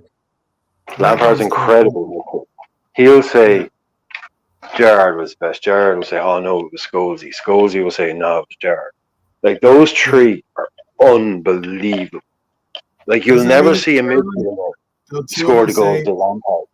You'll never see someone dominate and basically win trophies single-handedly for a team like Liverpool. I did a blind project in school.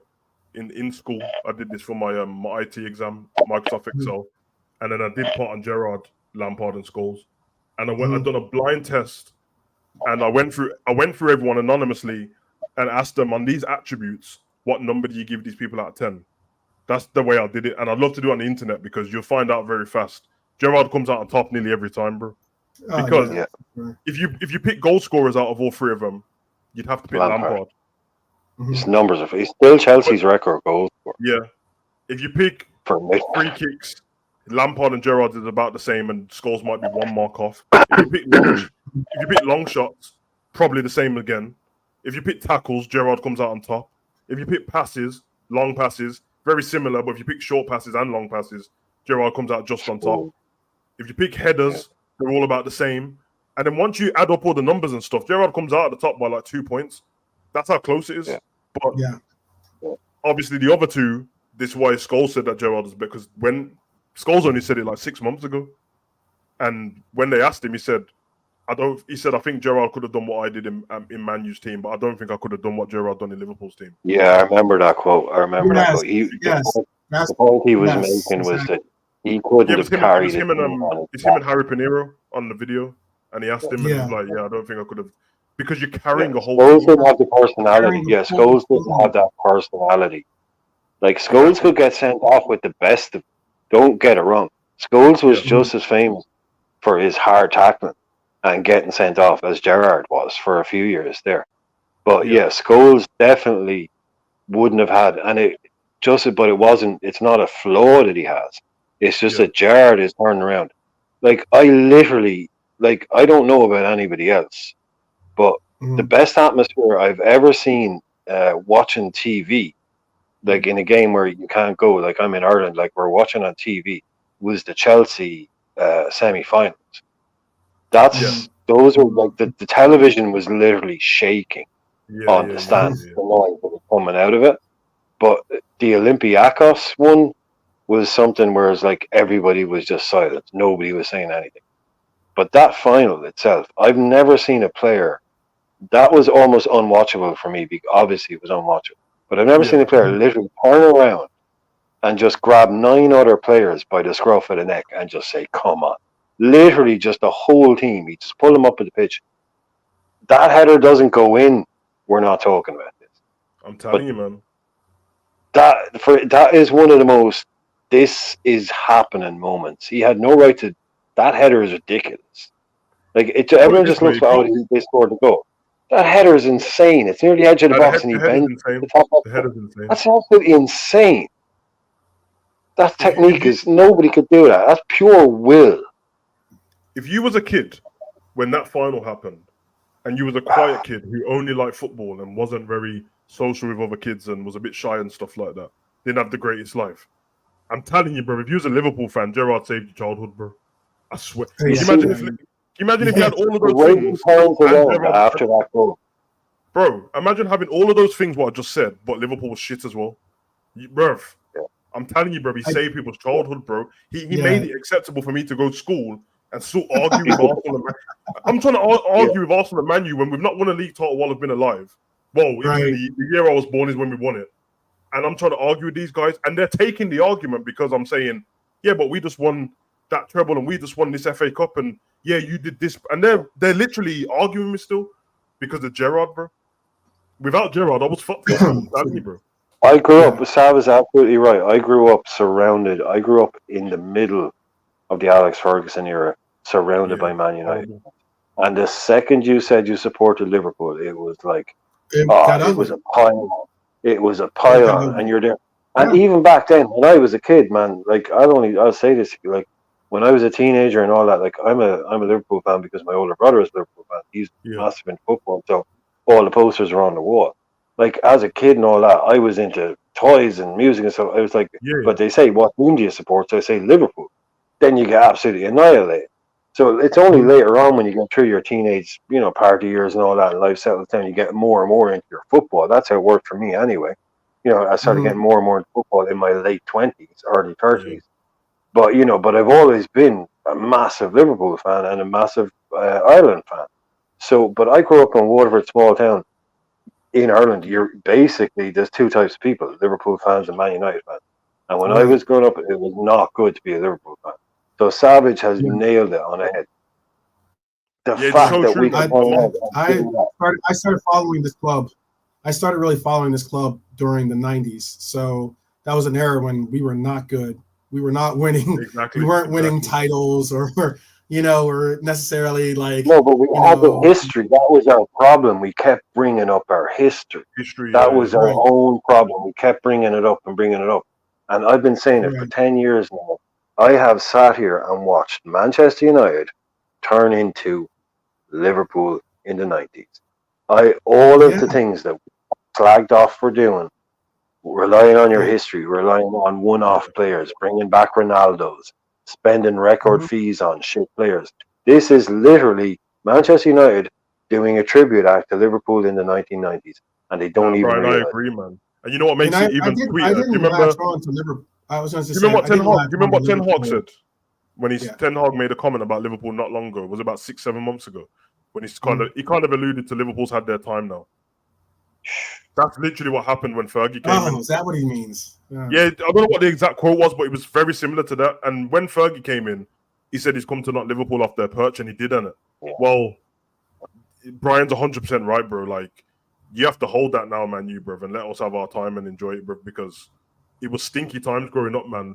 But people like Gerrard, there's certain icons in it, because if you ask, I'm 33 now. If you ask somebody, I don't know, normally when I ask people even just a little, like the next generation up from me, they'll say supported Liverpool John Barnes. There's always like these players that you win and stuff. That's basically me. I'm nearly 10 years older than you. I'm just like after Barnes. I am literally just that one above you. They're who I remember. They're not my icons, but they are the ones that plastered my walls. Barnes, Dalglish, like they were my older brothers. They were the guys, and for me coming into the game, it was like, we had Barnes, McManaman, these kind of guys. And it wasn't the whole reason why I was saying we had many good players as United. This was the thing, and we were breaking transfer records for Phil Babb and stuff like this. We were spending the big bucks, and we were buying. They'd go out and buy X player, and we go out and buy Y. And Man United to buy him. It's like next thing you know, he's a Premier League legend. He's like shite, and we sell him for nothing 2 years later. We couldn't get anything right, and we got everything wrong, and they got everything right. Everything. This was the quote here. Basically, Liverpool, Man City, you have had your time. It's our time. That was the quote. See? Ten Hag, of all people to make that when you've already lost 7-0 is crazy, bro. He's not That Ancelotti. is crazy. This guy is That not is crazy. Ancelotti. This guy is not a Mourinho. He's walked in. He worked for frickin' DVD Venlo or something. Then he got the Ajax job. He didn't. It was Utrecht or something. Then he gets the Ajax job, and next thing you know, he's. I keep bringing this up, and this is not ageism. He's 55 years old, right? I don't think he's. I think he's 53, and it's his first big job in world football. Not that you. I mean, he's Utrecht, Ajax, and the next thing you know, Man United. Where's his CV? Where's his back catalogue? He has no back catalogue. He gets an Ajax team that comes along every couple of generations where they're all unreal because it's Ajax. He brings them together. It could easily be Marco van Basten that was managing that team, or the next Rondo Ajax manager that comes along. It just happened to be Ten Hag. He brings them to a semi-final, sells De Ligt, sells De Jong, sells Ziyech. They all go for hundreds of millions of pounds. And it's all on Ten Hag, apparently. Everyone forget, this is just what Ajax do. They'll just come up with it, just burp out a load of these players every now and again. And the next thing you know, a guy in his 50s who's never won anything outside of Holland is supposedly, because he looks, I don't know, he looks like whatever. He walks into Man United and he's supposed to do stuff. I don't get it. There's nothing there. There's no allure of Man United. The whole allure of Man United is you're supposed to be scared just because it's Man United. And I mean, I think the worst part about that is that a lot of people have now that the fear has dissipated from that went about 5 years. No, you're right, man. That went about 5 years ago because I grew up living on that fear of being humiliated by Manchester United every single time. There was so much of that fear lived in me until even after we had clearly become a better team than them, I still had that fear. And it took those last two results to really do it, but it's been gone. Like there's been teams like Southampton, Leicester, Wolves routinely going to Old Trafford and beating them for years now. For years. And that the fear is strong, and it takes that much time. But it's completely gone from that. Completely. I was just gonna say real quick, Brian. It's similar to what you see now with City. I think that fear is slightly dissipated. I'm not saying that City are done. Any expectations of I'm not saying that they're united in any way. But teams are once. Teams for once and finally are taking on whether it's your Lutons or your smaller base clubs that are saying, you know what, let's go out there and play. Let's go out there and take it. Last season, and they got a result off them this year. Yeah, it's a difference. A lot of teams last year used to just lie down. It's City coming. Oh, we already know we lost, so let's just not get embarrassed. That was the mentality that I think that a lot of times City went in, and it was an advantage. It was like, you're a tough guy until you get punched in the mouth, and then all of a sudden, you really find out what you have in the tank, and it's like a lot of times with City, a lot of these teams just lay down before they even kick the ball, And now that's not the case. There's teams out there really making efforts to. For a while, it definitely was like that. I think, and Savage mentioned this earlier about Jack Grealish. If you ask Villa fans, I'm sure he knows a lot of Villa fans. Yeah, it's like watching two different footballers. To me now, he's almost like I don't know what position it is in American football, but it's the guy who just gains you yards and expects to get tackled somewhere near the goal line so you can get maybe a throw for a touchdown or a free goal or a free kick or whatever it is. Oh yeah, because what Grealish does is there's an art to it, man. He's not diving all the time. He's actually getting fouled, but he gets fouled. Yeah, he does. Yeah, he slows himself down in the last second every time.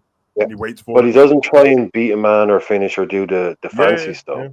Yeah, he just waits until he gets fouled. Yeah, exactly. They've taken the bit out at the end where he would then go on and bend one into the top corner or something. So it's just like you've got players like like that where they're strangling games, but they still have those bits and pieces. But I said it like to me, Kevin De Bruyne went out injured in the Champions League semi-final, and he had to go off injured in the Champions League final. He's 32 years old, and he's now coming back off a big, injury, surgery, whatever it is. They Sure. sold Well, Mahrez. no, I think he got injured and playing for Belgium too. He got injured Yeah, playing they for sold Belgium. Gundogan, clutch player, won him the league last season, scoring like 8 goals in the last 10 games. He scored a hat trick in one of the last 5 games he played, and that guy literally racked up the points as they went on their final push. Mahrez, their most consistent right Mhm. winger. They've lost all these boys, and then they show you what happens when Rodri drops out. There's no Kevin De Bruyne in that team. They lost against Fulham. They lost against Arsenal. They lost. No, I Right. might be wrong with those exact team, but they lost games against smaller opposition. That fear shouldn't be there for them. They can't keep clean sheets. Now you got the monster guy up front. Even he's injured. No, they shouldn't be that team that you were talking about, where all but maybe 2 teams go there thinking, look, let's not just lose by 6 and we'll be home by lunchtime. There should be teams going there going, well, hey, come on, we can have a go at these boys. Didn't Crystal Palace get a result against them? Right. That's Yeah, what they that's did. what I was saying all along. They beat them Yeah. twice last season, and they got the draw Yeah. against them this year. It can Yeah. be done. So I know a lot of people, they say, oh, everyone let City beat them. It's not quite that easy, but yeah, a lot of these boys, as soon as the first goal goes in, they do kind of just roll Oh, over a little bit. Yeah, you yeah. can see it. They As long as it's recognize nil who. nil stuff, it's cool. Like Sheffield United went there earlier on, so they went like 70, 80 minutes, and they Yeah, were they were good, 0-0, man. and they were like hero job. Like they had no intention of scoring a goal or anything. They're like, come on, we could get a 0-0 here. This is brilliant. But as soon as City scored, then it was like, oh well. You could see the shoulders drop, the energy went. Yeah. They didn't have anything Yeah. in them. But that's just natural. Like City will put you in a rondo, they put you in a washing machine, they spin you around all 90 minutes of it. Like eventually, you're going to make a mistake and you're going to slip. Someone's going to get in, and that's just what happens. Well, But you're right. For a while, there was a lot of teams that went there, and they kind of threw in the towel as soon as the first bunch landed. They're like, yeah, we have an excuse now. We're 1-0 down. We'll just take this loss and go home, because nobody expects anybody to beat City. let's go home. Yeah. You We should know, be just happy that we didn't get yeah. embarrassed. But yeah, That's conserve what, but that's a energy. similar Don't get injured. Spurs did. Spurs, I didn't know. I don't think anyone had expectations of Spurs going to City and getting a result or getting some type of result, despite the fact that I get Spurs are playing well this year or had at least a spell of playing well.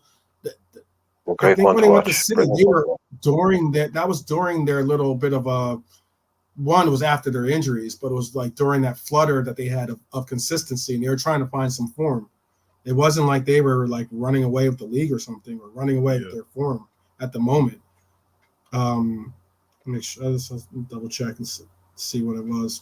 So I'm pretty sure they were at the time. They were definitely not the team that started off the season, at least. Yeah, they'd lost 3 straight before that. They lost to Chelsea, Wolves, and Villa before that, and then they had to go up against City. It wasn't at Spurs. It was at City, and I was like, okay, and he ended up getting a result out of that. And it wasn't like it was a 1-1 result. I believe it was like 3-3. Yeah. So I mean, oh my, it's one of those things where it's just like, yeah. I just think teams. It's a different mentality this year. A lot of different. Happening. I personally don't think that. I don't know if you guys agree. Remember? I don't know if you guys agree, but I mean, like, I don't think that the league is. Some people are saying the league is worse. I don't think the league is worse. I think the league is better. I just think City has come down from their stratospheric atmosphere, and come down to earth a little bit more. What's that? Worse this season? Is it worse? No, there was people. There was I think it was even on the stream, because I remember Jamie said that he thinks that the league is not as good this year. Yeah, he thinks that last night on that stream, yeah. Okay, well, as I've said millions of times, I didn't get a chance to address it with him. I'll ask you guys the same question then, but I didn't get a chance to address it with them. I personally think that the league is better this year, to be honest with you. The sheer fact that you're Lutons and your Evertons, are getting results, when people already had them being like teams that just were going to lie down and just like basically look to collect their check and go back to the championship, basically, but even if you go further into it, I mean, the fact of Arsenal, Villa, City, Spurs, West Ham, they're all good teams. And if anything, Brighton has somewhat fluttered a little bit. I don't hear as many. Winning 3-0 against Spurs. Yeah, okay. But yeah, to speak of it, yeah. But I mean, like, it's interesting. I mean, like, the Brighton coach was like the toast of the town. There's people that were saying they want to see him replace Klopp, actually. Yeah. But I agree, man. I think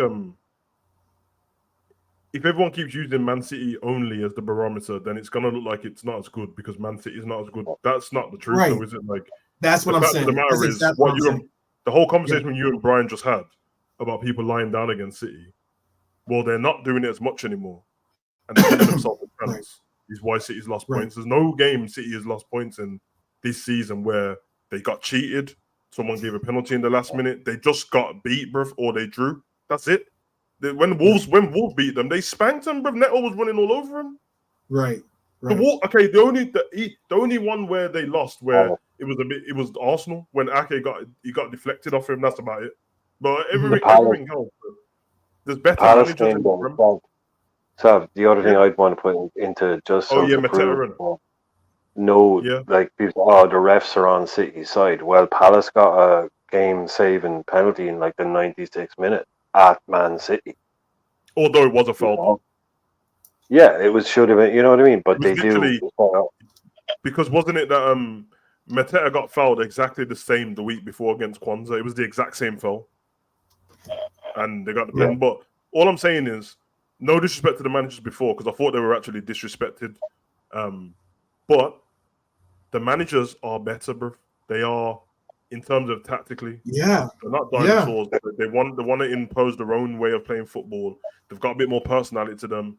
So Wolves, it's not surprised the way they're playing football because Gary O'Neill's their manager, bro. He's a good manager. He's a good manager. Exactly. That's why I'm saying that Eddie Howe's cut his teeth now at the big level for a while, bro. He's been here for a minute, bro. He's done the Bournemouth thing. He brought them through all the ranks, then got relegated, came back, took over Newcastle at 17th place, finished 9th with them, and then got top 4 the season after. De Zerbi he pretty much burst onto the scene because what he was doing in Italy wasn't the same as what he's doing here. And he done what he done. You got Frank at Brentford, another great manager, setting up these different set pieces where you know what I mean? All these different teams and stuff like that. Sean Dyche, all of a sudden, he's the kick and rush guy that everyone tried to say before. It's just that he had Burnley. Now he's got Everton and he's got decent players. They're balling against people. Yeah, they lost against City yesterday, but they're not playing a lot better. You know what I mean? The oldest manager in the league is Roy Hodgson, and he came back 4 in a row before City. Everton. And I don't think Hodgson should have been brought back. And I thought Vieira. Yeah, I don't think so because he replaced Vieira, and I think Vieira shouldn't have got sacked. But everyone's imposing their different way of playing football now. You got Arteta, young manager, playing his way of football. You know what I mean? They're all learning off each other. De Zerbi said he learned off watching Pep and Klopp. Arteta's learned off Pep. You know what I mean? Klopp learned off Rangnick. They're all learning off each other. And the players that are coming in are from different places. So Brighton, for example, where their scouting market is South America, bro. Them South Americans are not coming in to do low blocks, bro. That's not what... No, they're not. That's not football for them, bro. So everyone's got that now. And slowly, people are starting to get people in their team that can finish. Whereas when you don't have a good striker at your squad, you're almost doomed from the start, bro. But now all of them have got goal scorers. So, I was gonna say, look at the middle of the table right now is basically what? Brighton, United, I guess, is mid table too, but Brighton, Newcastle, Chelsea, Wolves, Bournemouth, Fulham, Brentford. Those are all good teams. They're all teams capable of showing up on a good day and beating any team in the league, pretty much. In my opinion, I think all those teams have gotten results too this year against teams that you would have said, "Oh, they're going to get pushed aside," and they haven't. And 12th, you got Newcastle, they got knocked out of the Champions League, but they smoked PSG. Right. Yeah. Yeah, I mean, Man U's been shit, so I can't really use them as an example. But Arsenal's got through to the next round. Are you big on the the Champions League? I will accept this. The Champions League this year is It feels like it's dropped in quality. Yeah. But I'll tell you the reason why. It's very simple. This is the first Champions League season where all of the best players in the world left last season. They all left. They all went to Saudi Arabia last season. So of course, all of a sudden, your Real Madrid doesn't look the same. Your Barca don't look the same anymore. And all these teams don't have these players anymore. All of them are in Saudi Arabia. Right. All of the last decade of iconic players are not in the Champions League anymore. And so that's why it looks like Man City's got all of them, because they do. Basically, Neymar, Benzema, Messi, like, who's gone for USA, and Ronaldo. Exactly. Suarez is going to Miami. I'll try and unpick what Jamie was referring to when he's saying like that he said what the Premier League is worse this year. Yeah. Yeah. Worse than what? Worse than what would be worse. Meaning like as in it's the talent, the teams, the quality of teams is down this year. I think he's probably. I think that he's doing what Stream God said, which is because City isn't City, he's thinking that the bar for the league is down, and he's applying it to everyone. And I think that it's not that the league is down. I personally think the league isn't down. I just think City has their level. Oh, but if you look at the world, maybe he's looking at a league where you've got basically a Chelsea. That's where they are. A Man United, that's where they are. And a Manchester City that aren't, 10 points clear because they have all the best players in the world. But it's like worse than what? It's like, is it the most competitive league in terms of what's going on? Like Arsenal are doing it. Like, how can you actually, like, I keep bringing this up. There are players playing for Bournemouth, Brighton, Wolves, even Burnley, that are only playing for those clubs because they can't be bought by or the clubs in Italy or Spain that will want them can't afford their wage because there's so much money in the Premier League now. Justin Kluivert should not be playing for Bournemouth in any other words. Kudos plays for West Ham. Kudos, for God's sake. Yeah. West Ham won a European trophy last year. Lucas Paqueta plays for West Ham. This is what we're talking about. That was my point. We have this is one of the highest quality European competitions. One of the highest quality leagues. No. Yeah. It's one of the highest quality leagues. You're talking about anyone being able to beat anybody. Why? When you look at Europe, bro, Man City are the favourites to win the Champions League again. Whether they win it or not, but they're the favourites. And the way Arsenal have been playing, they're pretty up there as well. In Europa League, Liverpool are the favourites. In the Conference League, Villa is the favourites. And the favourites behind Liverpool in the Europa League is Brighton. So tells you what you need to know about how English teams are playing football. That's exactly what that's the point. That's the reason. That's what I reference as being, the backing of my point of saying I disagree with what he has to say. I'm like, if the Premier League had two out of the three competitions for Europe. It's as strong as it's ever been. Yeah. It's objectively. Two out of the three competitions have been British have been Premier League teams have won two of the three competitions last year, at least for Europe. This year, as Stream God just said, it's like we are favorites. The favorites in all three competitions are Premier League teams. So I don't understand the correlation of saying that the league is tough. If Real Madrid and Barcelona didn't exist, England would utterly dominate Europe. There's no money in Germany outside the point. There's no money in Italy. Like Italy is like, I love Italian football. I absolutely love Italian football. Yeah, but that era's gone. But there's no money there, right? Outside of the top two in Spain, there's no money. Right. I mean, England, this is what we're talking about. West Ham Aston Villa, a team that 4 years ago, when they were in a playoff final with Derby County, maybe 3 years ago, they were in a playoff final with Derby County. Now they're pushing for Champions League. That's because they've spent incredible amount of money. They're one of the If they richest hadn't, clubs in England, right? Are their Villa one of the owners, richest clubs? their owners are some of the richest in England, but they gambled so much money because they were relegated not that long ago with 17 points, with one of the worst ever Premier League seasons. They were relegated with 17 points. Work that out. Now they're challenging for Champions League. Why? But they also, Sav, I don't know if people in Birmingham know this, they had to sell Villa Park. Yeah. They had to sell Villa Park to qualify. Nah, 12 man, it's 4-0, bro. It's 4-0. Yeah. Like, these guys now have so much money, man. Yeah, Incredible amount of money. Incredible amount of money. Like, teams that nearly got relegated or didn't qualify for, or didn't get promoted to Premier League 4 or 5 years ago, can outbid and outpay. Can take Moussa Diaby, can take Leon Bailey, can take players like that and pay him more money than anyone in Spain or Italy could even come close to paying. And they're not even a guaranteed. They're not going to win a league. Like, Moussa Diaby was one of the most sought after players in Europe 2 years ago. Villa just went in 60 million quid. There you go. No, you're right. No, I don't know. So anyone can like look at the league and say this is worse than any season. Okay, the big boys aren't playing, but the quality of footballer that's in the Premier League right now is as high as it has ever been. Yeah, I think if you're judging the league on somebody running away with it, that's not better quality. It's not better quality, right?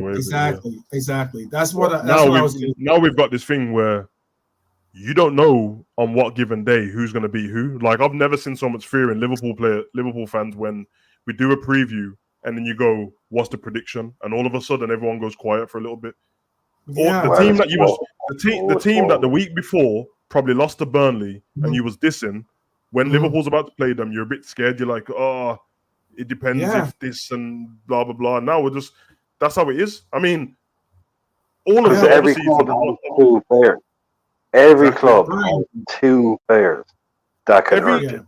Every time, without sounding like a hater, I probably sounded like a hater before because I would always say Man City is the best team, but you can get at their defense. It sounds like I'm hating because no one was trying to get at their defense. As soon as you try and get at their defense, you realize, their defense is good, but it's not as good as you said it was. Ederson is good, but it's not as good as you said he was. You're nowhere near as good a shot stopper as Alisson is.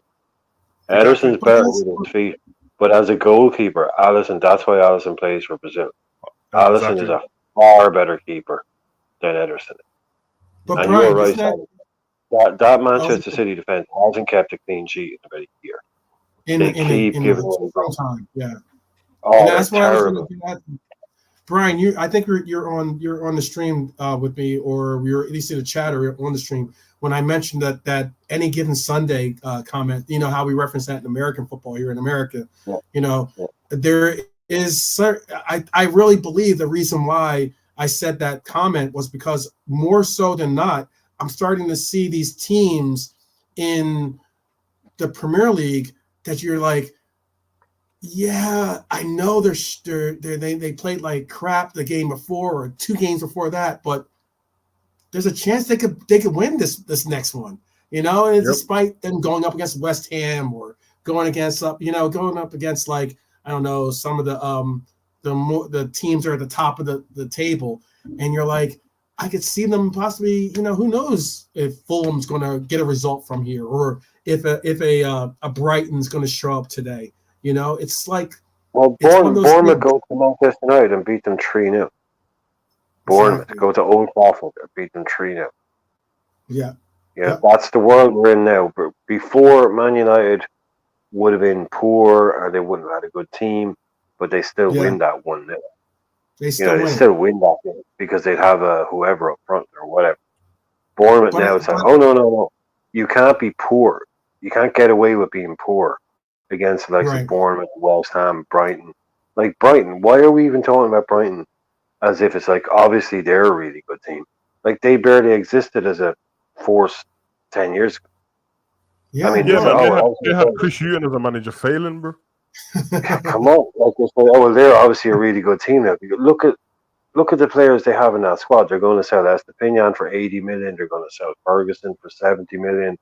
They've sold Yeah, probably 300-400 million quid's worth of players. they've made a lot of money. Cucurella, They've definitely made a lot of money. Cucurella, Caicedo, McAllister. That's They actually sold their players for cheaper.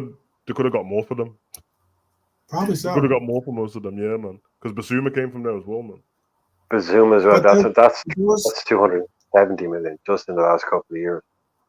But the reason why maybe the conception that quality has dropped is because, again, I think one, there's so many games, so it's going to have an effect on all teams across every league. Yeah, of course. You know, of course. being like international play and with the club play that they have to take on. Because I'm looking at this UEFA Champions League, the round of 16 is Porto versus Arsenal, Napoli versus Barcelona, PSG versus Real Sociedad, Inter versus Atletico Madrid, PSV versus Dortmund, Lazio versus Bayern Munich, Copenhagen versus Man City, and Leipzig versus Real Madrid. Yeah, see, take some adjusting to, innit? Because you have to adjust to football without your heroes, man. It's all changed, bro. Yeah, I mean, trying to adjust to life without Lionel Messi in the Champions League is crazy, bro. But that's how it is. Yeah. So you have to be new people, man. Like, and well, Mbappe and Haaland is the new Messi Ronaldo debate. Exactly. I think. Exactly. Like, and it's not even close. Yeah, Bellingham will be maybe like a kind of a third guy in that. Like, I'm like everyone else. I'm so glad that this whole Messi Ronaldo thing can finally be put to bed. They're both gone. Like, one's off in Saudi, one's off in America, and we can start talking about new people in the Ballon d'Ors. But just again, like you were talking about Michael Owen earlier on, a lot of people will not remember just how good that guy was. He had 2 Premier League Golden Boots and a Ballon d'Or. And by the some time of his he was best years 20. were at Liverpool too. No, but by the time he was 20, some of his best years were at Liverpool. His best year is not some of his best years. The guy will tell you himself. By the time he went to Madrid, he knew his knee was wrong. He knew it was wrong, and he'd lost basically. But people see him as a fast goal scorer. He could do absolutely. He was a teenager playing for a Liverpool team that won absolutely nothing. He was one of the reasons why I hate him so much, bro. Because he was so good at the time when he left. Because I was a kid, man. So good at the time. Like, that was a. Is it because you feel like he turned? Is it because you feel like he turned his back on you as a Liverpool fan? And it felt as a kid, it felt too quick. Him going to Real Madrid, it felt too quick, bro. Like, I was like, what's going on here, man? Like, you know what I mean? I know you're from. Did you have the same feeling? Not saying, and sorry to cut you. I was gonna say, not saying that Sterling is the same level of Owen, but did you have the same feeling when Sterling decided to leave as well? No, but the Sterling one was weird because I never seen the press hound someone so much to the point where I'm like, whatever the press is saying, I'm sure it sounds like it's true. I'm not sure if it is, but it sounds like it is. And, you know, it was all this money-hungry stuff. And then I remember him having an interview, what pissed me off, because he was like, I'm not a money grabber and stuff like that, blah, blah, blah. And then the week after, he was gone. And I was like, what the fuck, bro? But, you know, because it just threw me off a little bit, man. But for Sterling, you're talking about. Yeah, but the thing is with Michael Owen, because of the academy and stuff like that, and he was not far. He was living in Chester, and it's right next to Liverpool, so it felt like he was local and that. It just felt a little bit different. It felt like he just turned you back. But I was glad that he was Real Madrid and not another Prem team.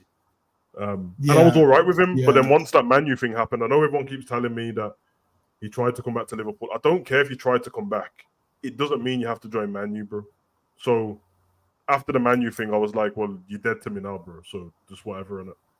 So he do all this, because I think he's the Liverpool ambassador, bro. Who cares? No one cares. I don't want to hear your voice, bro. And he's one of the greatest footballers I've ever seen, bro. Yeah, I'm not saying Sterling was one of the best football players I've ever seen. He was great, though. Sterling was good, man. He was a great player, and for me, Owen was definitely, because Owen was like, you know, my boyhood favorite. So like he was the player that I liked. He was like, the player I liked the most growing up. But for me, Sterling hurt too, though. That's why I don't know if you felt the same way or not. But Now you hurt a little bit because Sterling hit. The period where Sterling left, we obviously we didn't know at the time, hindsight and that, but because we had gone for the league title and nearly won it, it felt like we need to keep the band together for a couple more seasons. I think they can do it. Yeah. But he was almost with him. It was like, nah, I've tried. I'm off. And I'm like, bro, you're only a kid. You couldn't have tried that hard. But like, you want to not give it another go and whatever. And the fact that remains is whether he says it's not a money grabber or not, you maybe not. But the fact that Man City, looks like the image you left the fact was... that Man City gave you so much money, and how Man City turned out to be in the end anyway. Yeah, it tells me a different story, man. Like, you know what I mean? I wanted trophies. Well, you could have waited another season if that's the case. You could have waited another season, exactly. Yeah. And to go and that's why when you said what you said, like as in at least Owen went to Real Madrid. I know it sounds horrible, but still, he at least went to Real Madrid and then made his way back to the Prem. And it's horrible, absolutely deplorable that he went and became a Red Devil. But for me, it was Sterling leaving and then going to City, who at that time wasn't nearly even close to being the rivalry that we have with them. No, but they did just win the league off us, bro. They did just stop us winning. Exactly. So that's what it was. That's like us being in a title race this season if it continues against Arsenal, and then one of our main players going to Arsenal if they win the league. That's crazy, bro. Yeah. It's kind of like KD going to Golden State. Yes, that's exactly what it's like. You know what I mean? That's exactly what really, it's like. Dude? Really? Like, come on. And KD plays for Arizona now, too. Spurs are trying to make the comeback here, man. It's 4-2 now. Spurs ain't going to do nothing like that, though. But maybe. I said it on the stream, so now maybe they try to show me. They scored 2 goals in 4 minutes, bro. So I don't. No, Sav, can you guys hear me? Yeah, yes. Oh yeah. Actually, we can hear you even better. I know I switched to the iPhone. Thoughts on what would have happened if Gerrard actually left for Chelsea? What's the legacy? What's the story? What's the where are we in the conversation? You know, when there was talk of him leaving. That was the season after the Champions League final, isn't it? Yeah, we'd won it because remember that he had won us the Champions League. That was the whole thing. He wasn't leaving when he was saying, "Look, we all know we're not winning the league title. We all know we've just won the best Champions League ever. I've given you that. Let me go." Was the vibe I got. Yeah, because the season that he was planning on leaving, we won the FA Cup. That was a Gerrard final as well. That's hilarious. But the West Ham, that was someone called that as being their greatest Gerrard moment. Actually, that's incredible, bro. What a goal! There's no other final named after a person, bro. If you say someone the Gerrard final, they know straight away. Yeah. Well, there is one. But that's an old one. Stanley Matthews final. Yeah, Stanley Matthews. You could argue that the 2005 Champions League it could be the Gerrard final too. I believe so. Yeah. I mean, we went up against like possibly the greatest AC Milan team of all time, and to get the result that we did. Still to this day, this makes it was incredible. Cisse, I think it's Cisse that talks about it. Yeah, it's spoken about. But what do you think, Sav? If he had gone to Chelsea, It'd be worse than Michael Owen, man. Oh yeah. I think it's harsh comeback from that, isn't it? It's a hard comeback. There'll be no. It'd be worse. It would be worse than it'd be worse than Owen. Yeah, you know why? Because Rooney left and went to Man U, innit? It'd be worse than Torres. How about that? It'd be worse than Torres. It'd be the worst thing to ever happen, man. It'd be like You don't think so? I think it'd be worse than Torres because how good the player is at the time of leaving does matter. And when Torres left Liverpool, peak.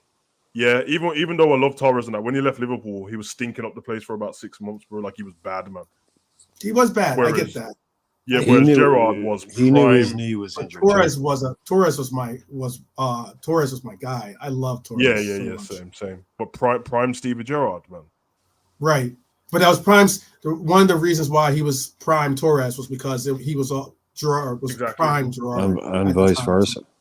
Yeah, that team that what was like 06, 07, where you had Alonso, Mascherano, Gerrard, and Torres. Yeah, we had them until 2009, and then that's when we nearly won the league. Then. That season where Rafa said to Gerrard, "You're not a midfielder anymore," and it caused huge uproar, and he pushed him up as a number 10 or a wide right. And he's like, no, I have Mascherano and Alonso, two of the greatest midfielders that have ever played for Liverpool, especially Xabi Alonso. And he's like, Gerrard, just give Gerrard a free role, which was it. Everyone was crying out for years later. Just give Gerrard a free role. Gerrard wanted to play centre midfield. Rafa says, no, you don't have the discipline, but you can do absolutely everything else. He puts him up front, basically. I got Chelsea's squad up for the if Gerrard left, this is the team he would have joined. It was Petr Cech, Essien, Lampard, Joe Cole, Carvalho, Ashley Cole, Ballack, Robben, Sean Wright-Phillips, Paulo Ferreira, John Terry, Makelele, Shevchenko, Didier Drogba, Solomon Kalou. And then add Gerrard in that. It's destruction for a couple of years, that. It's about 10 years of destruction, bro. That would be KD leaving again. Once again. That's ridiculous. But then the Chelsea manager has to do the Lampard or Gerrard thing.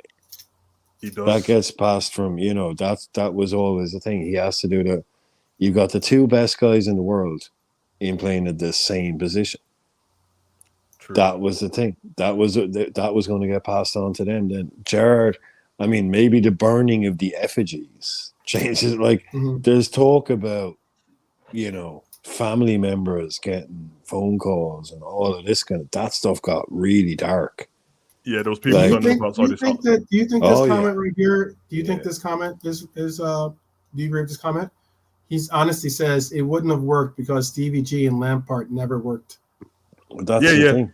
He might not work on the pitch at the same time, but then you're telling me that Lampard or Gerrard's going to come off the bench for each other, bro, and that's yeah. Because it sounds crazy, but when you look at how Man City's team are, where they've had seasons where they've took off Bernardo Silva and brought on Mahrez. That's what you're talking about, but at a higher level, bro. Yeah. It's ridiculous, man. Yeah. But there's no way. Yeah, but that's a very difficult. I can understand maybe if you're at there was that year when the Lakers. I don't know if you guys follow basketball like that or not. Yeah. There was that year that the Lakers got Karl Malone, Gary Payton. They all went to the Lakers and they ended up having to play Detroit. Actually, they ended up losing to Detroit Pistons. Yeah, but Malone didn't. But I mean, their team was Shaquille O'Neal, Kobe Bryant, Gary Payton, Karl Malone. These are all basically Hall of Fame, future Hall of Famers, obviously. On this squad, and they were going up against Richard Hamilton and all these players that were good players, but weren't necessarily that level of players, and ended up getting beat. But it's still the same. It's there's a difference when it's almost like you're throwing in the towel and saying, you know what, you can't beat them, join them. And I'm just is that do you want them? Wasn't there that quote that said or not the quote, but didn't Gerrard basically get told, hey, you could go to Chelsea and win and win a championship or win a title, and everything else, but if you were to stay here, you'll forever be a legend. No, he said that to Suarez. Said that to Suarez, okay. Gerrard said that to Suarez. But what 12 Man saying is there was something similar that Gerrard's dad said to him. Yeah, that's what I was Gerrard. No. He said, "Do you want to walk?" He said, "Do you want to come back as an older man walking around Liverpool?" Yeah, and nobody wants to speak to you and stuff, and all your trophies were won at a different club in the city that you love. Yeah, Gerrard's whole thing was to be fair to Gerrard, it was Mourinho in it. That's who he wanted to play for. It wasn't because it was Chelsea. And Mourinho kept trying to entice him every season as well. So yeah, buttering him up. Yeah. Yeah. But the And thing Mourinho's about smart. like He's smart. what you were He's saying about smart. Karl Malone, what I know about Karl Malone is that like, apart from the dodgy stuff he did, he was at like, was it Detroit or something, and he went to the Lakers when he was like, but he went in and was like 39. Yeah, And then no, he they were went to all past. They're well past their prime. yeah. Well So past. Malone went there thinking, okay, I'm never going to win it with this Detroit team or whoever it was he was No, with. he's with the Jazz, but yeah, I With got the what you're saying. Jazz, yeah, he was with Utah. Yeah, he's like, Yeah. so he never, so okay, but he went to the Lakers at the one time where Kobe and the other guy, or Shaq and Kobe were fighting with each other. Yeah. Yeah. And it was tearing the Lakers apart. And Yep. so he joined like the worst Lakers team of all time. Yeah. And then they went and lost to the Bulls. So he's like, not only did he leave it way, way, way too late to go and try and win that final NBA championship, he actually joined the worst team he could have joined because this is the superstar team. But he didn't realize until he gets there, no, these guys are like, this is not a Lakers team. And I know they actually did get to an NBA final. Charles Barkley did it with Houston. Yeah, but the Lakers did actually get to a final but they lost that final. They lost to Detroit. Yeah. So they lost to freaking the Pistons, right? So it's like this guy got everything wrong. He left it way too late. He went to the wrong team. The Pistons were so good that year, man. Yeah, and it's like, but it's not like they lost to the Bulls or something. He's like, dude, come on, man. So yeah, you will get these guys that just try and get that one move too late or whatever. It's like, but Gerrard wasn't doing that. Yeah, that was the thing. Gerrard was going to go there when he was probably 26. Maybe this was like, shit, man. Yeah, that's like KDB leaving 4 seasons ago. Like KDB leaving Man City 4 years ago. This isn't a smack in the face. This is a straight up kick in the balls. Like if he turns around and says, like basically one of the most iconic Liverpool player currently playing football wanted to leave the club to go to that horrible, like literally that horrible of all the clubs, Chelsea. Like that, like what does that tell you about Liverpool? It's crazy, man. Imagine Salah leaving not long ago, like 3 seasons ago, 4 seasons ago. To go to Arsenal or something. Or to go to Man City. Yeah, and just say these are better bets. That was during the Hicks and Gillette era, though, wasn't it? Yeah, Hicks. Yeah, that was a shambles. That whole thing. I mean, that could possibly also have some. Oh yeah, because we nearly went into administration a couple of years after that, bro. So this is the thing. Gerrard wasn't wrong from a Cole point of view. If you take everything out of it, you just talk about Gerrard wanting to win titles. Yeah. He wasn't wrong. Yeah, it's the same with Torres. Torres got promised some certain things, and they didn't live up to the promise, so he left. Yeah. So again, from the cold-hearted point of view, if you want to put numbers and trophies in your cabinet, Gerrard would have done better at Chelsea. Yeah, that's why I said there's a lot of things that we weren't privy to because there was less information back in the day. No social media. So you just had to take what the news said, and we know that the news is scandalous as it is. Yeah. So I didn't find out until I watched the El Nino documentary and Torres was speaking about it. I was like, oh, shit. I thought you there was some stuff in that. I saw that special, too, or the interview where he really opened up about – because his wife even says, like – his wife says that when if she finds she'll find him watching like old clips of himself at Liverpool, like like reminiscent of his better days, and his better days were with Liverpool. And I'm like, Torres' first season at Liverpool, my God, he was Jesus Christ! But it hurt. It hurt a lot to see him. It still hurt a lot to see him in the blue, though. To me, I know we got a lot of money for the. But just the best thing that Torres ever done in that blue shirt was when we lost to Chelsea when we're going for the league. He passed the ball to Demba Ba. Because if he scored that, fucking hell. Yeah, man. Yeah, that would have hurt. That would have been a real knife in the gut. But you remember the flip side of that, where it was like, but Andy Carroll is in the helicopter. Everyone, like, we've all heard that Torres quote, but the Andy Carroll quote where he's in the helicopter on the way from Newcastle to Liverpool, and he's like, can I just fail a medical? He's saying, I really hope something goes wrong with this He loved deal. Newcastle, innit? He didn't want to go. He was like, "What?" Yeah, I feel bad. I feel bad for him to this day, bro. Because to this day is a fact. That Andy Carroll. To this day, man. You know when everyone does this thing where they call Nunes the Uruguayan Andy Carroll and stuff like that. I'm like, I don't understand if you don't realize what you're saying. Because first of all, Andy Carroll, when he burst onto the scene in the Prem, was fucking ridiculous, bro. He was good, really good. Everyone up, bro. Yeah, and he was a great player, bro. But he was so tall. He was so tall. He was able to. Boyhood club. They didn't have a hero since Shearer. He was the new Shearer. He was wearing. And since that day, their new hero is Dan Burn, bro. Because they've not had any more Geordies doing it, man. He was living the dream at Newcastle. Yeah, man. He was like, he was saying in the helicopter, "Please, can something happen to make this deal fall through?" Mike Ashley for you, innit, man? And that's the player that was arriving at the club. Like, is it any wonder that he failed? And he didn't even fail. He scored we joined. Look, we sell Fernando Torres, right? And in the same window, we signed Luis Suarez and Andy Carroll. Yeah. Right? Everyone forgets the Luis Suarez bit. But Andy Carroll scored, I think, around 10 or 11 goals between January and that's he didn't have a shit season. No. Yeah, he was okay in the season that we bought him in January. It was just the following season. Yeah, he really stunk the place out. Yeah. Arsenal in the mud. Arsenal in the mud. But who can replace? Quick question, guys. Quick question. This is a good question too. Yes, honestly, asked the question, Mandem.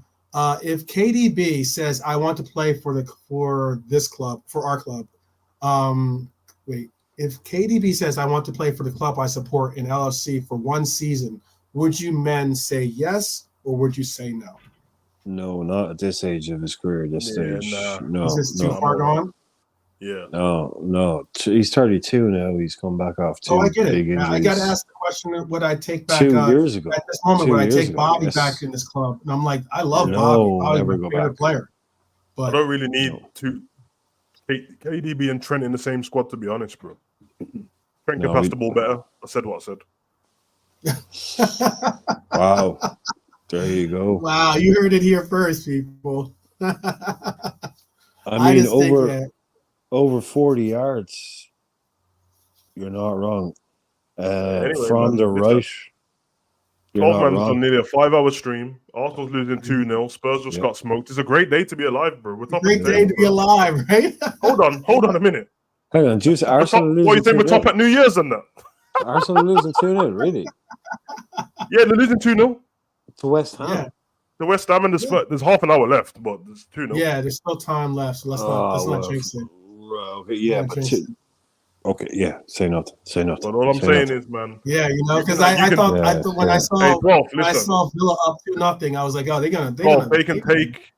can take their top at Christmas. We'll take top at New Year. It's all good. That'd be great. Going into 2024, top of the league. You want to know what? This is beautiful if it finishes them losing this game. Because the thing I've wanted all season is we need a little bit of a buffer in it.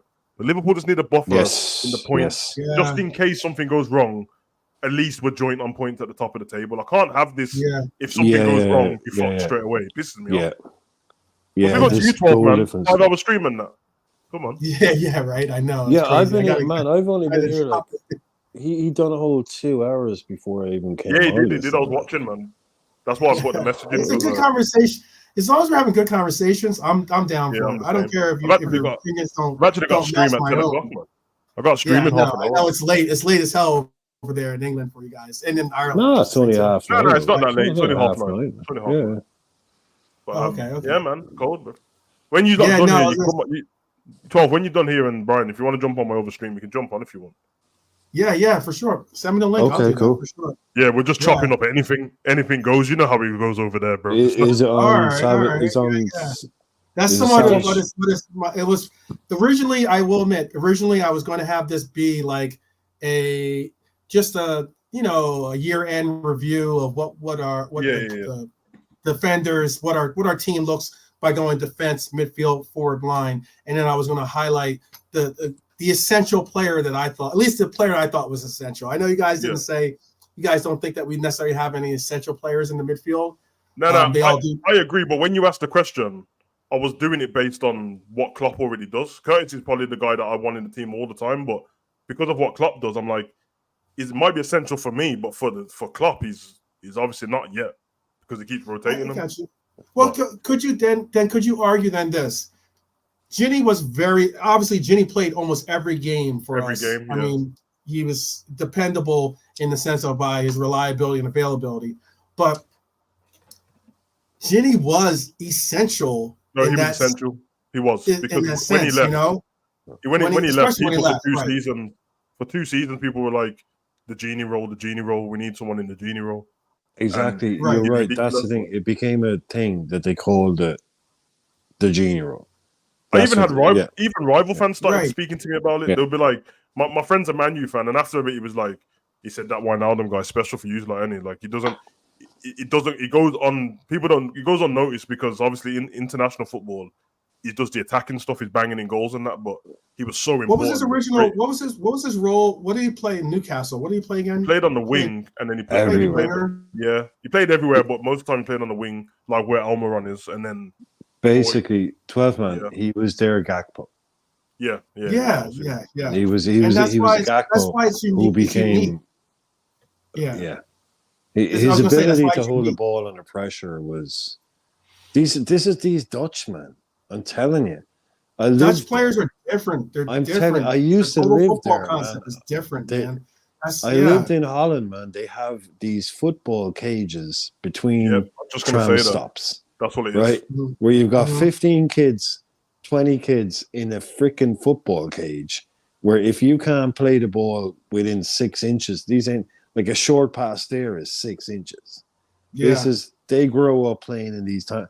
I mean, their spatial awareness, their control of the ball to get to where he is, it's crazy, man. These guys grow up playing in an environment that is designed to just create total footballers, first touch, passing, everything. And then you get a guy like him who has the natural attributes to be like a finisher and all that, then he rises to the top. But to even get a game over there, man, it's crazy. Like I play five-a-side a lot, man. It's kind of like it's like a rucker for America. No, man. Five-a-side is difficult. It's difficult to get to impose yourself in a game of five-a-side. It's hard, right? To be a good player, right? And these guys grow up on that. Like that's just your bare minimum. So these boys, Gakpo, if you said to me, "Shit, we need a right back," he can play there for 40 minutes. Don't think he can't. Yeah. Don't think he can't. It's football. It's to them. It's not positions. It's football. So then, real quick, then, how do you guys feel about that then? Because there's been pushback, but I've said this from the very beginning. I know because I remember. I don't know if you remember Stream God, but there was that time we were on ends, and I remember because I was discussing it. I just brought it up with Kopish the week before, and I remember I brought up that. Our style of play is like this amoeba style, whereas we have players that we utilize because they're total football style players and that they can, there's times when we've seen Nunez on the right. There's times I've seen him on the left. There's times I've seen him in the central area of the pitch, playing that striker role more so.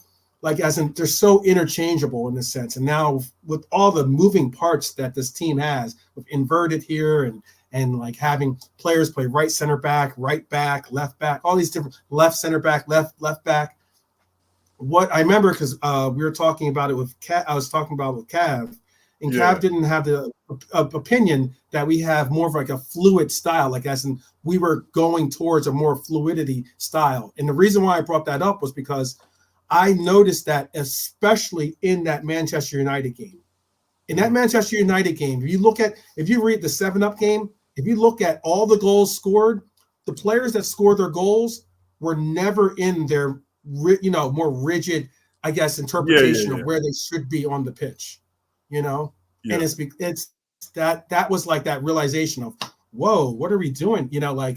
Like we really do have a concept of this total football concept, and trying to create this fluidity amongst these players. I do agree I do agree to a point, to be honest, because especially when in-game Klopp changes the formation, because all of a sudden the front three, apart from Salah, even though he's been doing it a lot more, they don't really belong to a position. If I'm in your position, then you go in my position. It's that simple. And if you saw that's what Gakpo and Nunes did in the last game. They just was like, oh, okay, we'll start the game here. As soon as Nunes drifted in, Gakpo said, all right, I'll go on the left. Nunes went onto the left, Gakpo went in the middle. Diaz went across the pitch. And that's how Man City played, to be honest. And it does work out a lot better because it's less rigid. And it means that for the opposition, they can't pick up the player they want to pick up, because if your manager said pick up Salah and you're a left back, Salah's gone. So yeah, it's fluid in certain points, but then some parts it seems more rigid. I think it's when the players are not following the instructions. When do you think it's rigid? When do you feel as though the structure isn't allowing for that flow to go? No, it's not that it's not allowed. It's a choice not to. It's when we play against low block teams. It's when they run out of ideas. Yeah. Well, as soon as we go against a low block and we run out of ideas, everyone is in their exact position they should be in, and then it's not good up. Because against low blocks, you can't do that. You can't stay in your position. It's too easy. So I think that's what it is. But 12. Thank you for letting me on, bro. I've got to jump off. I know you got your stream. Definitely, if you want, I'll see about trying to hop on for sure. Yeah, what I'll do is I'm gonna start my stream at 10. It's no holds barred. Come over and talk about anything if you want anything you want to talk about. It doesn't have to be on Savage Talk Sports? Or... Yeah, it's on Savage Talk Sports, but it's about anything. Cool. You can jump over, and then not Hugo. I'll put the link in the chat as well, and then everyone can just jump in. We can do what you want. All right. Cool. So big up to you. Yeah. Okay. Cool. I'll check it out for sure. Because I wonder. There's a couple of it's not sports related. It's actually like television. Nah, bring it over. Less sports the better. Actually, we talk about sports. Yeah. It's something. Right. I just watched something. I wanted to see. I'm sure you already saw it, so I wanted to definitely ask you some questions about it. Cool. But big up, everyone in the chat. You're welcome as well to jump over, man. 10 o'clock. Savage Talk. All right. Peace. Oh man, sorry about that. Yeah, I'm gonna put your. Oh, it already popped off. I'm gonna put Savage's. Or Brian, can you put Savage's? Do you have Savage's? What's the name? Do you have his link to his Savage Talk Sports? Yeah, I do, but I can do it if I'm in a chat, but I can't actually do it when I'm in the stream. Oh, when you're in this state? Yeah. Okay. I just have it on my other. Yeah, on my other phone. I will. I'll just throw it in there on the other phone. Which, no worries. That's why I had to change because my other phone died. Yeah, Savage Talk Sports. Okay. Oh, big up. Okay. Ends put it in for me. That's good. So I got Ends as a Hollywood Ends is sniping, man. He's sniping for Savage. He's just making sure there's no fucking shots fired. As a mod as well. Yeah. So what was the final topic you were talking about? So people, if you got a chance, what's that? What was the final topic you were talking about there? Brian, you there? Yeah, can you hear me? Yeah, I can hear you. I'm trying to think of what it was that I was speaking on. And you know what's sad that he left, because this is what Honesty just put in too. I don't know if this is like what's the validity of this. If this is just someone trying to troll. But it says Nicola Barella has had a private phone call with Jurgen Klopp, the Italian West Anfield. Is that true? Man, how long have we been linked with that guy? 4 or 5, 6. He comes up every season. Look, it's not transfer season if we're not linked with Nicola Barella. That's it. Like, I think he's look, I'm an Inter guy. I don't do the whole I support Liverpool and someone else. A lot of people are like, oh, my dad is from Italy, so I support Liverpool and Milan or something like that. Or, my mom is from Germany, so I support Dortmund and Liverpool. It's like, no. If they were both playing each other in a Champions League final, who are you shouting for? Liverpool. Okay, you're a Liverpool fan. Right. But yes. I have a second team because I grew up there's a particular era in the UK and Ireland in the 90s where Italian football was big on a particular television channel that we have here. And Italian football became a big cultural phenomenon over here in the 90s because that's where all the best players were. And it was on every Sunday. So I am an Inter guy. I love Inter, man. I mean, I adore that club. It's the coolest jersey of all time. They've had Ronaldo. They've had just the best. They've just had the best players, right? And I know for a fact that Barella is an Inter guy. He does not want to leave Inter. He wants to stay. Not many Italians No, do, though. they don't. No, they want to stay in Italy. I've said this is one of my biggest football mantras is don't buy Italian. Because they don't travel well. They don't stay long. It's just, I could go on. The lifestyle, the culture, and everything doesn't really transcend well from. Yeah, dude. Guess what? Italy is much nicer a place to live in than Liverpool. Guess what? The food alone. The food alone. It's only London. They try if it's London. If they go to London, they're cool because they can, it's London. They can get the things they need there. But Italians don't want to leave Italy. If you ask any Italian person where the best football is, the best women are, the best scenery is, the best beaches are, the best weather is, the best food is, the best music is, they'll all say it's all in Italy. It's all in Italy. So the likes of Barella, I know for a fact, like Tonali was in tears when he found out AC Milan accepted a bid from, Barella is a home guy. He just forget about Barella. Seriously, like I take Lautaro Martinez. I don't want to, you're a savage banging on a keyboard here now, but like, I didn't know he hated him. I mean, Lautaro was a great player, but a lot of these people, like Darmian, and they're at Inter now, they're doing brilliantly. Like, it's a different level there. But Barella is the kind of player that he will go somewhere, and within a year and a half, he'll be like, "Oh, I want to go back to Inter."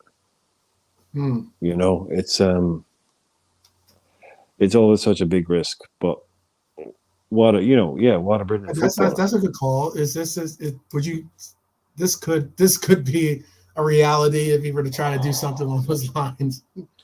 I felt so sorry for Aquilani because you were I had high hopes for him. But nobody was replacing Alonso. It was. He was being asked for nobody wanted Alonso sold. Nobody was. I mean, come on, we haven't had a player as good as Alonso in that role since.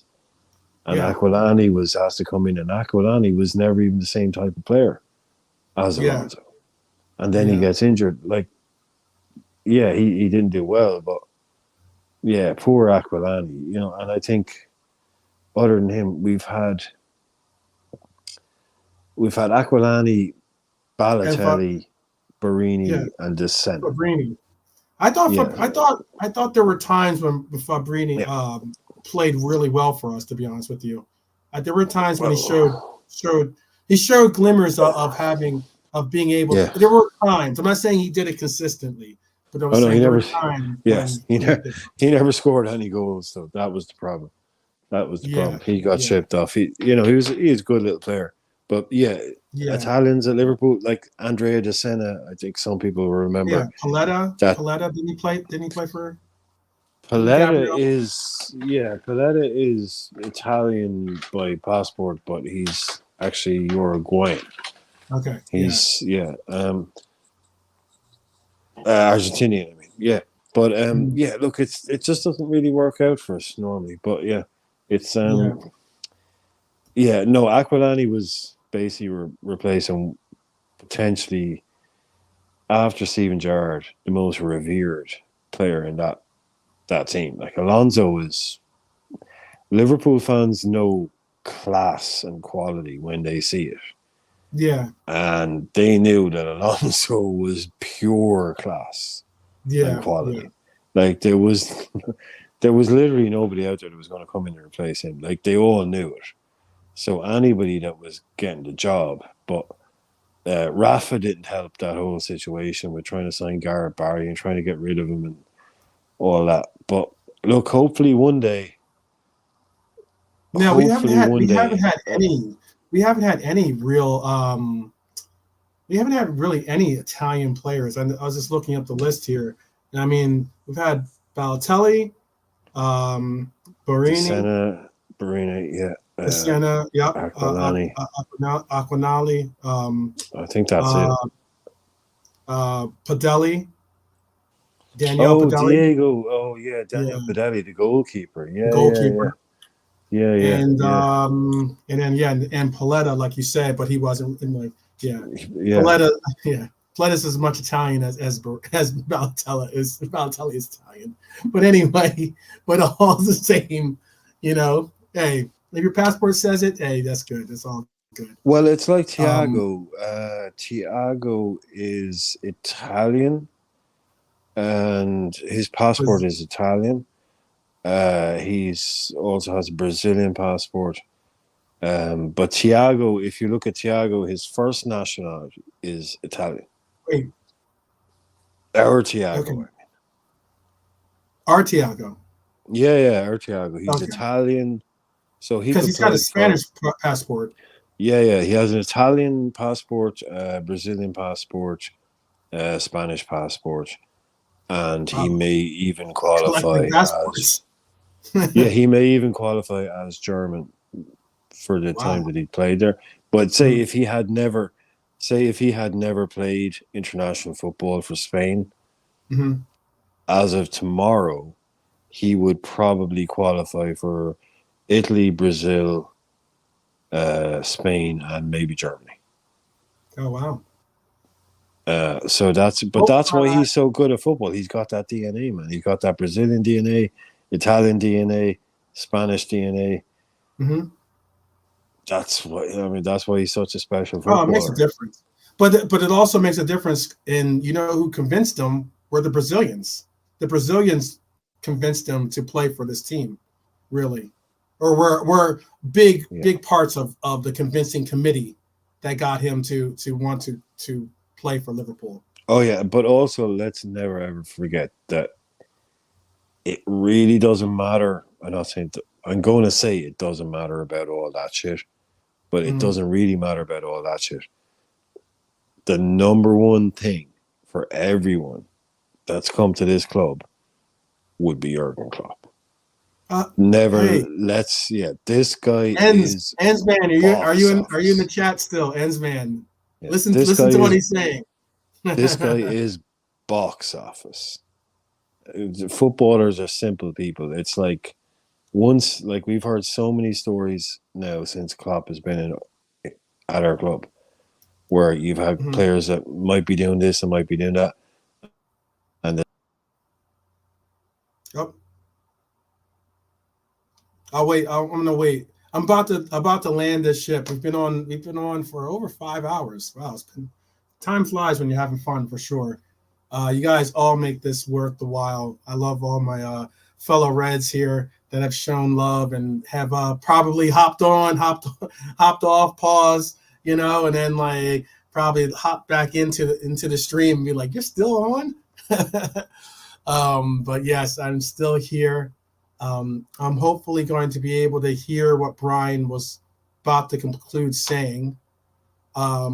If not, I'm sure I'll try to make it a mention or try to make it a point to bring it up in the next or in Savage's stream, which is going on right now.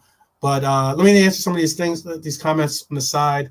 I don't know if we're talking. I mean, apparently that's what it's Twitter. So this is, you can only go as far as Twitter will allow for you to go, in believing how accurate and how reliable those kinds of blurbs are regarding Nicolo, excuse me. And let's see what does it say. I felt Aquilani was a winner, didn't like him, but Barella could work well. Yeah, Italian players don't necessarily always, for some reason, Italian players just don't really go well with, and I've had this conversation with big up to Baz. Hope you're doing well, Baz. I don't know if you no problem, Brian. Hope you're doing well, Baz. I know he's going through a lot of recovery stuff with the knee and everything else and other things going on in his life. I hope that Baz is doing well. But I've had this conversation with Baz before, and we would go back and forth and talk about the fact that Italian players I personally think that Italian players don't make that transition to the Prem that well, whether it's because of the weather, whether it's because of, I know these things don't necessarily, resonate with some people being reasons for players not to perform well or whatever.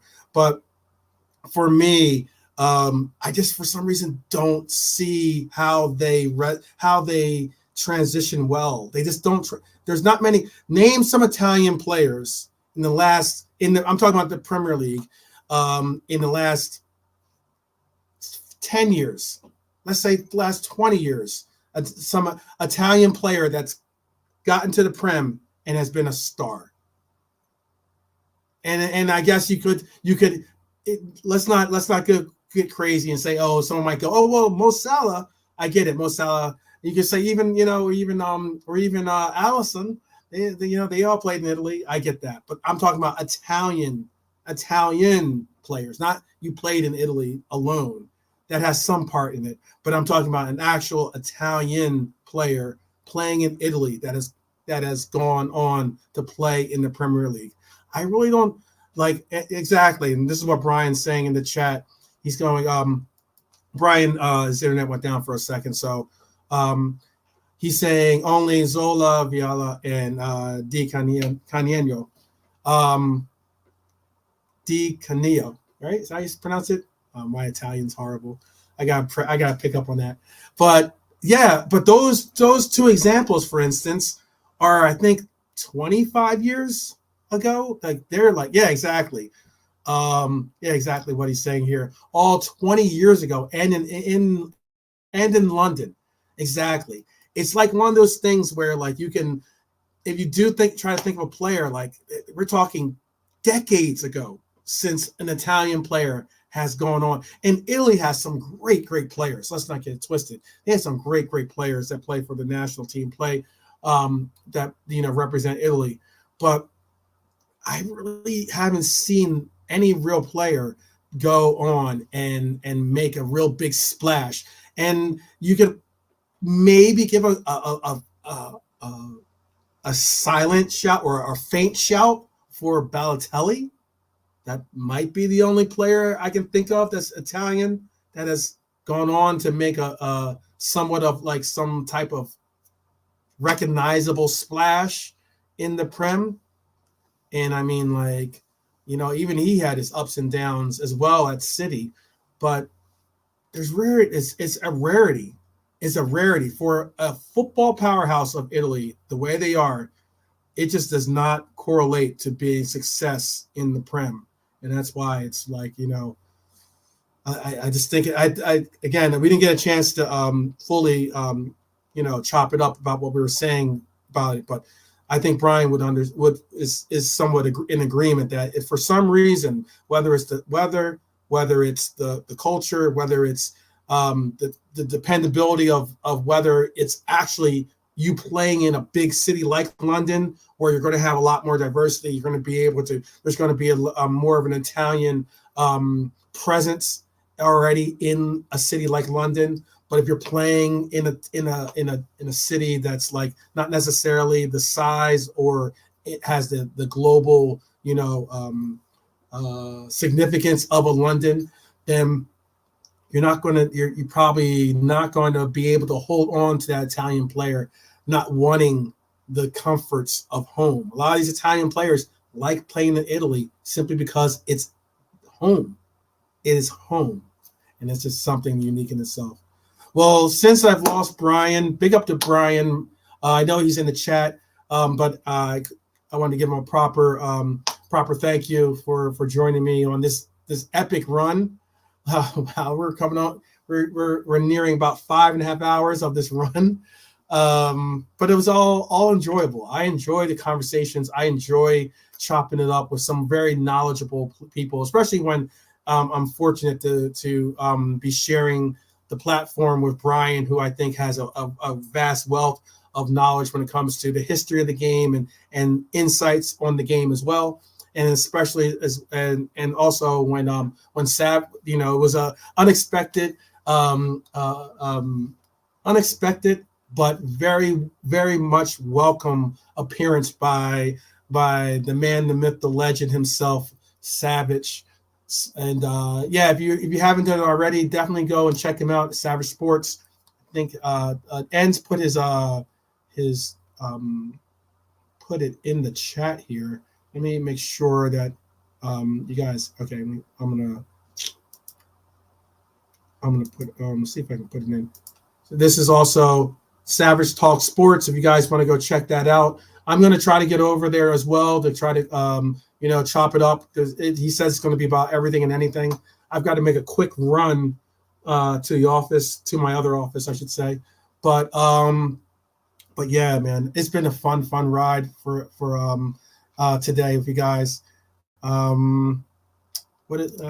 What are you saying? Big up, Lucky. He says, same way. A lot of Englishmen prefer playing in England than moving to abroad leagues. I wish that was the case for Jude, but I wish that was the case. We could have said the same for Jude, and he would have wanted to play in England and certainly play for us. But all good. Ah, wow. Are the Gooners leaving with tears in their eyes? Oh. Are they watching it all slip? It's going to be interesting. Savage, it's going to be very, very interesting to see how many Gooners show up on streams today if they end up losing to West Ham, who I did and is about to I don't want to jinx it. We still got plenty of probably got some I know it's 86 minute. I don't know how much time do you guys think is going to be additional. How much time do you think they're going to put in and for extra time? Because I don't want to jinx it. Dustin, how many minutes do you think is going to be added on extra time?